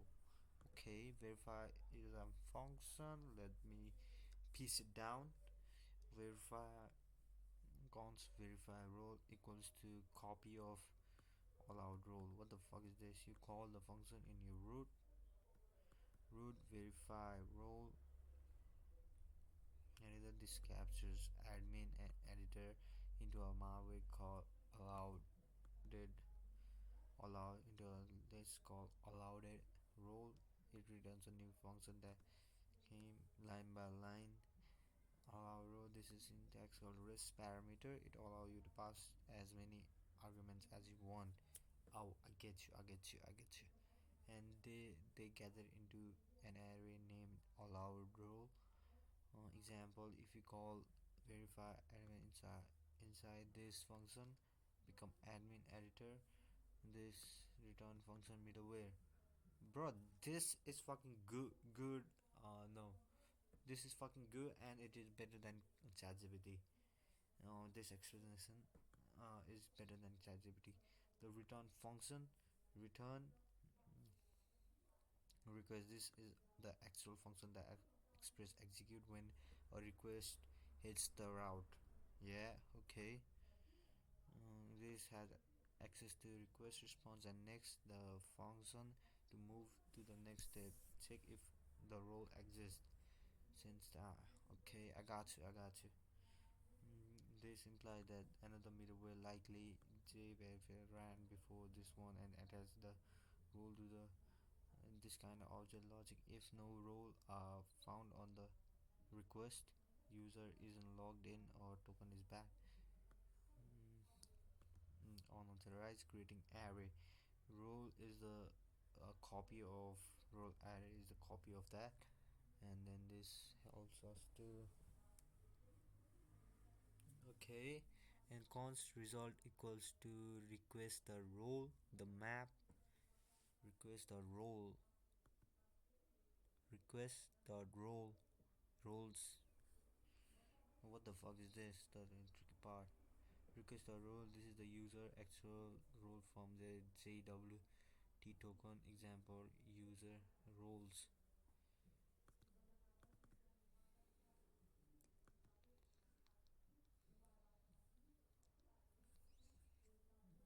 Request the roles from the actual token. Map loops from where has roles array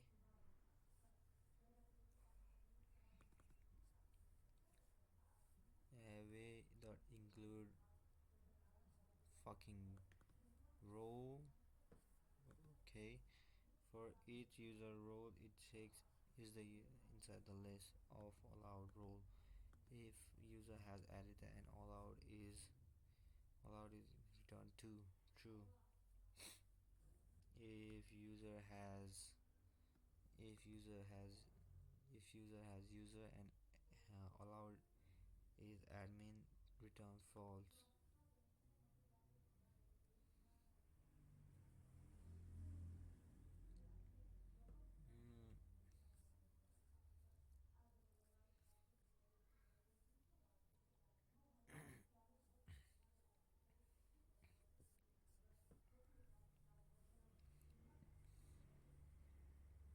Mm, hmm,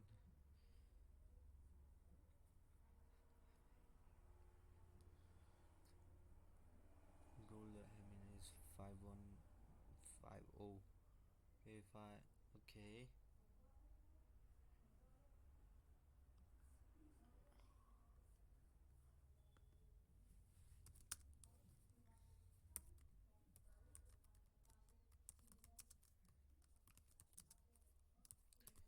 From this, bro, is the black?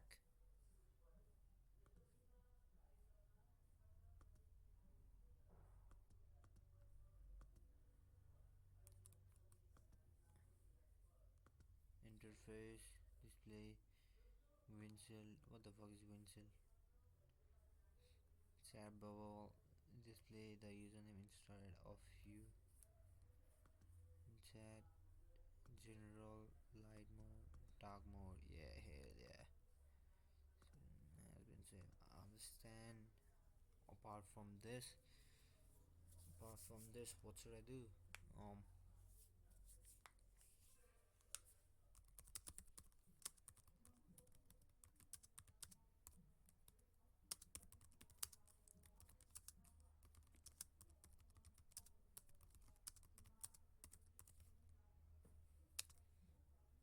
Root that. I know root, but let me um just get by it. What are middleware and root? This can make me underwater. Middleware and root.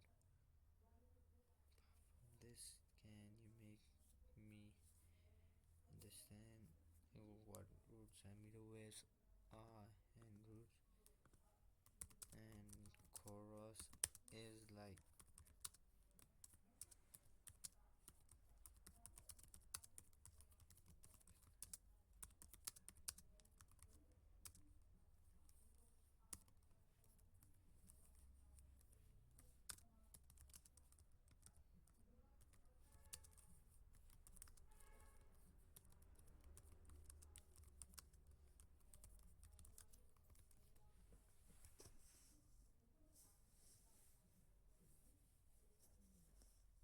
Okay, what the fuck is this?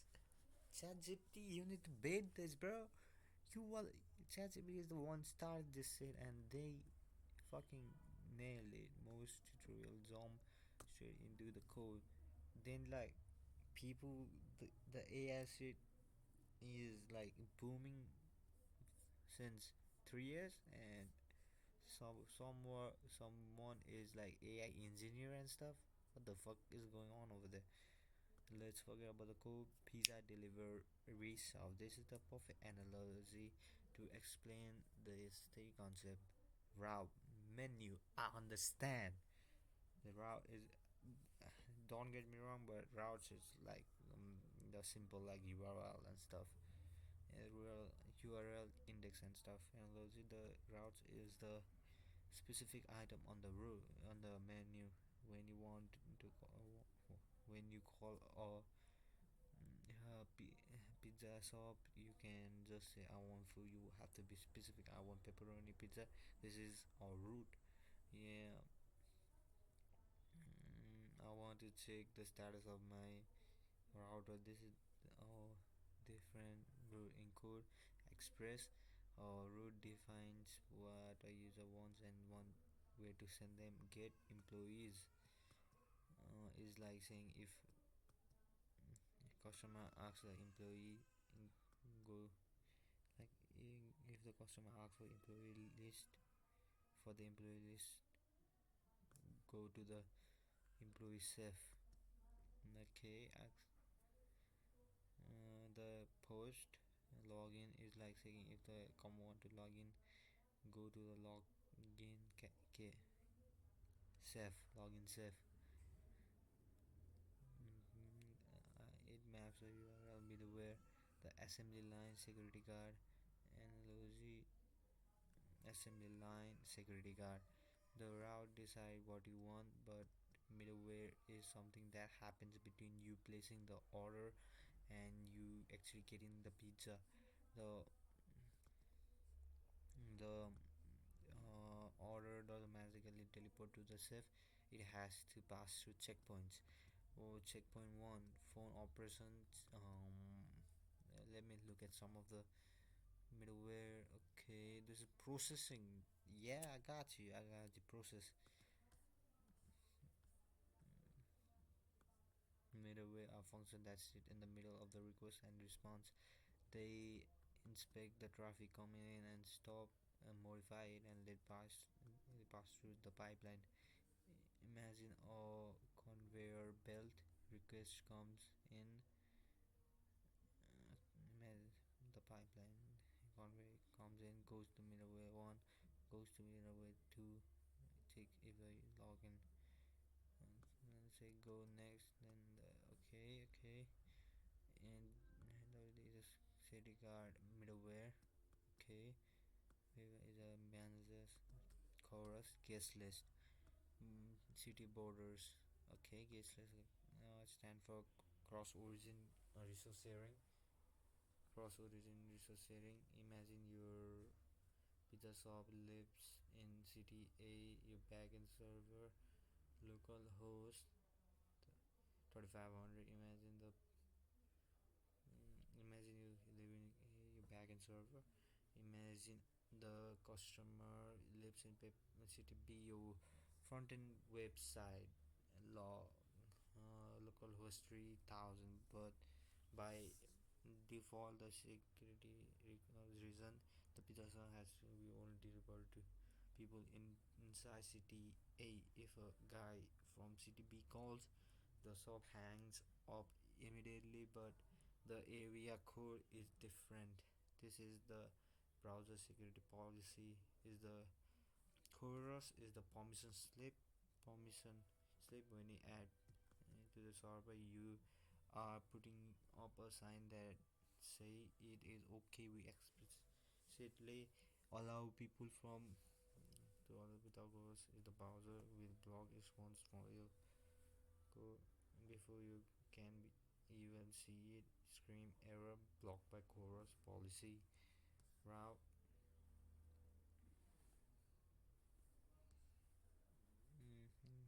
Run. Hey server, I want to delete an employee. Checks ID. Okay, this request coming from all our front end pass through middleware. Check the other and everything. So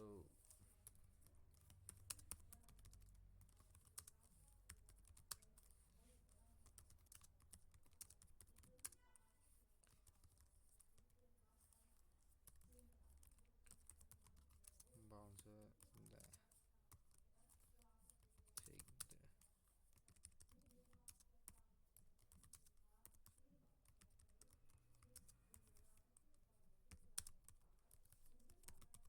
check then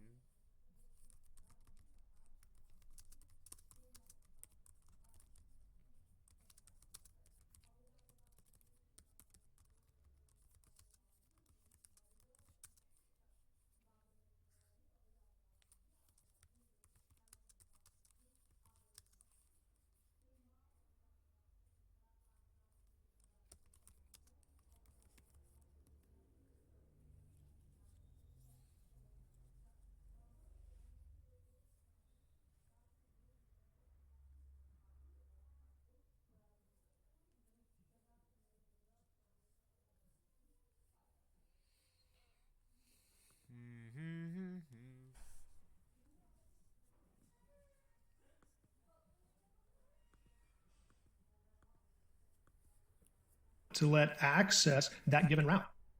MongoDB is the M in the MERN stack. It represents the database in the stack. The front-end application of the MERN stack is handled by React. Along with Node.js and Express, MongoDB completes the back-end REST API. Traditional SQL databases are built in a relational structure. Related tables reference each other with joins as data is queried. These relational tables also normalize the data. That means data is not duplicated in the tables. That's the DRY principle, which stands for don't repeat yourself. And that's applied to the structure. However, with NoSQL databases like MongoDB, you can throw all of that out. MongoDB stores data in collections. The individual records in the collections are called documents. Stores data in collections. The individual records in the collections are called documents. The documents have a key value string. All of that out. MongoDB stores data in collections. The individual records in the collections are called documents. The documents have a key value structure and look a lot like JSON.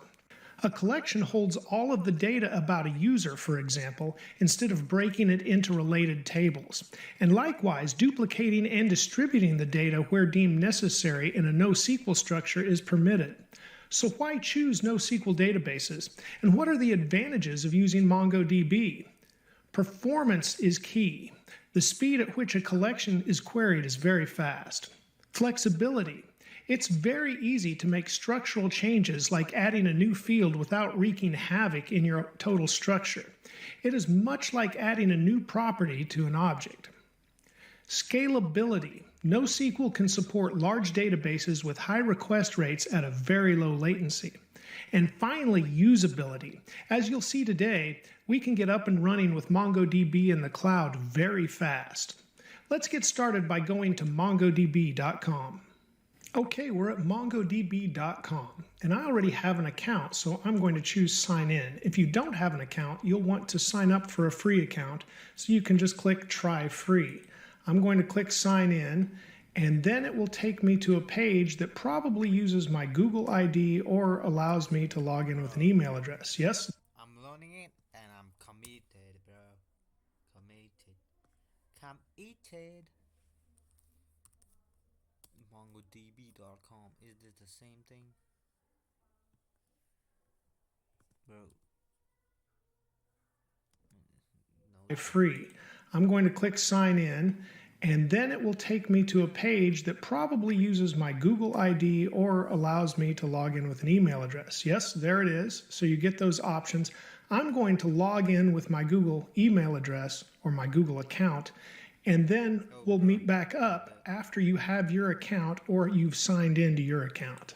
Okay, I'm signed into my account, and I'm on the projects page where I can create a new project. And you see, you have your account or you've signed into your account.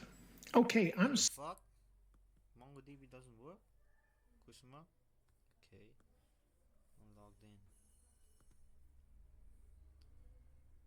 Accept, submit. I don't care about that day. Bro, what the fuck? Is it MongoDB or fucking random ass shit? Bro, MongoDB, man. What the fuck you doing? Get to know you. Learning MongoDB. Yeah. Yeah. How? Yeah. Get to know you. What program are you planning building on? JavaScript. That's the I think. And what type of data will your project use? Streaming data, user activity, messages. I think so. And not sure, none. I think this time series, I really want to make a map because like I think that will get money. I fucking don't know.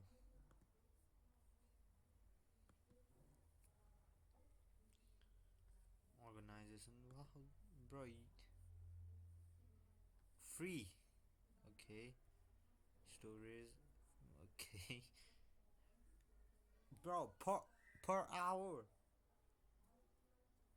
Oh, $30 a month. That's cool, calm. Bro, I ain't from Mumbai. What the fuck?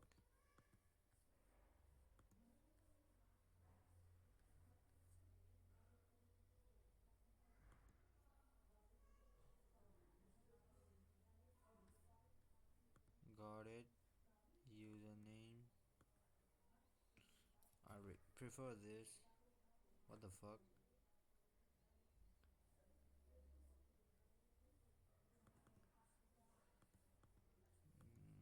Copy notes.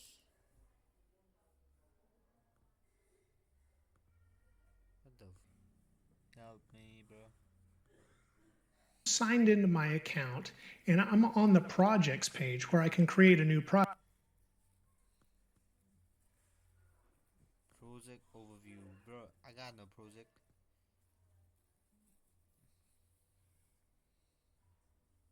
Okay, I'm in where he is. Project, and you see I already have one project here. Now if you're not on this page once you're signed in, just click the little leaf in the top left and it says view the organization home, because that's where this is. So once you're there, you'll want to create a new project, and now you'll want to name the project. I'm just going to name this one Mongo Tuts, short for tutorial, and click next. And then it asks you to go ahead and set permissions or members, and it'll probably assign that to your default account to start out with. As you can see, I have project owner right here. So I'm going to click create project. With the project created, you can see I now have Mongo Tuts up here above database deployments. We need to build a database, and of course it gives you the big shiny button right in the middle to do so. So please click. We created, see I have project owner right here. So I'm going to click create project. With the project created, you can see I now have Mongo Tuts up here above database deployments. We need to build a database, and of course it gives you the big shiny button right in the middle to do so. So please click that, and then it gives you choices. And we're just going to go with free today. If you want to get one that you pay for, that's fine. I'm going to choose free over here on the right. And then it will say create a shared cluster. And right now, I'm just going to keep all the defaults. So free, shared, it has AWS, it has one of the USA regions for me because I'm in the US. You may want to pick a different one if you're not, and maybe it already defaults to something close to you. And then it just has these other default settings. And I'm going to go with all of that, even the default name here, cluster 0, and click create cluster at the bottom. Now it says new clusters take between 1 to 3 minutes to provision, so I'll come back when this is finished. My cluster 0 has now been created and we're given this screen. So what we want to do is click browse collections. We don't have any collections yet, so we get this and it says load a sample data set or add my own data. We're going to choose add my own data. With that, it asks for a database name and a collection name. So let's clusters, and I'm going to go for me because I'm in the US. You may want to pick a different one if you're not, and maybe it already defaults to something close to you. And then it just has these other default settings. And I'm going to go with all of that, even the default name here, cluster 0, and click create cluster at the bottom. Now it says new clusters take between 1 to 3 minutes to provision. So I'll come back when this. But my deploy is so fast though.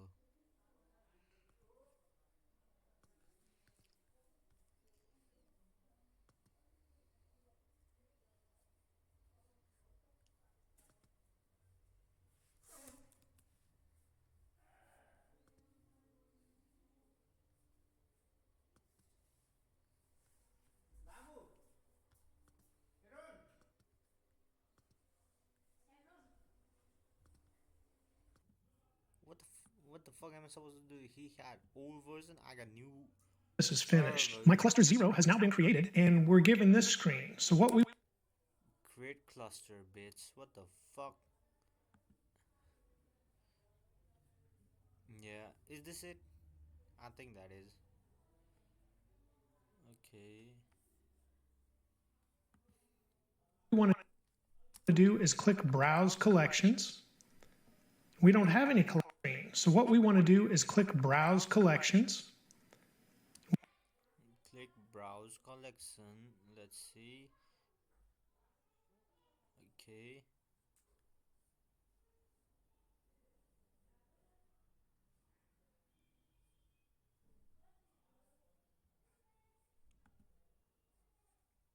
Fucking hell. Overview clusters. Fucking okay, this is it. Okay. What is this? Chart collection in browse collection. We got none. Okay, let me explore myself. How to model data from performance. How to model data for performance in MongoDB. Let's see. Load sample, schema design, how you store data should defect how your app uses it. With JSON it is equal to model data around your case. Embedding, store related data in one document when it's read together. When data grow large, exceed 16, or involve complex relationship. Referencing when data grow large, exceed or involves. Hell no. Not right now, but maybe another time. Maybe another time. That's good. And explore now. Let's see what the fuck this about. This is the first time introduction AI power assistant. Fuck you AI bitch. We don't What the fuck? Pending. Where the fuck is pending? Okay. Nice. Okay, this should be like this. have any collections yet, so we get this, and it says low. Wait. Okay. Collection. Shifting. Bitch.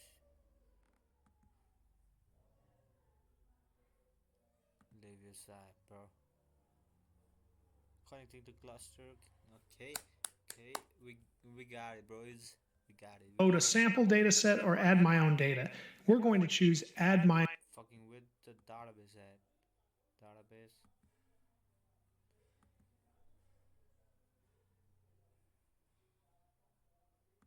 Cluster. Browse collection. This is where we were.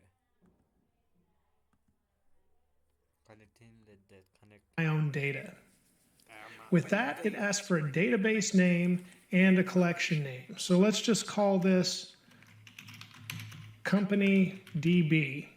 And then we can call the collection name, let's go with employees. And I'll just keep that all lowercase. Company DB is capital company and capital DB at the end. And I'll click create. Wait. Let me use the same name because after sometimes it will be easier to learn from you bits. Create database, create my own. Is this the same? Okay. Admin. Okay, admin local cluster. Cluster got 2. What the fuck is this happen? Fetching documents.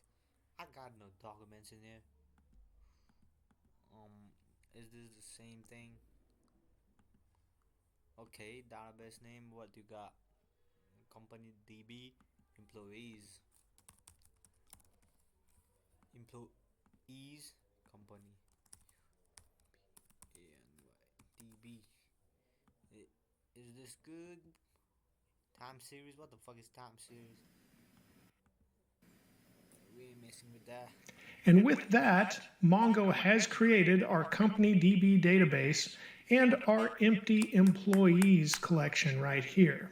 What we should do now is concern ourselves with database access. So let's create a user that can access this new collection and database that we have. So, bro, you got some old stuff, bro. You got some old ass stuff. Oldie. What the fuck is security? Streaming AI security quick startup. Project identity and access. And okay. Admin local. And he got database access. That can access this new collection and database that we have. So create a database user. We click the big button that says add new database user. And then it gives us password, certificate, and all of that. We'll just stick with password. Bro, he got something hover over it. Auto generate. Okay, certificate. What the fuck is a certificate do? Choose the expiration date. Fucking hell. Download when user is added. What the fuck is this? AWS. I heard of that. Okay, password. Let me fill that up. And it put in some old information for me. Let's put in something different here. Let me go with Mongo Tut once again. And then for a password, I'm just going to go ahead and show whatever the password is. I'll go with testing 1 2 3, kind of like a mic check. Okay, so Mongo tutorial, bro.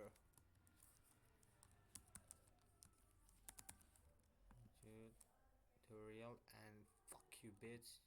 Choose my own, bitch. Fucking show this, bitches. Testing 1 2 3.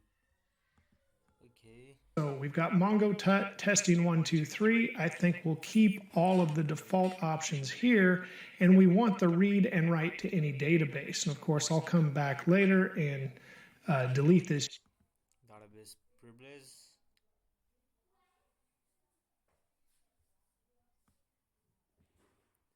Specific privilege. What is this, my nigga? Read and write built-in, read and write to any. Only read any. Okay, got this user, but for now, we'll use it for the tutorial and we'll click Add User. And once we have the user, we need to go back. What the fuck? Don't. Is this how it's supposed to work, or is this gonna ask again and again and again? Delete. Fuck you, bitch. Okay, add. Change the password. This. The password you used was in the data bridge. Okay, fuck you. Never mind. Mongo tutorial. Scram. Authentication method scram. To our cluster. So let's click Mongo Tuts, and that takes us back to our cluster. And it's What the fuck? Where the fuck? we need to go back to our cluster. So Aaron, and then project tab, Mongo tab, project overview, clusters. Okay, we got to the fucking. let's click Mongo Tuts, and that takes us back to our cluster. And it says we are deploying your changes, current action configuring MongoDB. So I'll give this just a second, and then we're going to click Connect. With the configuration now complete, let's go ahead and click the Connect button. It tells us we need to set up some security. This part is required, and what we're going to do is allow access from anywhere.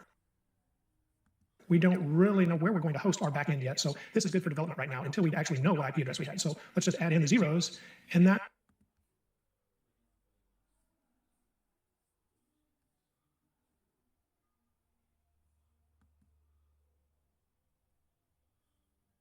Install your driver. Okay. Add a connection string. What the fuck is this, Mazzy? That means it's good from anywhere. We already created a user, so now let's click Choose a Connection Method, and we're going to connect our application. This gives us a connection string, and this is what we want. Notice it's already put in the Mongo Tut user I created. Now I'm going to have to put in the password, including getting rid of the less than and greater than around the password. And then also, I need to replace my first database with the company DB, which was the name we gave the database. So I'm going to copy this, and we're ready to close out of this now and open up copy this, and we're ready to close out of. Okay. This is my first time using this shit, so I'm really gassed. A bit gassed. This now and open up Visual Studio Code. We're going to start with the code repository from the last tutorial in the Node.js and Express and now Mongo. Wait, bro, I just stopped recording again. Fucking hell. DB. If I'm not recording, I would really am not studying, bitch. Series. But if you don't have it, you should be able to easily follow along without it, or you can download last tutorial in the Node.js and Express and now MongoDB series. But if you don't have it, you should be able to easily follow along without it, or you can download or clone the starter source code from the link that I'm providing in the description below. So let's get started by going to our .env file. And inside the .env file, it looks like I need to go to the end of the line and hit return. So we have another line. I'm going to create a database underscore URI and set it equal to our connection string. But now we just need to replace a few things in the connection string. Equal to our connection string. But now we just need to replace a few things in the connection string. And I'm going to press Alt-Z here. I'm using Windows, and it will wrap the code in Visual Studio Code. It may be different for you on Mac or Linux if you have those. Okay, so we're replacing the password. And if you remember, I put in testing, lowercase, 1, 2, 3. What the fuck? URI? 3. If you to our connect database underscore URI and set it equal to our connection string. But now we just need to replace a few things in the connection string. And I'm going to press Alt-Z here. I'm using Windows, and it will wrap the code in Visual Studio Code. It may be different for you on Mac or Linux if you have those. Okay. Wait the fuck up. Connect driver. Replace DB password with the password for the Aaron Gotthard's database. Ensure fucking hell, dude. I don't know. I think that is it. Okay, that's a fucking bother.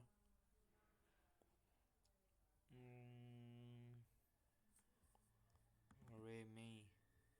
I thought I was being corny with this. Just fuck it. Aaron Gotthard's copy. Cut. Then. Okay, so we're replacing the password, and if you remember, I put in testing lowercase 1 2 3, and then instead of my first database, I fucking put this thing. Oh no, Aaron Gothard. Then it gotta be this. What the fuck is this? Named the database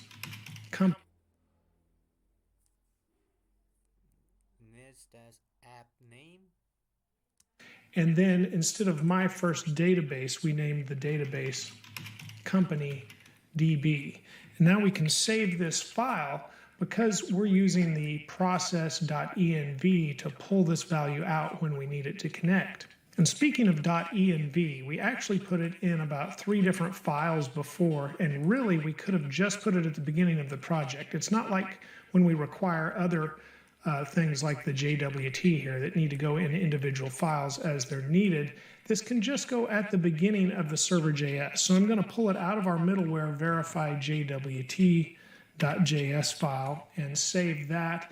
And this can just go at the beginning of the server.js. So I'm going to pull it out of our middleware verify JWT.js file and save that. And I believe it's in a couple of controllers that we can remove it from as well. But in the server.js file, I'm going to put it at the very top. You just want it in there as soon as you can get it. And we'll save it. And now I believe, let's check these controllers real quick. Is it in the auth controller? Yes, it is. What the fuck is this, dog?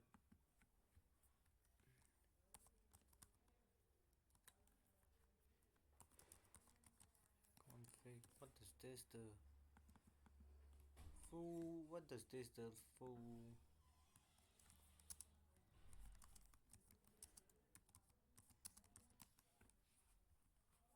What does this do, bro? And something else. Oh, this.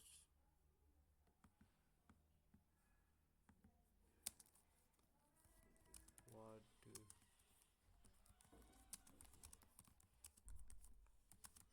Who? Tells you I'm going to go look for the env file, read it, and load the variable inside it, so I can use them in my code. Okay, file. It looks for file name env in a project. Okay, .env .config. Pass the data. Key access value. Import. If that so you can use them. Virtual requires.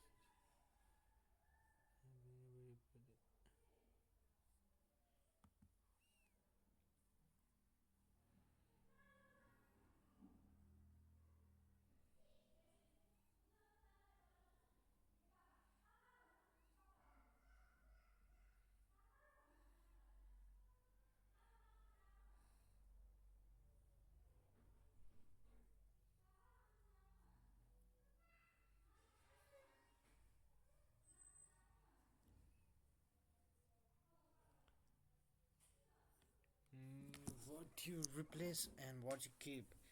So from this, replace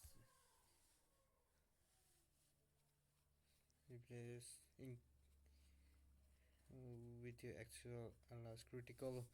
Okay, I got you, my guy.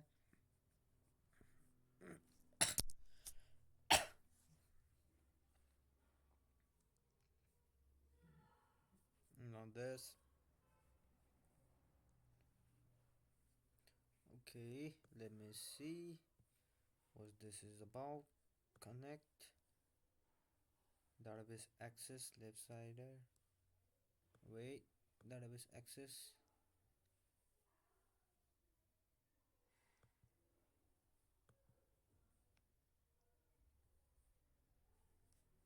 Look at your user. If you haven't created specific password for the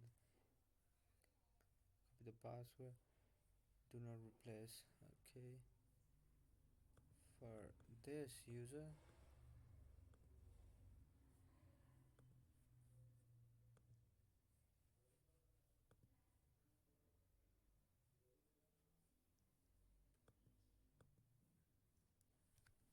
what the fuck was this? Is this fucking this? Update.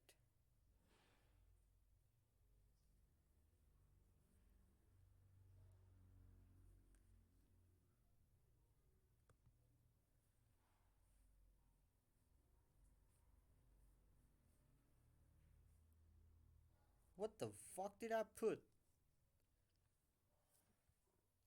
I think testing 1 to 3. That gotta be it. Then env. Let me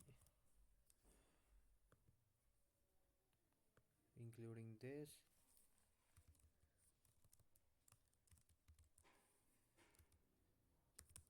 And 1 to 3 testing 1 to 3.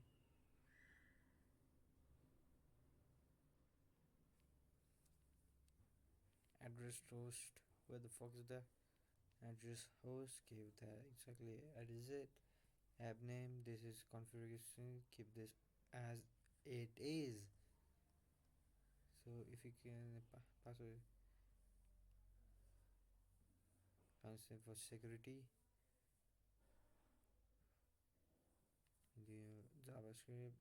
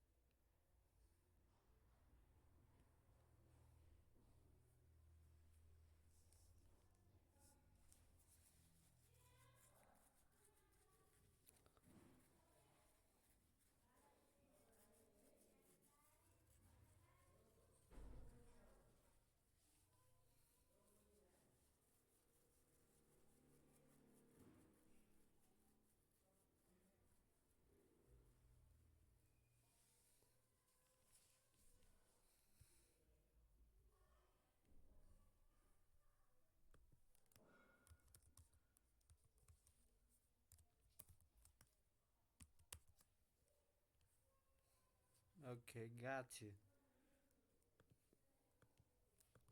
Let's check these controllers real quick. Is it in the auth controller? Yes, it is. We can remove that.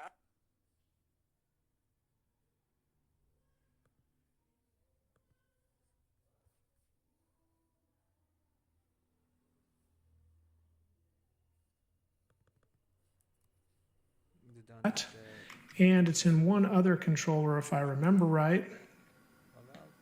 Not the logout controller. See if it's the refresh controller. There it is. And we can remove it from that as well. And I think that will take care of it. So let's close out of the controllers. I didn't save the auth controller. Need to do that too. Okay, close out of those. And we're going to do some work here in the server. Well, really, before we do anything in the server, we need to go to package.json because we're going to install Mongoose. And I'm going to press Control and the back tick. You can also go to the terminal window or menu to open a new terminal window.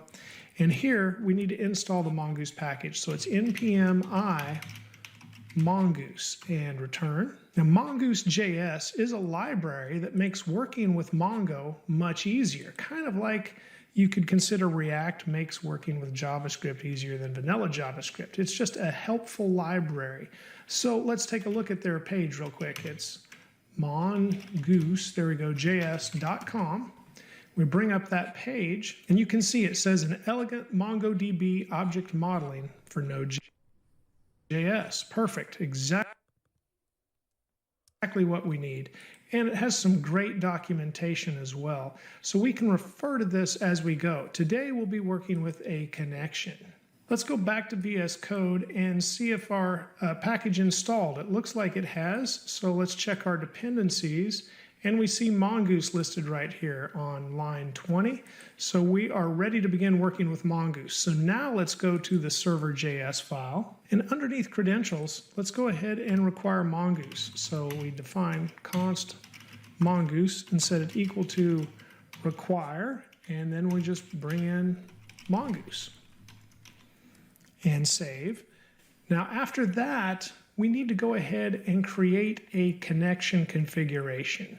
So as you might guess, we're going to do that in our config folder that we have up here. So I'll highlight that and click create new file, and I'm going to call this lowercase db and then uppercase con. So it's camel case really, dbcon.js. Now let's start this file by requiring Mongoose as well. So we'll once again bring in Mongoose and require Mongoose. And now we need to create a function that we're going to export, and let's call it connectDB and set this equal to an async function. Mongoose is async. Let's go try, and after try we'll have our catch with an error block here, and we'll just console.error and pass in the error. And then up above, we need to go ahead and try to connect to Mongoose. So how we'll do that is await. We've already got async above. And then we use Mongoose, and we choose connect. And from there, we need to bring in that DB URI that we defined back in our .env. So we can just refer to process.env.database_URI. And then there's an object. And what we need to do is pass in a couple of options that will just prevent warnings that we would get from MongoDB otherwise. One is use unified, if I spelled that right, topology, and we set that to true. And the other one is use new URL parser, and we'll set that to true as well. And then we should be pretty much finished, except we once again need to do module.exports, as we have many times before for functions we've created and exported. And it is connectDB, and we can save the file. With our function created, let's go back to server.js now, and we need to import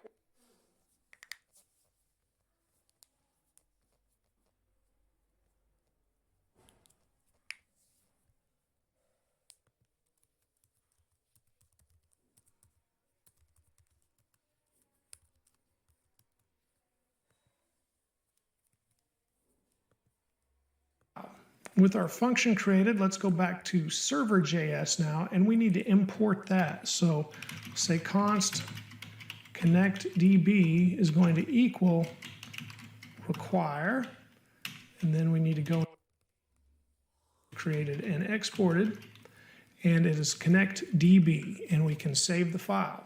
With our function created, let's go back to server.js now, and we need to import that. So say const connectDB is going to equal require, and then we need to go into config, and from there we need to pull in dbcon and save. And now let's go ahead and connect to the DB, the very first thing. If it fails, we don't want to listen for any other connections anyway. So this is connect to MongoDB, and all we do is call connectDB right here, and it's ready to connect. However, there is one issue to address here. So let's scroll all the way down to where our app listens for requests. Now, we don't want to listen for requests if we don't connect. And so scroll all the way to connect. However, there is one issue to address here. So let's scroll all the way down to where our app listens for requests. Now, we don't want to listen for requests if we don't connect. And so if our connection fails for whatever reason, we need to avoid doing this. And we can do that. Let's go back to the documentation for Mongoose. And where we had connections here in the documentation, we also have connection events. And let's look, we can listen for the connected event, and there's also the open event, which is equivalent to connected. So let's go back to our code and use that. And we can do that with Mongoose, which is why we required it for this file in particular. And we'll have mongoose dot connection. And then we want once instead of on, because we'll just listen for this event one time, and we'll listen for the open event. It's a little shorter to type than connected. And now we'll have an anonymous function, and inside this, we can console log first, and inside there, we'll just say connected to MongoDB. And after we've connected to MongoDB, let's just go ahead and cut and paste in our app listen. And go ahead and cut and paste in our app listen. And we'll put it right there. And now we're only going to listen for requests if we have successfully connected, because that is when the open event will be emitted by the connection. And so then our console will let us know we've connected to MongoDB and we're listening for requests on whatever port. And of course, here in development, we are defaulting to port 3500 as set at the top. Okay, all of that said, I've left the terminal window open. Let's go ahead and type npm run dev, and I'll drag it up so we have a little more room, and let's see if we connect. And we're connected to MongoDB, and the server is running. Mongoose error. URI parameter to open URI must be string. Got undefined. Make sure the first parameter to connect.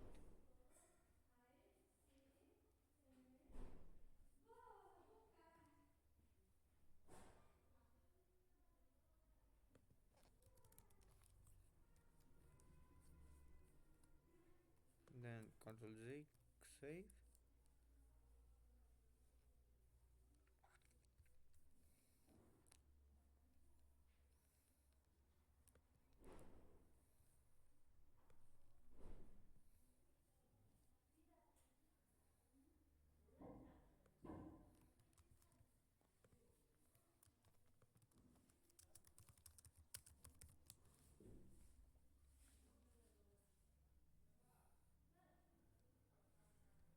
Means your application cannot find the connection string you put in your .env specifically versus the env.db is coming back as fine. You can record how to fix it. Check your env. It must exactly look like next. Yes, it is right there and there. Make sure to replace your actual password.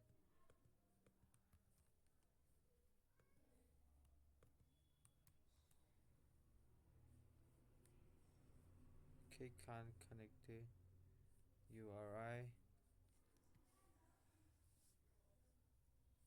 Okay, got you, bitch. Check and look at the very top. It is at the very top, so it gotta be my password then.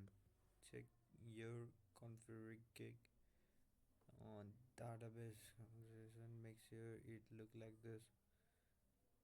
Hell yeah. Wait, hold up. Let me make double zero. Let me be double zero of this. The con way in mongoose the connection URI in the database. Hell yeah, I got a common mistake. if it has DB connection mixture.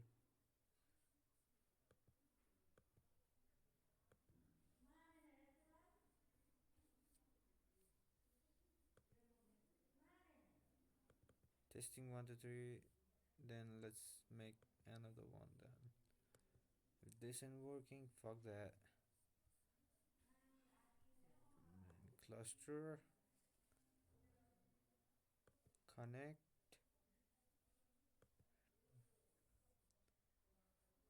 Okay.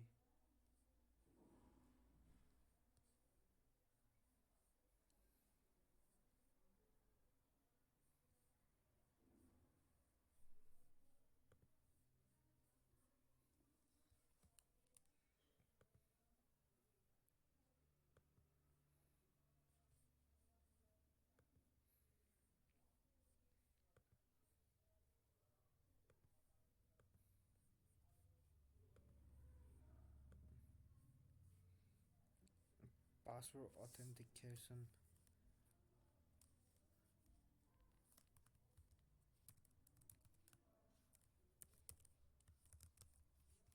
Tutorial QWERTY 1 2 3. Tutorial auto generate secure password and built-in. Okay, add user and then go back and fucking cluster and then connect driver, your username here,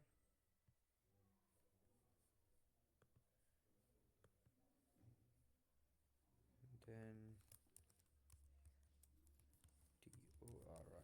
tutorial fucking QWERTY 3. Fucking save this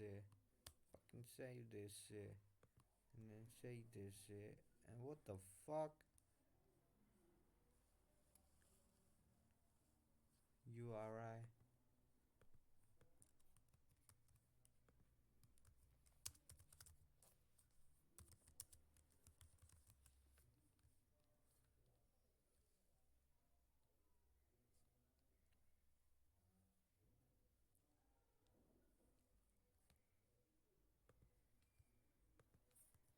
Data.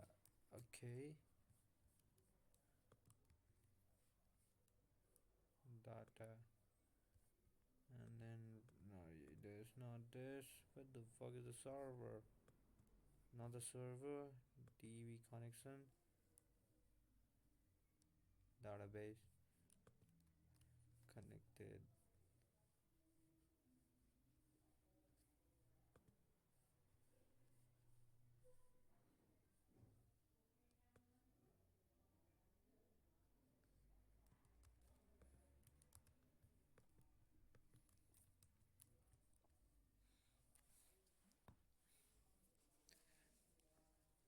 Section you do you handle the settings for you? Don't. Okay, that's good enough.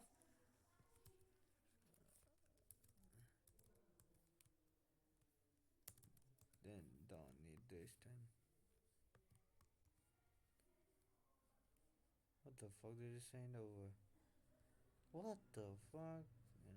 Wait the fuck up.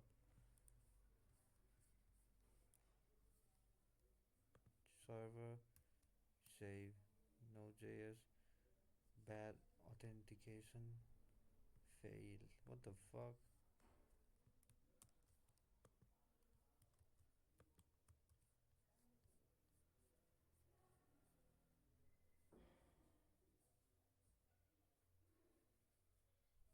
Changer.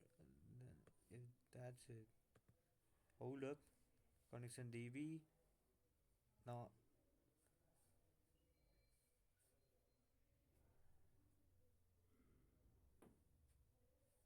Is an async. Connect.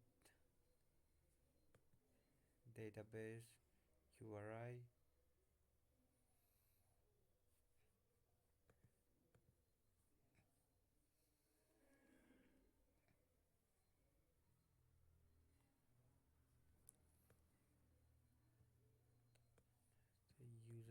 password got set up in here. Okay, the username in here. The fuck am I supposed to do, bitch? The in your env file string, do you have username tutorial in here? Often is your the username is your email. Okay, make sure the test before. It's like check the hell yeah, bitch. Do you leave in the password placeholder?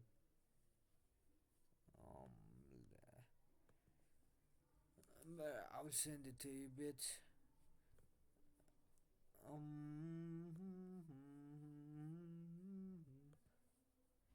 You can see, so can this. What the fuck? Yeah. Tutorial database QWE. Yes, that was it.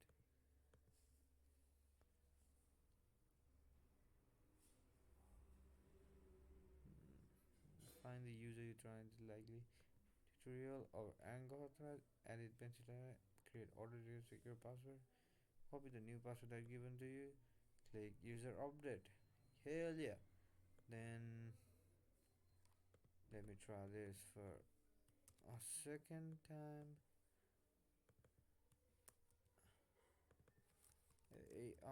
ARONGAHTRA. Save. Bad authentication. Then what the fuck is mongoose, bitch? This ain't mongoose. This is mongoose.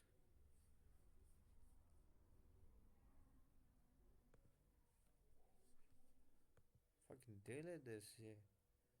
And it. And password create.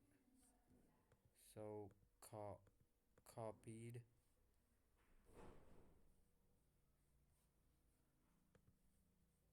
Copied here. env.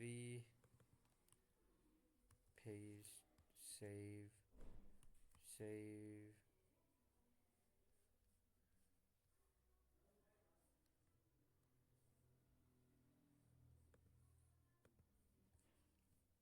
Edit password auto generate. So copied.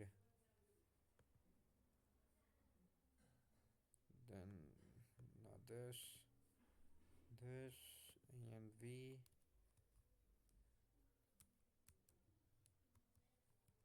Save this a million times, bitch. Save. What the fuck you talking about now? Let me fucking restart the server first. I don't believe this. Clear npm run Deva npm. What the fuck?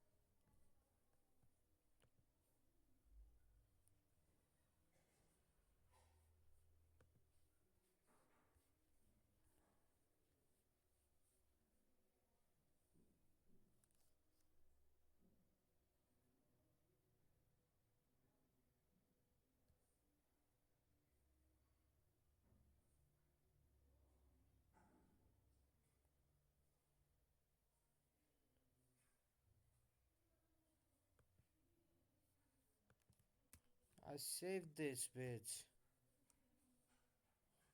I didn't change anything. What do I expect? Nothing. And then this. Bro. Not this. Edit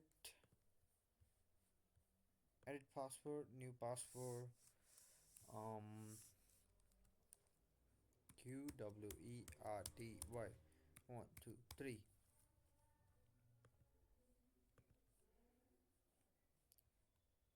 Okay.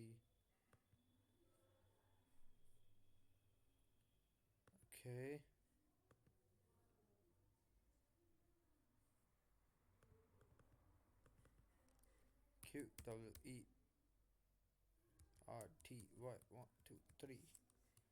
Save. Does this work?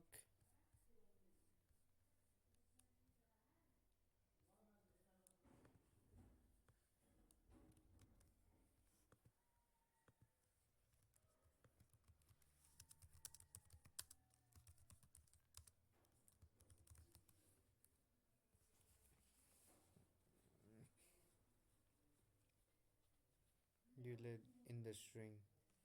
Oh fucking hell. Why did I do that? Come on, girl.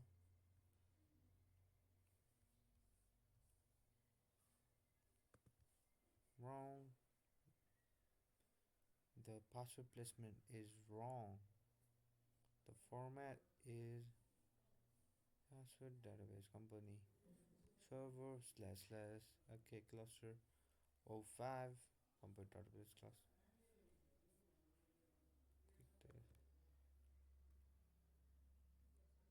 Save.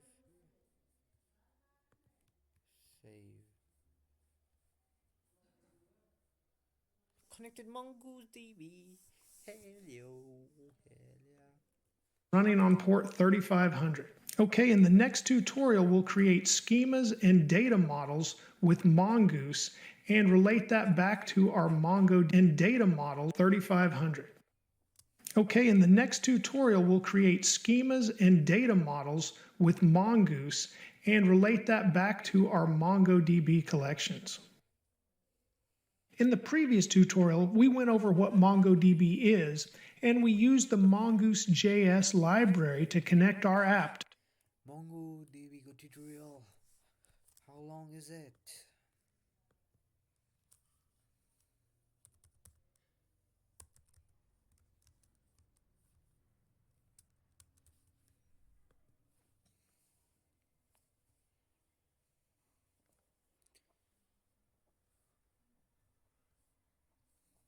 It ain't that bad. What the fuck? So many things. 5 3 2 7 10 4 4 sexist typist exist.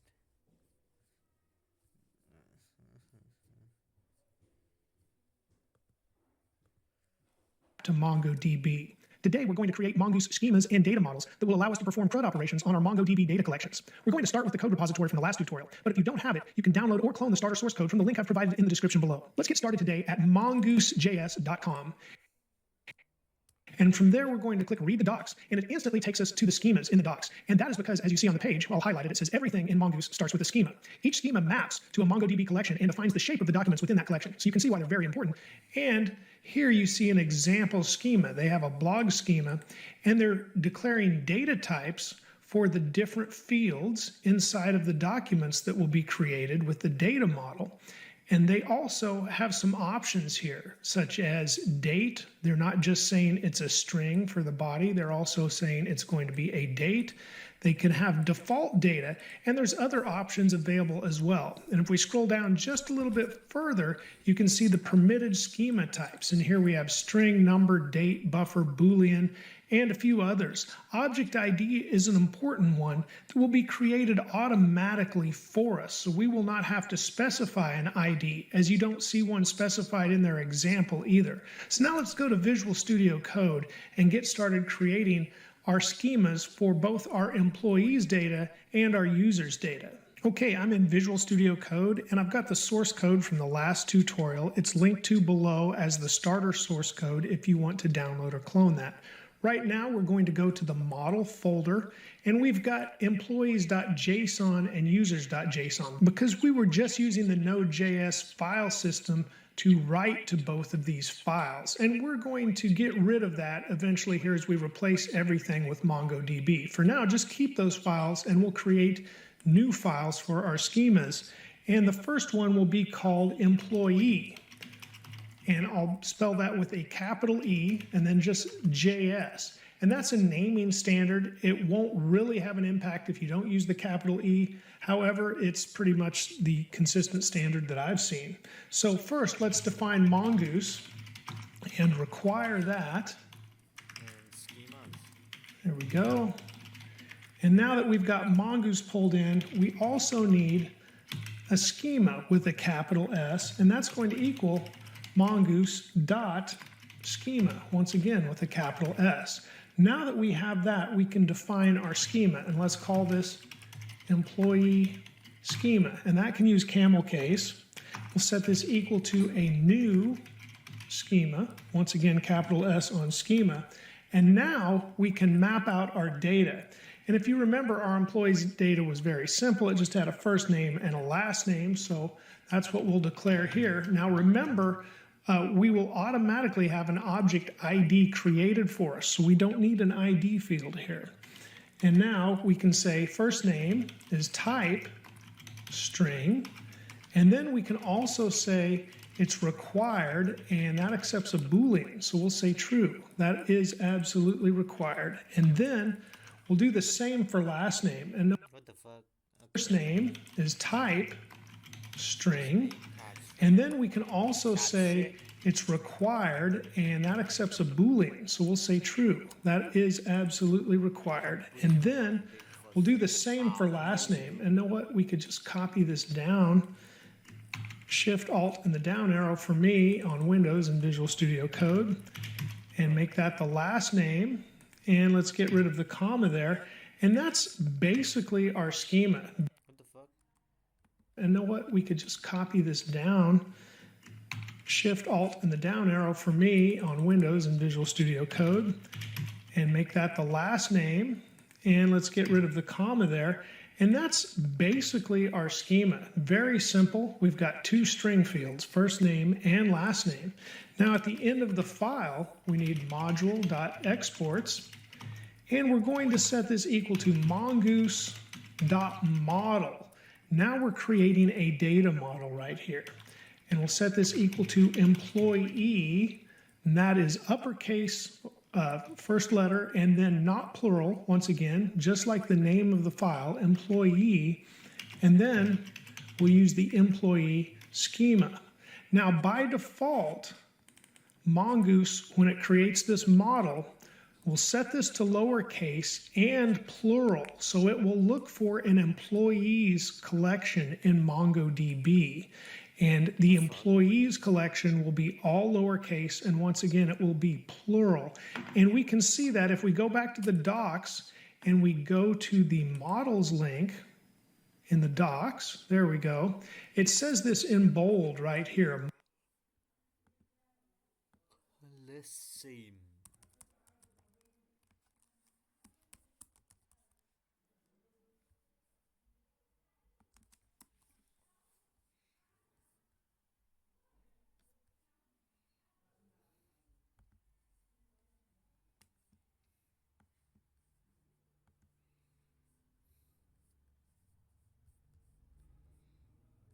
Every time I need APIs, Mongoose. What the fuck is prototype? What the fuck schema? Schema the type, prototype, bro.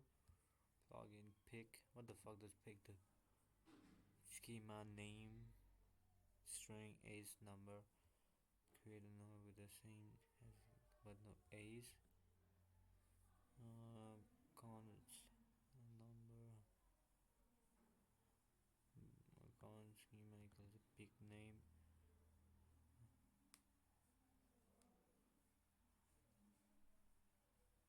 Undefined big name.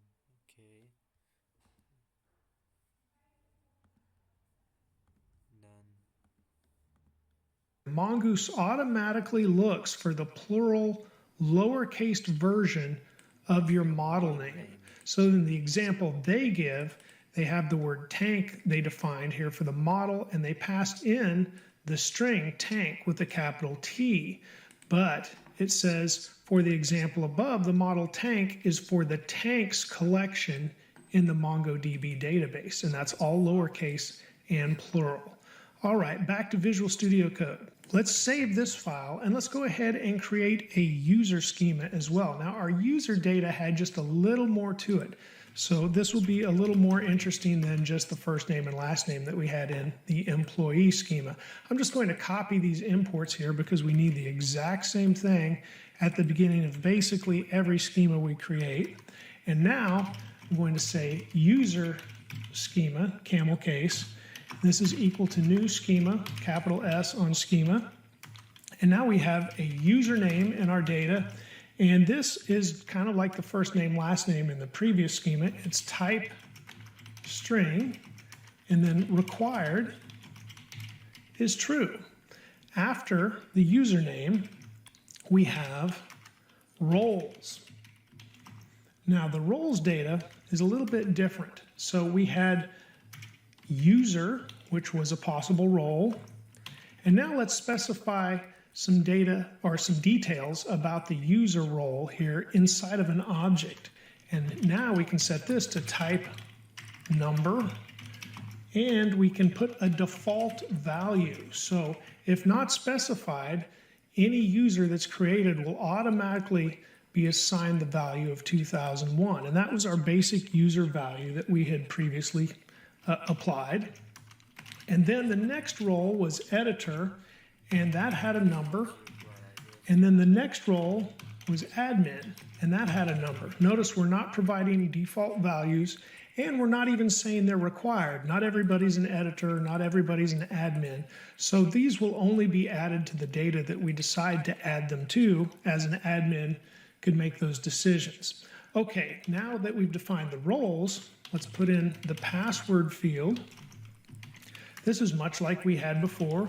Type will be string, and required will be true. And then after that, if you remember, we also store a refresh token. Now when a user is created, they don't have a refresh token, but after they're authenticated, they get one. So this is a string, but it does not have a default value, and it's not required because it's not always there. So now we've created our schema for our users, and let's go ahead and export this. We'll say module.exports, set it equal to. Wait the fuck up, man.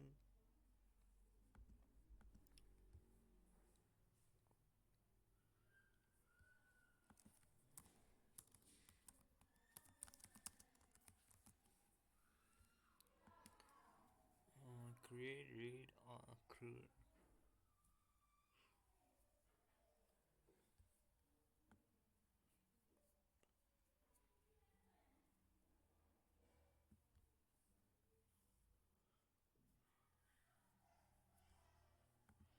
Comma.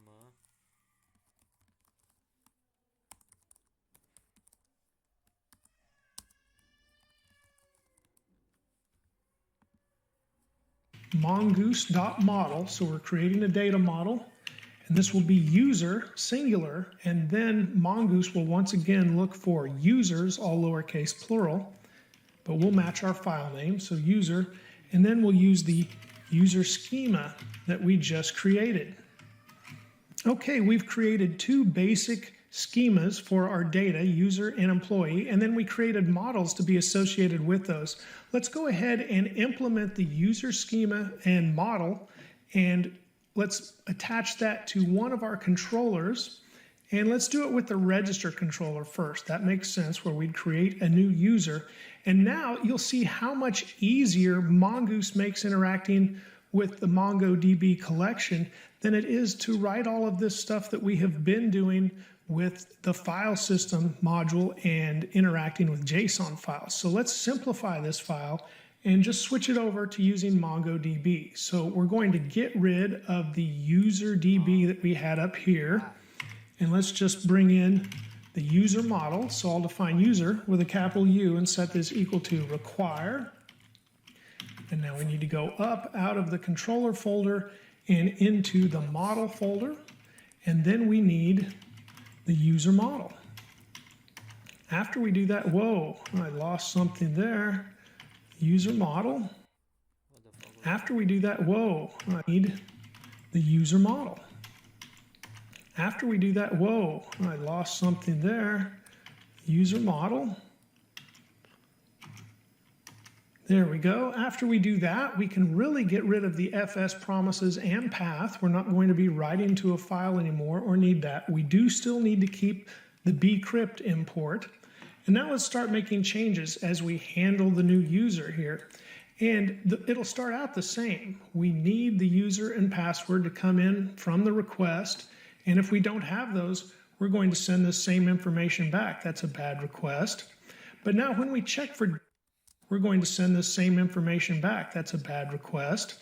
But now when we check for duplicates, we're interacting with a different database. So now this will change just a little, and we'll still define duplicate, but how we get the duplicate is completely different. Notice we already have handle new user as an async function. So right here, we're going to await and then use our user model and call find one. And now we'll pass in some information here. We're looking for a username that matches the user that we defined from our request. And after that, we need to call exec here at the end. Now, not every Mongoose method needs that on the data model, but this one in particular does. And that is because we could pass in a callback afterwards, like an error result, for example. But if you don't do that and you're using is the user that we defined from our request. Not this.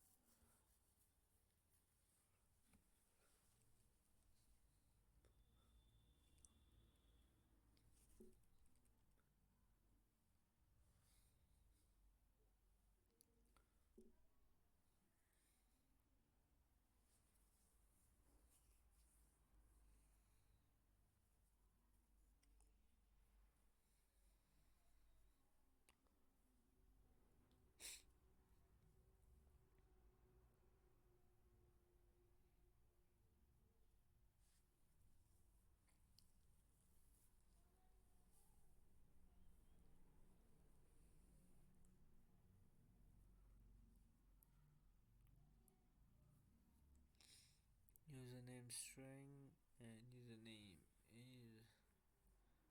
is what the fuck is register control. Bring it over here if you can bring it there. Username. And after that, we need to call exec here at the end. Now, not every Mongoose method needs that on the data model, but this one in particular does.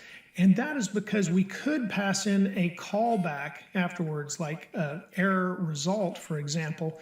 But if you don't do that and you're using the async await pattern here, then you need to put exec at the end of find one. And you can check that in the documentation under find one to reference if you need that, or when you use any method that you're not sure of and you're using async await, you should check that. But this is going to return any user that matches the user that was passed in.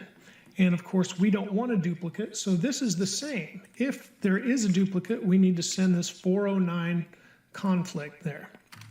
After that, we need to handle the password in the same way. But after the password is created, our code is going to get much simpler. Let's go ahead and keep the new user, even though we will define this a little bit differently. But we're not going to use this or the FS promises. We don't need that console log there. Let's go ahead and keep the status 201 though, because that is what we want to send when we create the new user. With Mongoose, we can create and store, so I'll put create and store the new user all at once. And so what we'll do, instead of defining new user here, I'm going to define result, and I'm going to set result equal to await, then our user model dot create. And now we are creating a new user. And let's look inside to see what we're passing into the create to make sure we have everything we want or we don't want. Well, we do want the username. And then we don't really need the roles here because remember, we have the default data in our schema, so it will be added automatically. So we can remove that, and then we pass the password, and an object ID will be created automatically also. So this is all we really need to send through our data model, and the username and password will be sent by us, and then a role will automatically be created, a role value, and an ID for the document will also be created.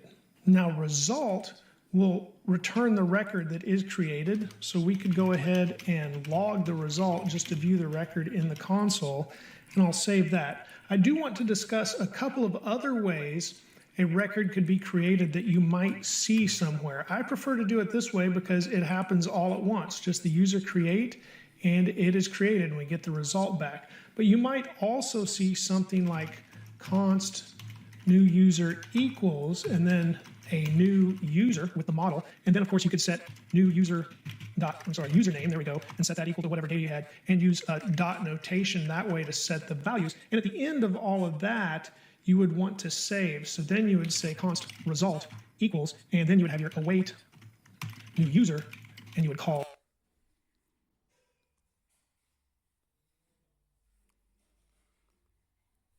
save, and that would also work. However, that's just a little bit longer process. You might also see something like the new user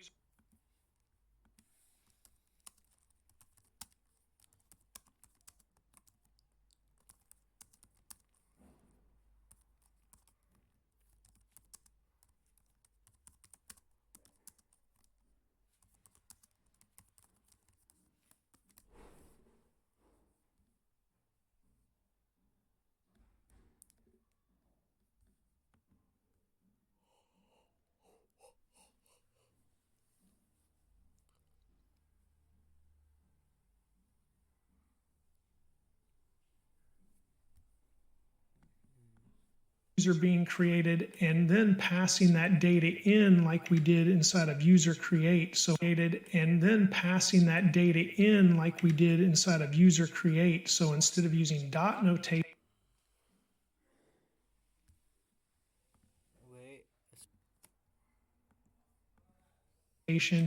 you might see something like new user equals, well, here we define new user, but then it's equal to a new user, and you're passing in the values inside of the parentheses there. And then you would still need to have the result equals await new user dot save after you did this. And so this happens all at once when I use user create. And if I do it this other way and create a new user, then you have to have another line to actually save the new user. So I prefer the user.create. Let's go ahead and save this. And now we're ready to test our register controller route. So let's open up a terminal. You can do that from the terminal menu or press Control backtick, at least I can on Windows. And now I'm going to type npm run dev. And that should start up NodeMon and start our API server here just on localhost port 3500. We've got our message connected to MongoDB. Server's running on port 3500. I'm going to use Thunder Client to test everything out like I have in some previous tutorials. If you don't have it, you can install Thunder Client as an extension, and then it's right here after you have on the left. I'll click that. I've got some collections, and under auth, I should have a registration route to test. And now I'm going to hide the left-hand menu over here because it looks much better and it's easier to read when it's the full screen. So here's the register route. See what we're sending in the body. Okay, I've got a user named Steve1 to create, and then it's got a password, and that's really all we need to send. Let's see if the register route works. New user Steve1 created, and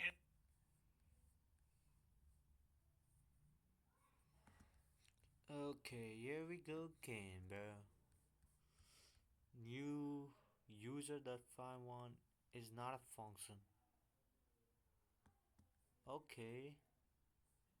Can't duplicate find one is not. Okay, find one. Where the fuck is you? You the fucking ass. What is wrong with this? Let me.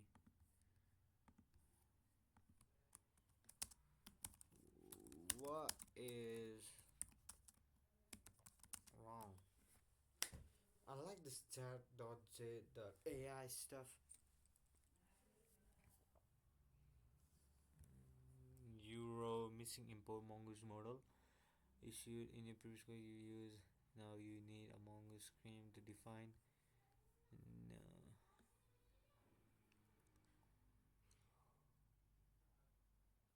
Fix. Make sure you have a file name user.js inside your model. I got you, bro. I got you. Model user. That's it. Quiet. That's good to go. And what the fuck is that? Another problem then. Yeah, hell yeah. On handle promise the crash risks. Look at this line you coded. Find one. Issue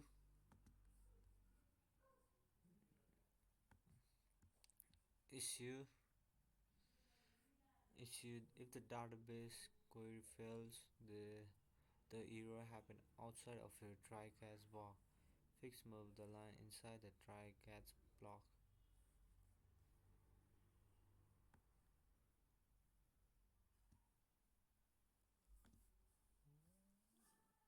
Okay, that could be a uh,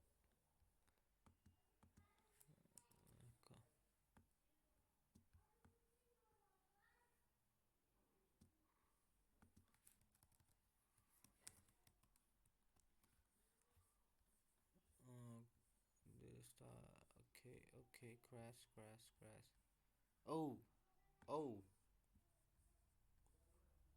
Oh, oh, where is my fucking thunder, thunder, blunder? Bro, go ahead, man. What the fuck you trying to do?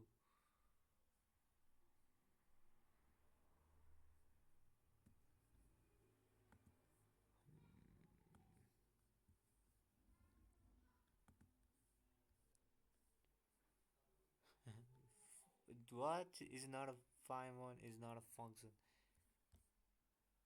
The case sensitive. The create to lowercase. The issue find one is case sensitive. If you register as Aaron, you can log in as Aaron. So what? The issue is user.find one is case sensitive. If you register as an Aaron, you can log in as Aaron. In this space, if you want to allow a user to type Aaron or Aaron, you should save it constantly in the database. Huh?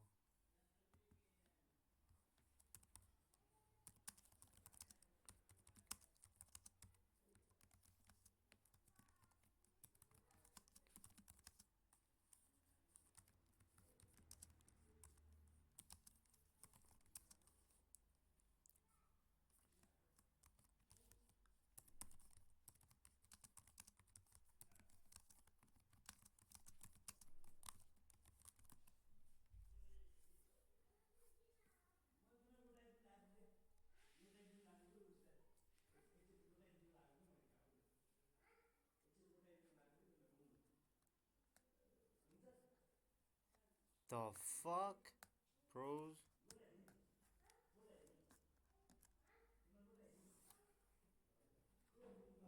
Unique style con users.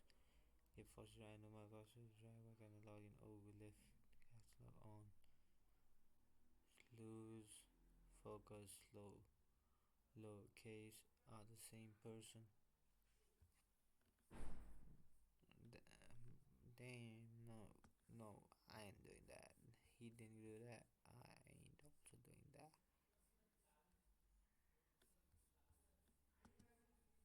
Yes, and then where's the crash sign? Crash sign is not a function.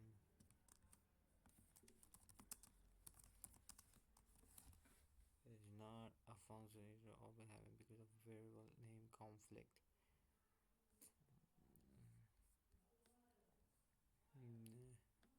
You likely imported the user model, then assign the way because it's read problem. Look at your code. Is the model password username in the variable user when you do get a variable name user instance. Please rename the exact variable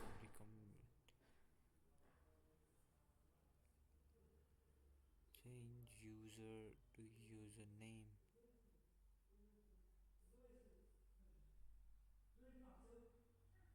Alternately import the model with a capital U and keep your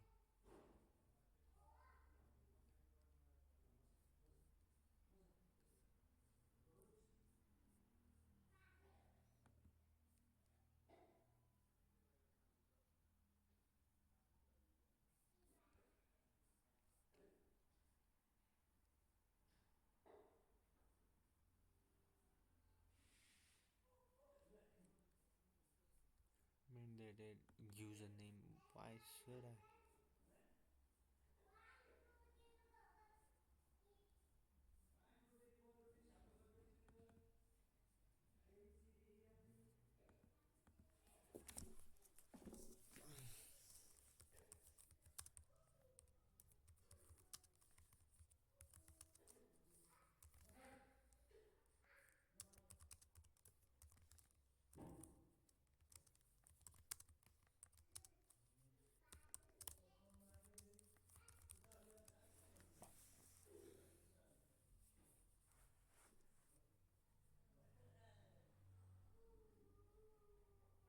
The fuck in JavaScript you user capital and user lowercase.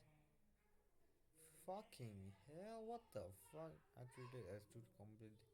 In this refer to Mongoose model, the blueprint it has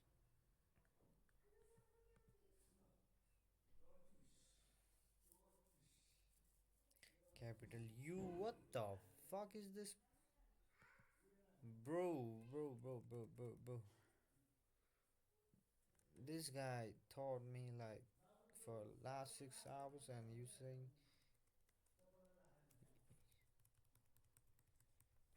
bro, what the fuck?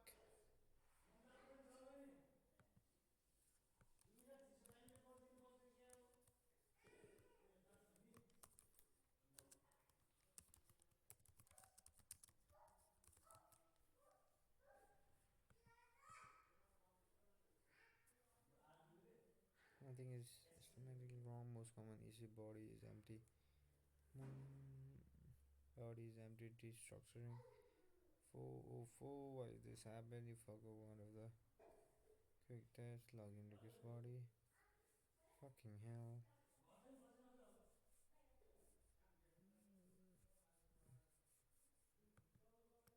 Data client.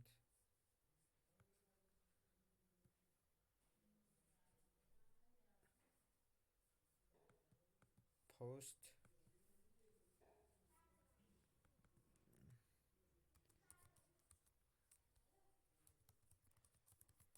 Sam.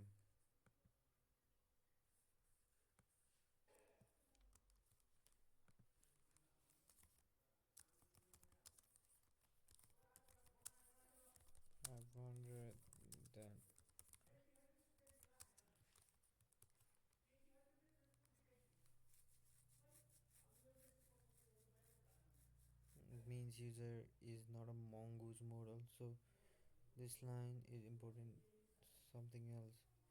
Put something else, most likely a plain object. What it must look like, bro. This mongoose model username. Where the fuck is that?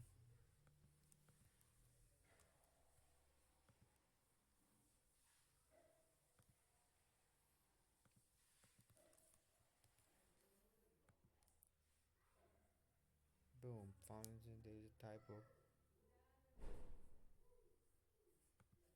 Fucking hell. REQUIR. Require. Then this.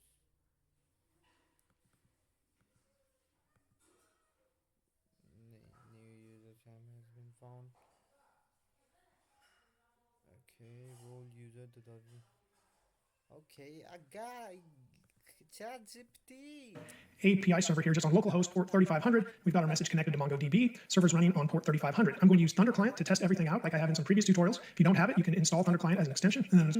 And under auth, I should have a registration route to test. Now I'm going to see this other field as well that's always added, the 2 underscores and the V and the 0. You should always see that as well. If you're curious, the V is the version key, and it keeps track of this, and we can also increment this manually if we want to. Okay, now that we created Steve1, let's create another user, and I'm going to go back to my Walt1 that was an admin previously, so let's create him as well. And now new user Walt1 was created, and if we look here in the console, we can also see that Walt1 was created down here, and here's his information. Now, let's go to MongoDB, and inside of MongoDB, we can check our company DB here, and we should be able to refresh, and now we have a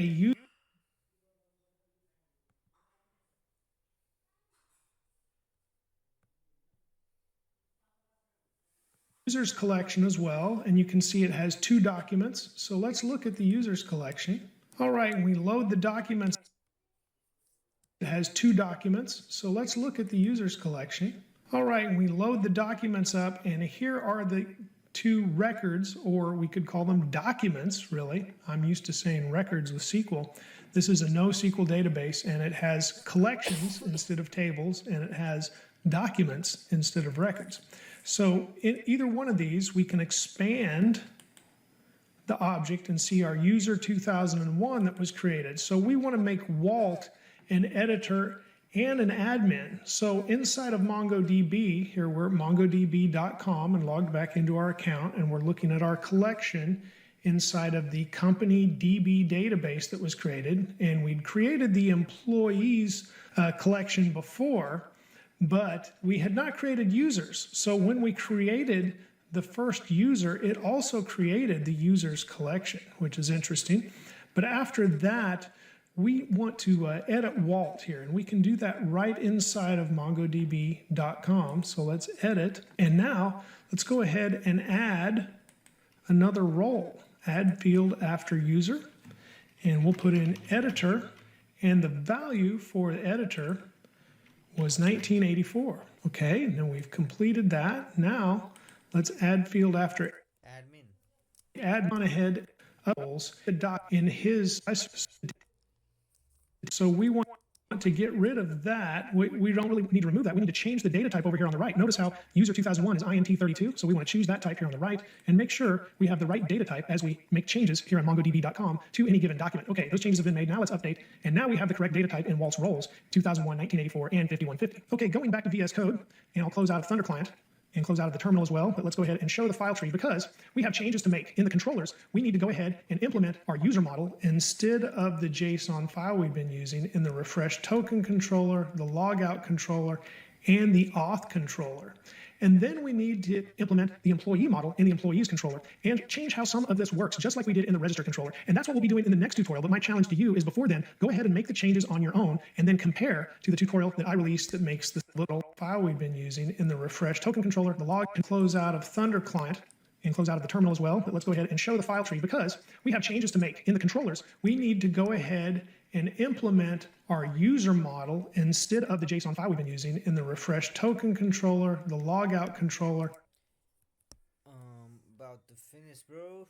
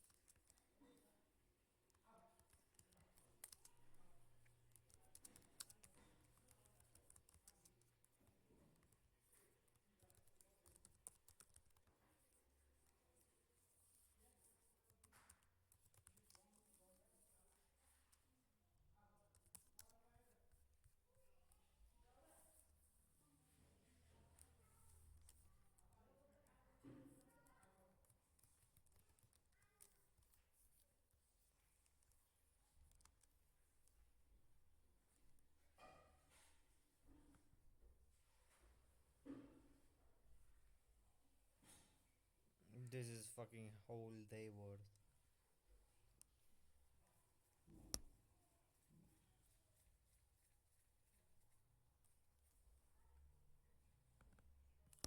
This doesn't make sense.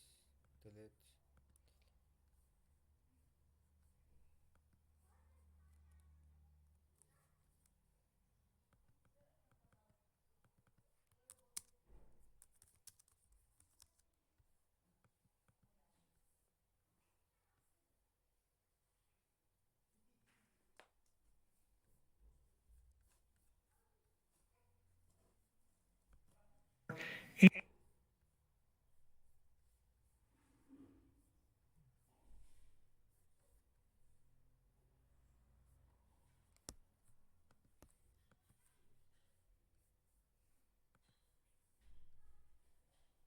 Playlist.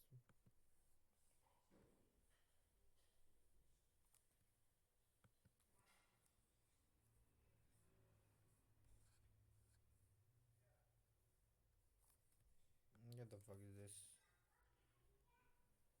Nest. What the fuck is Nest? Chat Copilot. Python, TypeScript, Tailwind. What the fuck does it know? Marvin Stack. Let me see that. He knows all of this? Fucking hell. Simon. No, I know. MongoDB tutorial. Express tutorial. Is this like the same fucking thing?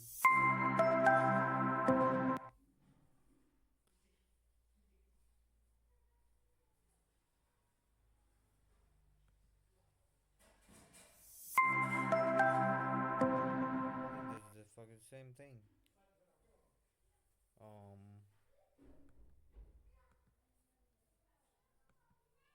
Bro, my PC is lagging. PC laptop is lagging. Hello.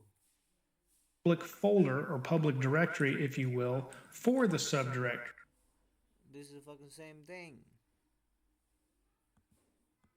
Express, Node, and of course, dot, whatever the.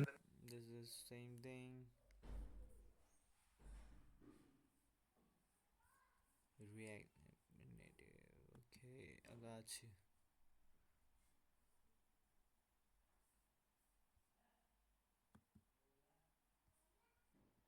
Member only. More stack.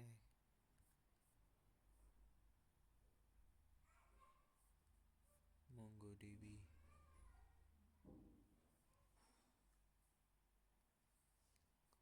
Shit. I need to learn this shit. Download. Leave. Bye bye, no more. Refresh to asynchron. What happens after that?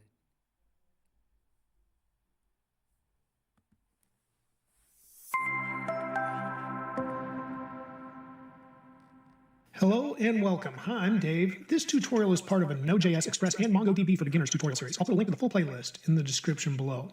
In the previous tutorial, we created Mongo maining, and we're going to start with the code from the last tutorial. If you don't have remix button is much larger once it gets to glitch. That's interesting. Okay, so once again, looking at the git ignore, you should, because you can, this would allow you to put a button in your repositories and launch them as well. And I think you'll like working with glitch also. I use it for several things.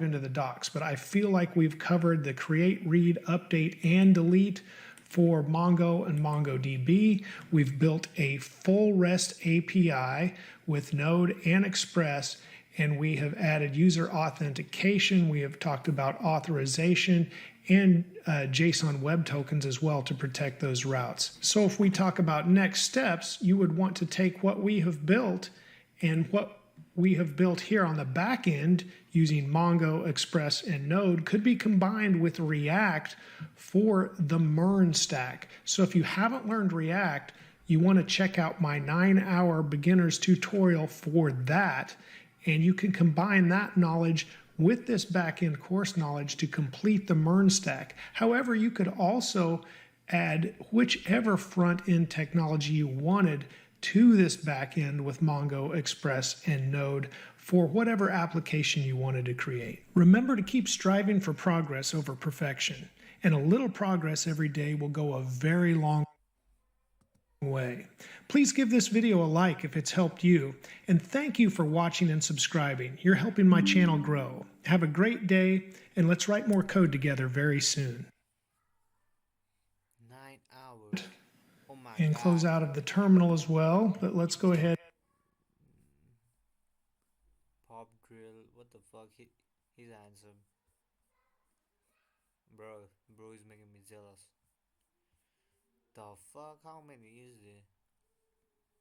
Hooks with TypeScript. What the fuck? The fuck is this? Fucking hell. Progression bar. Step 1, step 2.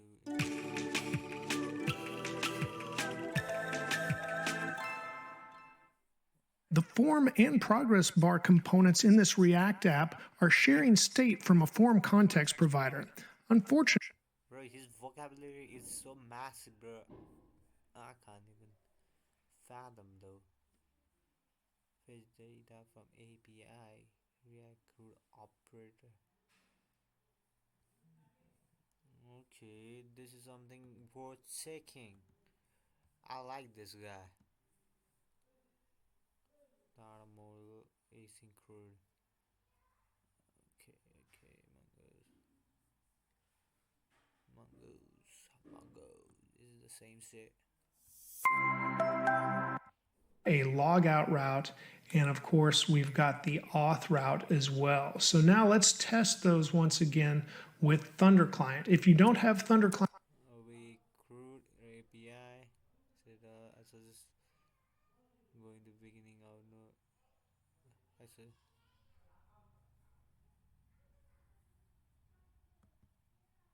2 weeks. I'm the same though. I'm the same. To any given document. Okay, those. Wait a second. What after this? A 60-second intro followed by nearly 7 hours of coding and instruction for Node.js to help start from scratch and level up. I bookmarked all 15 chapters in the description. If you complete one lesson per day, you will complete the full course in 2 weeks. Post question in the comments below. If you are new to JavaScript, you should start learning by. That'd be cool if I.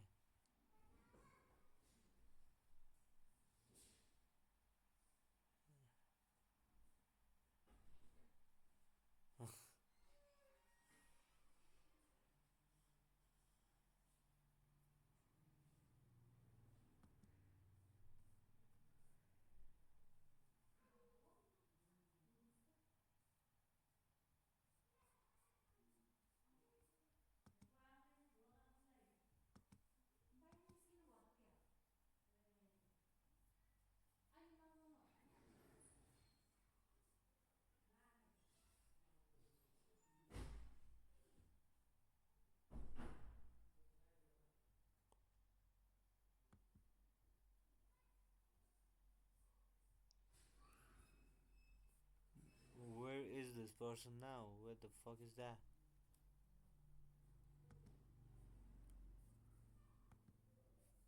He's an Indian. Chopra.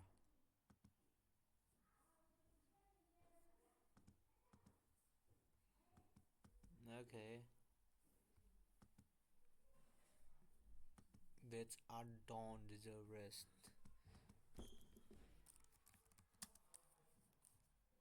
Free.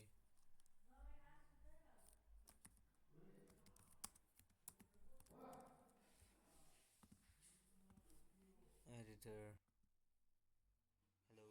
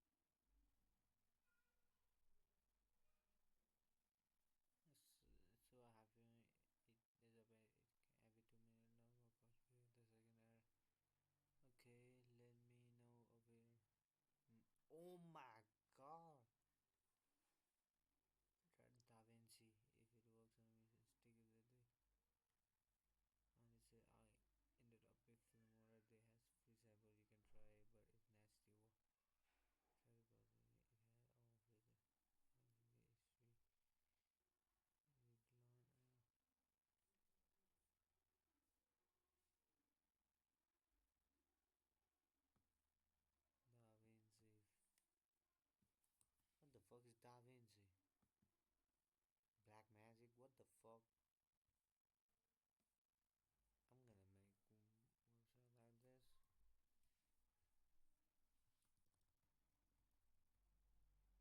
I'm gonna make website like this. Dang. DaVinci fucking hell, where's the fucking download button? Yeah, okay.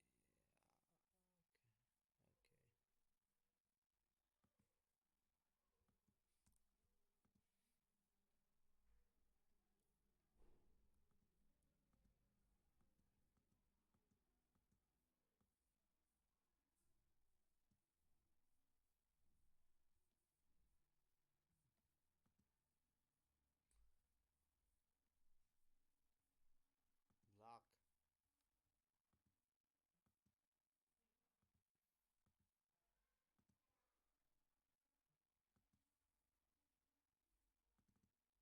The fuck is this? DaVinci.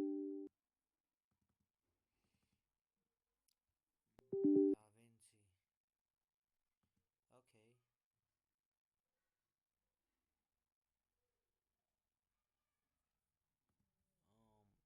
Deny.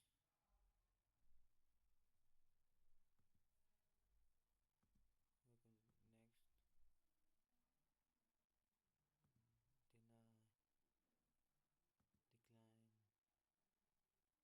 Bro, I don't want no avast fucking shit.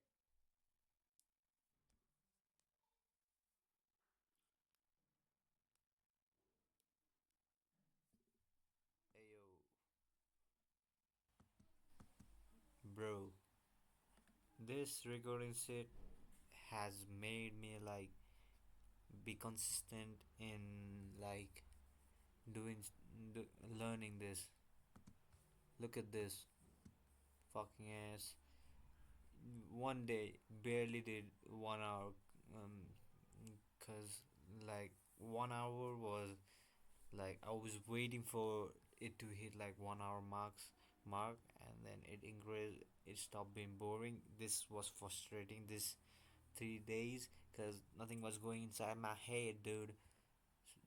Yeah, look at this: 3 hours, 4 hours, and fucking 2 days, 6 hour, I guess, all together. Um,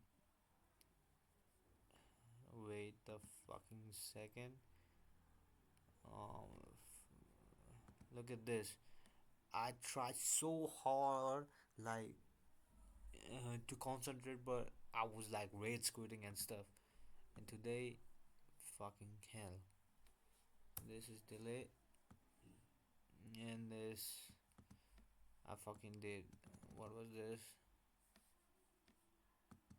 Love how to open up and deal, yeah. You used to call my place home, cause we This is such a bull. This is 4 hours. This is Cookie. cookie. We're The also cookie going was to today, a bro. password or any line that we just created there. Yeah, Now let's go ahead cookie and was access today. to I will complete minimum. Yes, 4 hours, and this current recording 4 hours. the Mongo user I created. Now I'm going to have to put in the password. 44, 44. love how to open up and deal. Add. I'm sorry, bro. If probably no one is watching, but I went out to like friend. बाटो छ नि त्यो बाटो भित्र eyes अनि हाइवेबाट निक्लेर हल्कामा त्यही छ म बाहिर हुन्छु घरको बाहिर Shut your bitch ass up. Okay.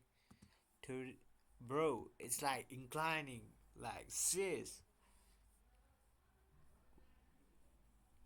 One, 1 hour, 3, 4, 6. Today I didn't have college and stuff. uh, I'm not gonna stop because this is fun, and I'm gonna do it right now.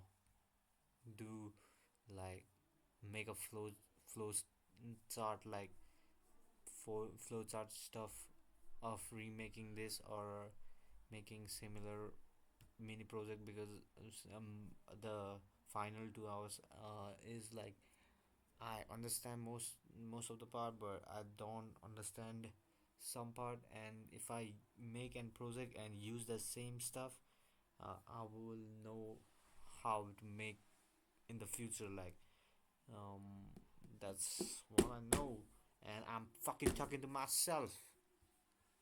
Fucking hell, what the fuck am I doing?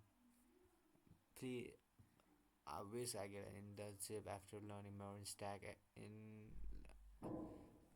this, how many days has been?